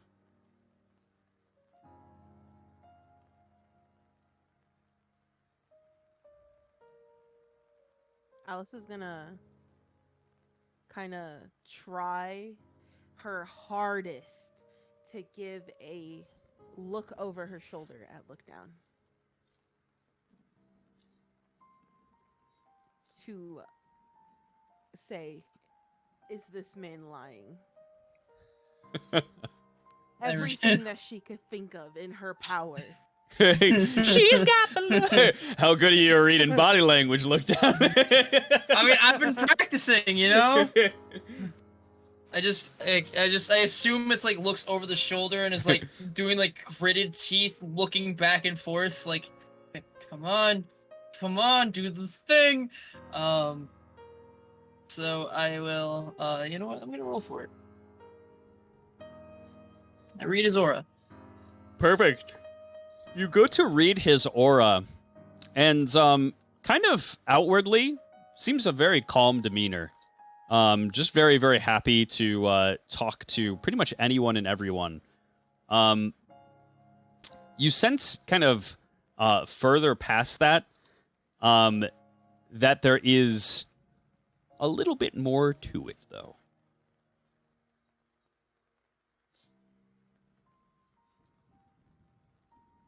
I just kind of shrug because I don't know at the moment.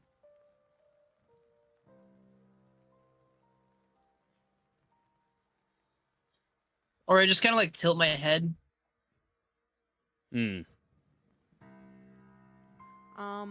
Alice is gonna take that as a, well, he's not shaking, so I don't think there's anything major happening right now. And she's gonna turn back to Valpero and ask, "Oh, well, what else has been new? You know, what worries have you had actually?" What worries have I? Well, I mostly try to keep to myself most days. I try not to interfere in the business of any of the Vals. Their business is their business, mine is mine, and mine is good. Housing has been very, very fruitful as of late. I've been making quite a fair share of money. I have nothing to complain for. These thugs, they don't really seem to affect me.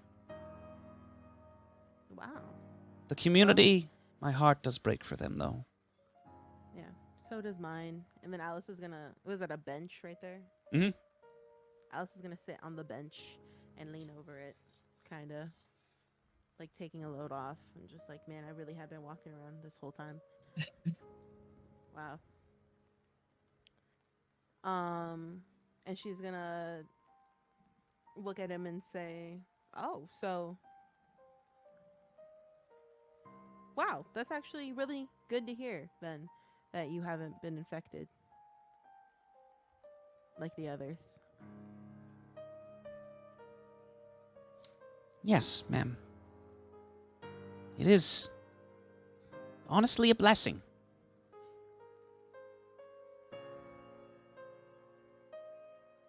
If any of you are hurting, I wouldn't mind reaching out to assist you.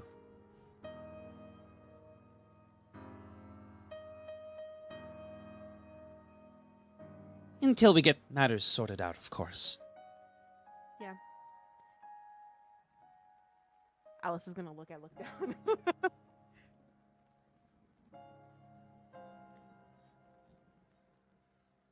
Oh man, I can't say anything in character because my character wouldn't know anything. But I'm looking at my notes here, Mm-hmm. and I'm seeing some conflicting shit. That's all I'm saying. What's that? This is Val Perot, correct? And he's saying, "Oh man, I feel bad for the people that are leaving their houses and shit." Yes. Weird how he feels so fucking bad about that when he's the one doing the taxes, forcing them out. That's all I'm saying.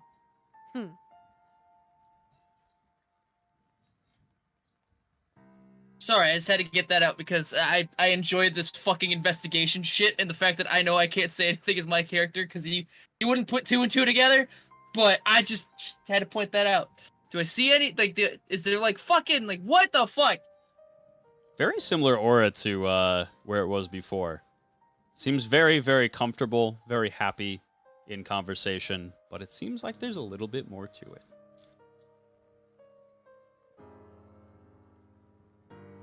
This is the most aura going, I know something you don't know I've ever heard in my life.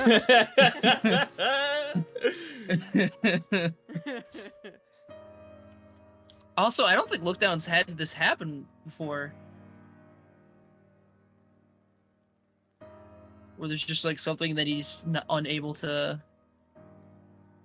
You've only had like one instance of being or going to aura read someone, and there not being an aura there. And like other than that, yeah, you can kind of just aura read pretty accurately everybody that you have. Just like a kind of like a dead on read of exactly what's going on.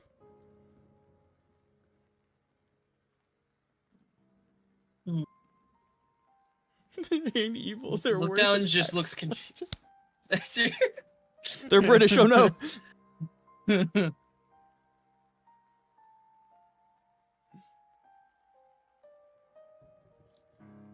Yeah, I'm just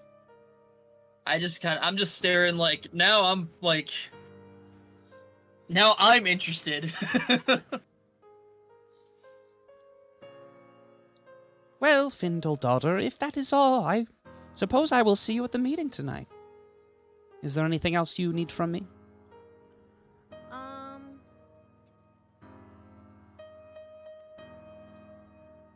would like to know how your men are doing. My men? Yeah. Well, what do you mean by that?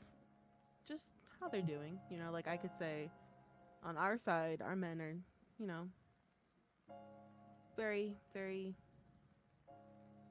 very. Actually, no. You seem more insightful than me on words to use for such a question. For such a question. But yeah, you know, just overall.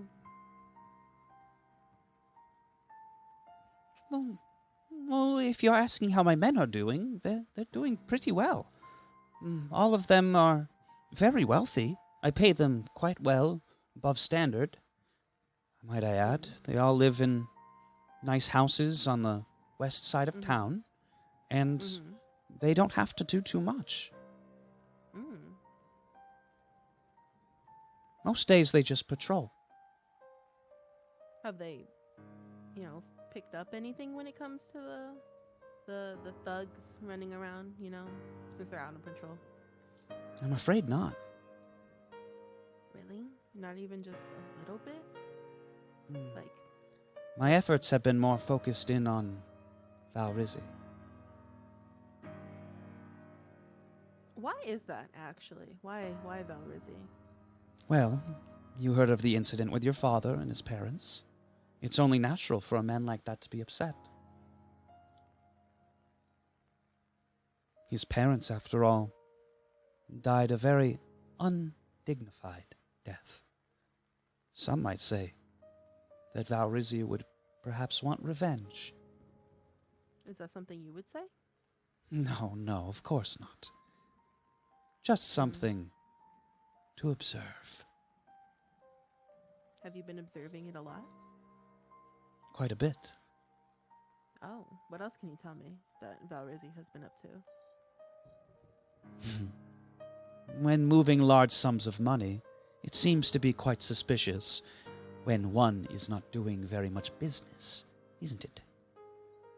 Why is it that he is giving so much money to this man at the trading post when his business has been non-existent?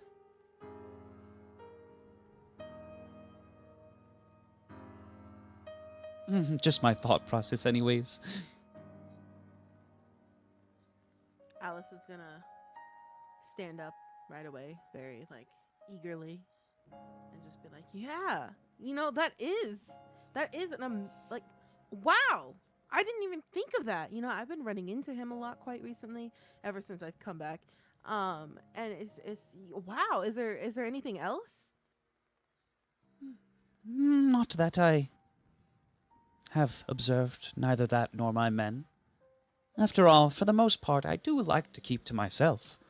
Mind my own Oh, business, keep out of the Yeah. business of the Vals. Yeah, I'm just saying. You said that like already, but it sounds like you're keeping a lot of tabs on Val Rizzi, and I'm always one to to dip my hand in somebody else's well. And she's gonna shrug, saying well, and then immediately think back to the well that she had to go down. And then think of the fish that she ate. And she's like, oh my gosh, I really want some of that fish. But then snap out of it and go, yeah, well.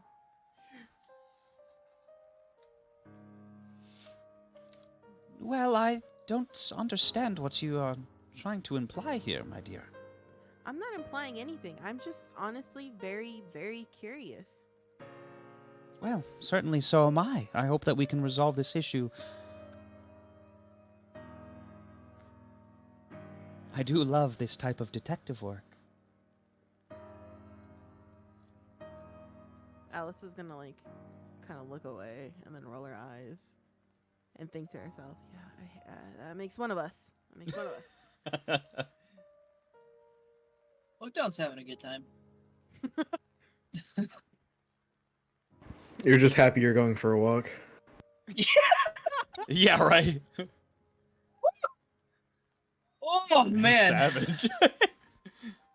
Damn. All right. No, I fucking asked for that one. Is there anything Holy else, shit. Vindel, daughter? No, I was just asking how you were. Just you answered. So that's all my questions. I just, just been making my rounds, seeing how everything has been since I've left.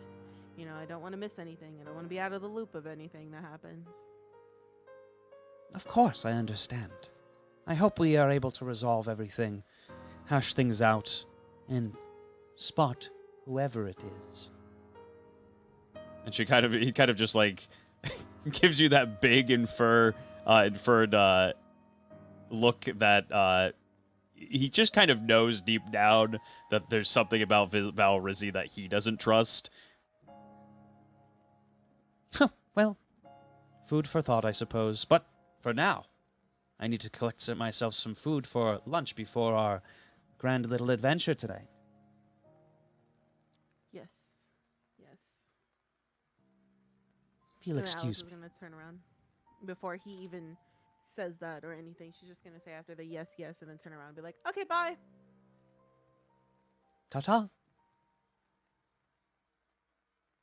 Ta ta. Cha cha. Ta ta. Oh man. And Deb's wet socks. yeah. Just from my curiosity, what is Fucking that? artist for crumb. I named all these places myself. They're great, yeah. Deb's Wet Socks. It sells like some very meh clothing. Oh my gosh. Yeah, some very undesirable clothing. Wow. This is an art store. Yeah. Art for crumb. Artist for crumb. Does Tori work there? Yep. Yep. So you kind of it's all the time that you kind of realistically can spend investigating things. Your father wants you to kind of get ready and prep for tonight, and to be able to give him a solid debriefing of things that are going on. You have about like 4 hours in between. It's about 4 o'clock right now. Is there anything that you would wish to do with your time?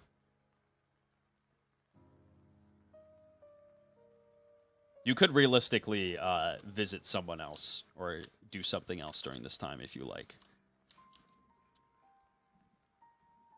Part of me really wants to go talk to Val Rizzi because everybody is gunning it towards Val Rizzi.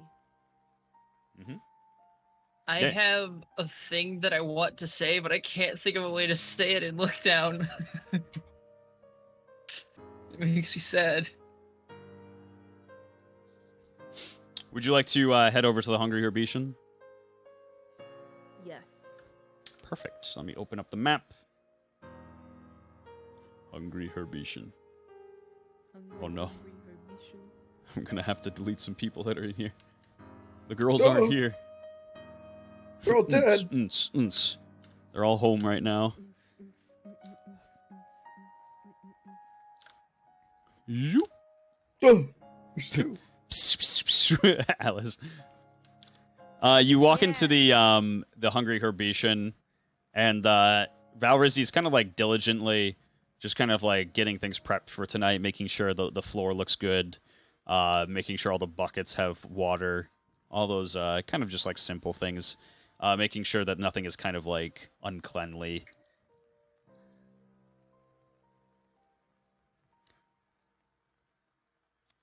Alice is gonna turn to look down.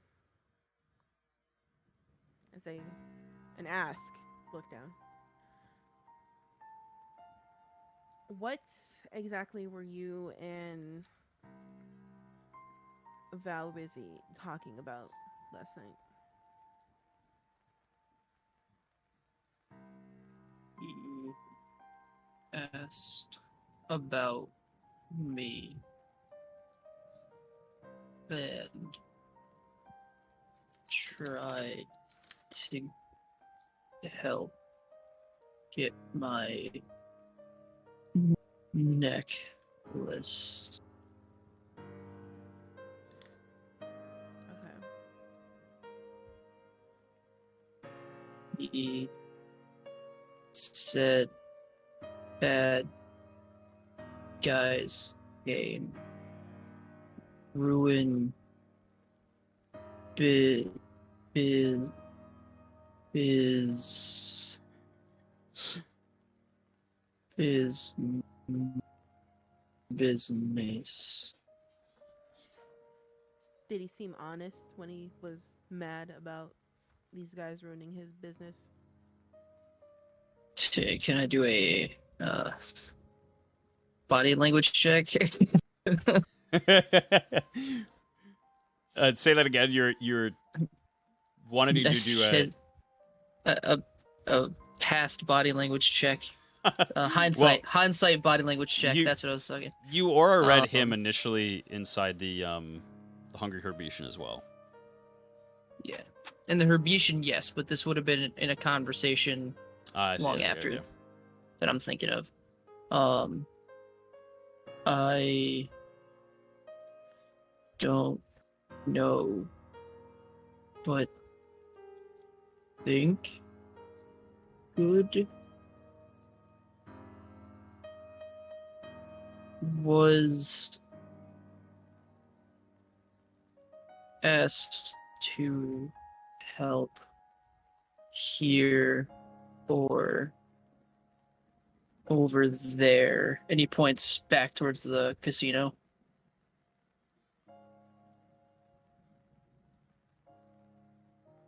Okay. Rizzy seemed to try to help. Okay.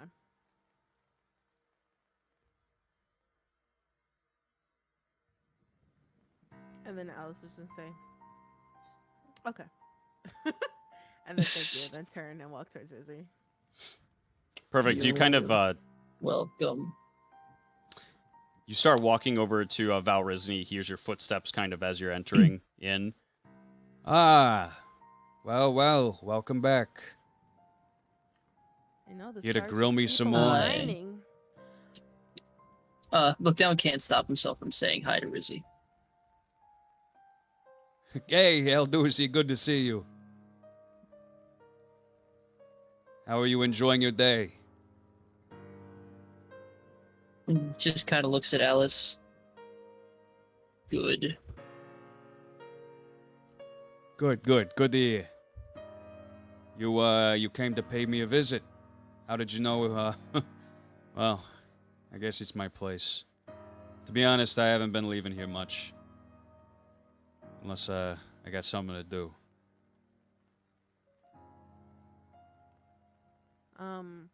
Alice is gonna, once again under her breath, say, El Doozy, Jesus. Why does he name things? And say, yeah, it just seems like the stars keep aligning and we keep running into each other. Though this time I did have a few questions for you. Sure. Name it. Well, don't sound so excited now. Well, if I'm gonna be perfectly honest, I haven't been much excited for the past couple weeks. Been in a bit of a damper mood. Was hoping that, could have borrowed your friend to help me out today. Get a couple of leads, but... yeah. Leads on the thugs running around? Yes. And then Alice is gonna go look at the chair that's closest to her and ask Valrizzi, do you clean these daily, or Every day, This is- spotless. this isn't one of the questions, but I just so spotless, it's good, I can sit in it. Yeah, there were several dead bodies in here at the end of the last night, and, well, I'd say it's pretty damn clean. My guys do a good I job. wasn't asking about dead bodies, and then she goes and sits. What is it that you are wondering? Well, I'm wondering why it seems like a lot of people just don't like you right now. Well, I would think it'd be a bit self-explanatory. I offer a big risk to the rest of the vows. All of us aren't, exactly keen with one another. True. Besides, I'm, the newest vow to the order. My parents before me, they probably don't like that there's new blood. Also very true. But here's my thing. It'd be one thing, just, people like not liking, or people just starting whispers, starting drama. Speaking of which, why do you hand so much money over to the... And then Alice is gonna start like snapping her fingers to the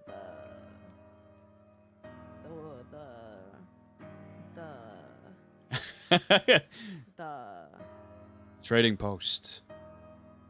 yes, that I forgot. I don't know. I was around a lot today. The trading post. Why you do that? If you don't mind me asking. If you do, I would still appreciate you answering. I'd be more than happy to answer your question, but I also have a question for you afterwards. Okay. It's only fair. I visit Robert at the trading post. His mom's been going through a lot of health issues lately. I'm giving back to the community. Not like it's something most Vals know much about. He's been really struggling lately. Cost of living, way up. I've been trying to do it on the slide, but quite frankly, I've been followed around everywhere I go recently. You understand, if I'm not in the peachiest of moods. And you thought it was Val Tempino's men that were following you. Thought so.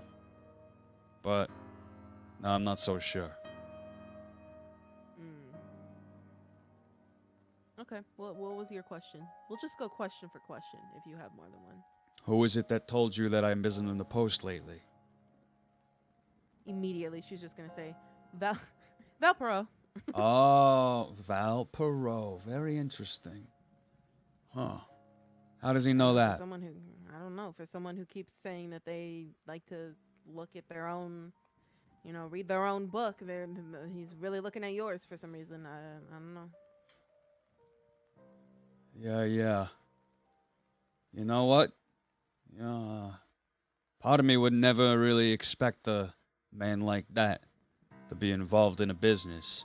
But I find that in instances like this, it's usually the person that you're not looking for that might be the biggest suspect. I was saying the same thing walking over here. Ah, Findle girl, you're not that bad. I'd like to think so. I don't know how my mind is still on you, though. I'm She's gonna be honest. great.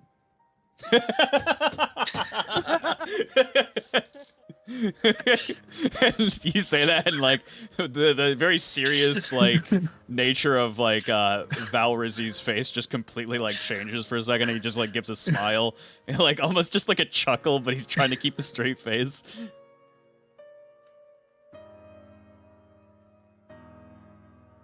Is there anything else you'd like to know? I would like to know.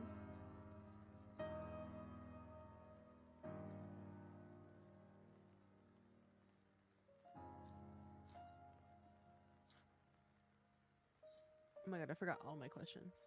So sad. We're doing so good. So sad. I am so sad. Look down, steps in. I've got a couple questions myself. Why is the Taking sky notes blue? this entire time. Why does grass feel like that? And why is it itchy? What color is the sky? I can't look at it. One thing I do have to say is, sheesh. I did spot Hemlin Rexler following me around for a little bit. He, apparently found out a little bit about your friend. My friend. Yeah. At least that's what she And then called she's him to gonna me. Point, and then she's gonna point behind her and say, "Him." Yeah, El Doozy. Just, whatever, a word of advice if you choose to keep it. Be careful what you say around town, especially to we're not in a secret place. Find a good place to hang out with. I like the Rista.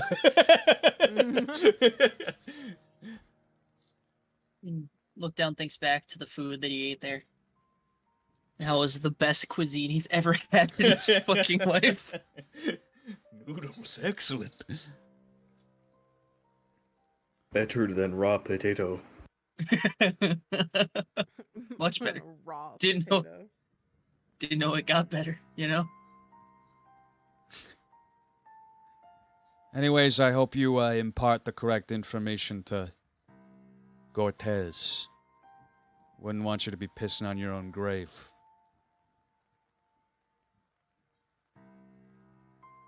Alice is just gonna be blanking out.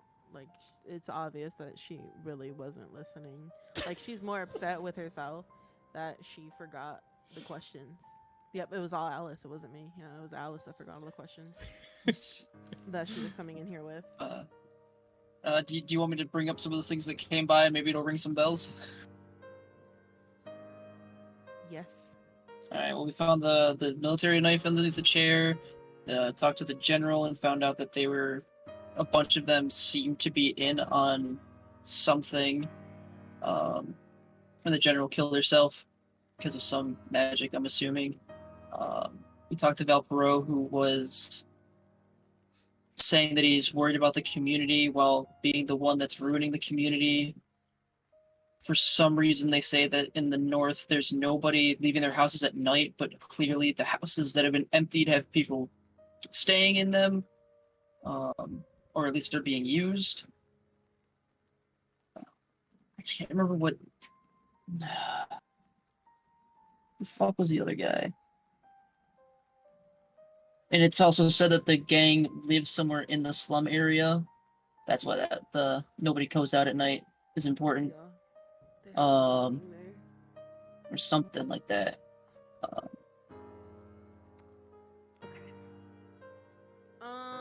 Alice is gonna. Oh, and Valrizzi was also somebody who was asking for knives on the side. Yes, that's what exactly. From the general. That's what I was Was gonna that a lie? Okay. No, yeah. It was a lie. So Alice is gonna look at Val Rizzi and say, Val Rizzi, I have been going around town all day today. You know, my feet are tired. I'm just kidding, they're not. But they would be for whatever reason.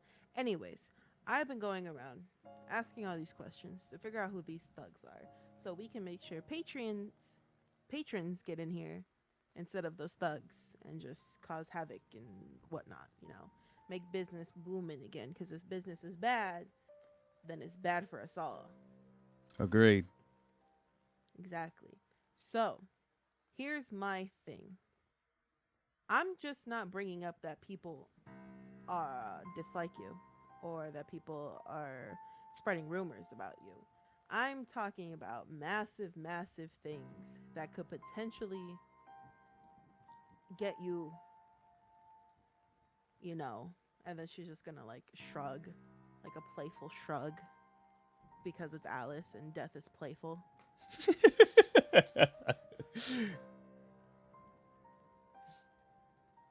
And then she's gonna wait for a response from him to see if he picked up what she put down.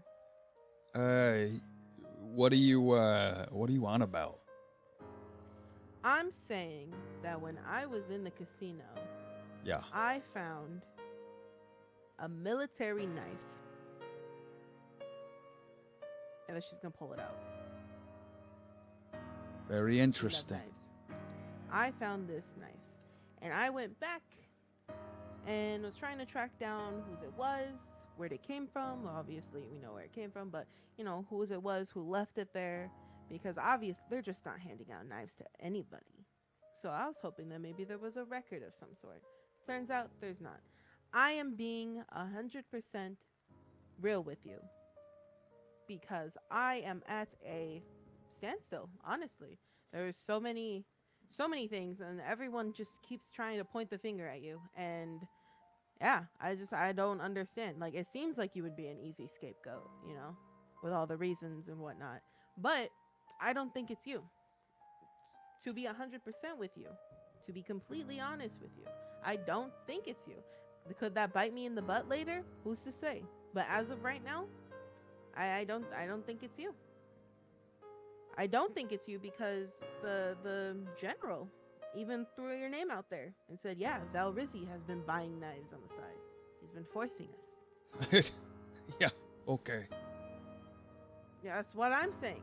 I am just like, I don't even think he would, Yeah. I'm gonna be honest. I never talked to her in my life.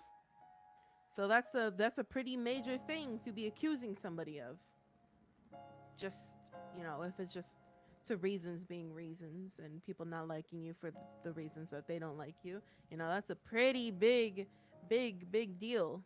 That's a pretty big deal to be pointing fingers at.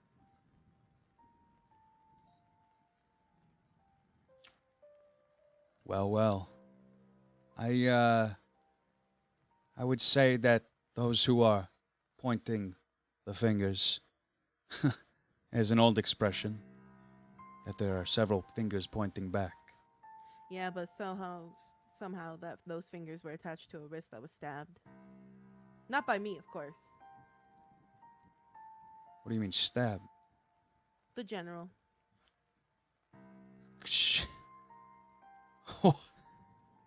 No way. What do you mean? That's wild.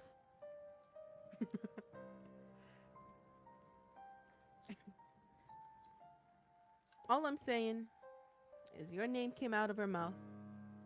I asked her, are you being truthful with me? Give me that common courtesy. She wasn't being truthful to me.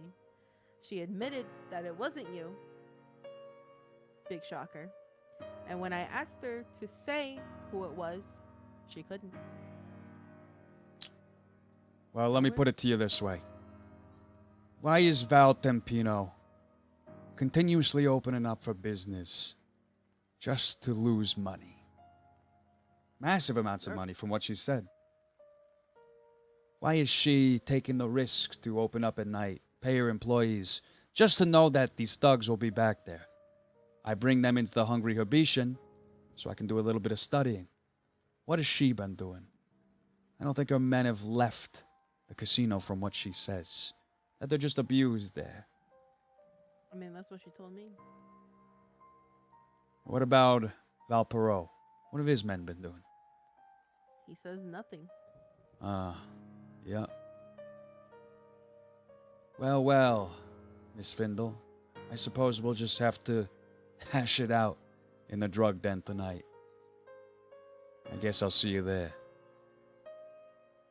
Yeah, but I would like it if you could keep that general thing under wraps. I'll bring it up, if not me, my father, of course. Sure. Wouldn't want to cause any unwanted attention to things.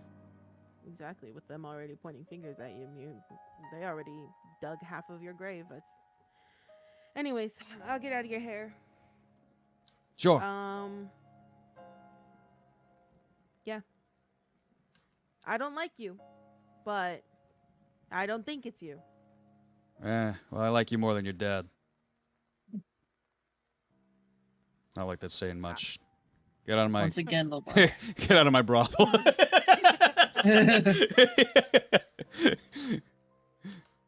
And that is where we are going to end. Oh man, hang on. Can I do tonight's- one last thing? Mm-hmm. I walk up to Val Rizzi and offer my hand.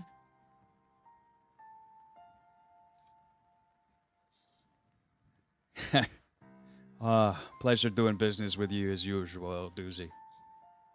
I like you. You know, for what it's worth, I like you too, kid. Twice as age. 50-something years old. And that is where we are going to end tonight's session. Thank you very much for watching. I really appreciate it. I know this was a long one, but there was a lot of... between the fights and the detective work, there was a lot that we kind of had to get through just to get into like a good spot to end for the evening. Yeah, leaving it on a nice cliffhanger as to what is going to happen, who's betraying who in Reddish, as well as what lies ahead inside of Soliet's basement. I hope you enjoy yourselves.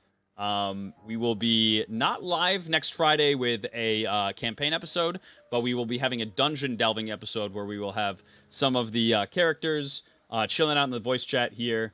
You guys are more than welcome to pop in. It's going to be QA style. I'll be asking them questions. You can ask them various questions. We'll be giving recaps as to what's happened up until this moment, and just some kind of fun times in general. So make sure to hit us up next Friday at 8 p.m. Eastern. The Friday after that, we will be having a campaign episode. So I hope to see you then as well. Have yourselves a lovely rest of your night, my fellow Dungeoneers, and as always,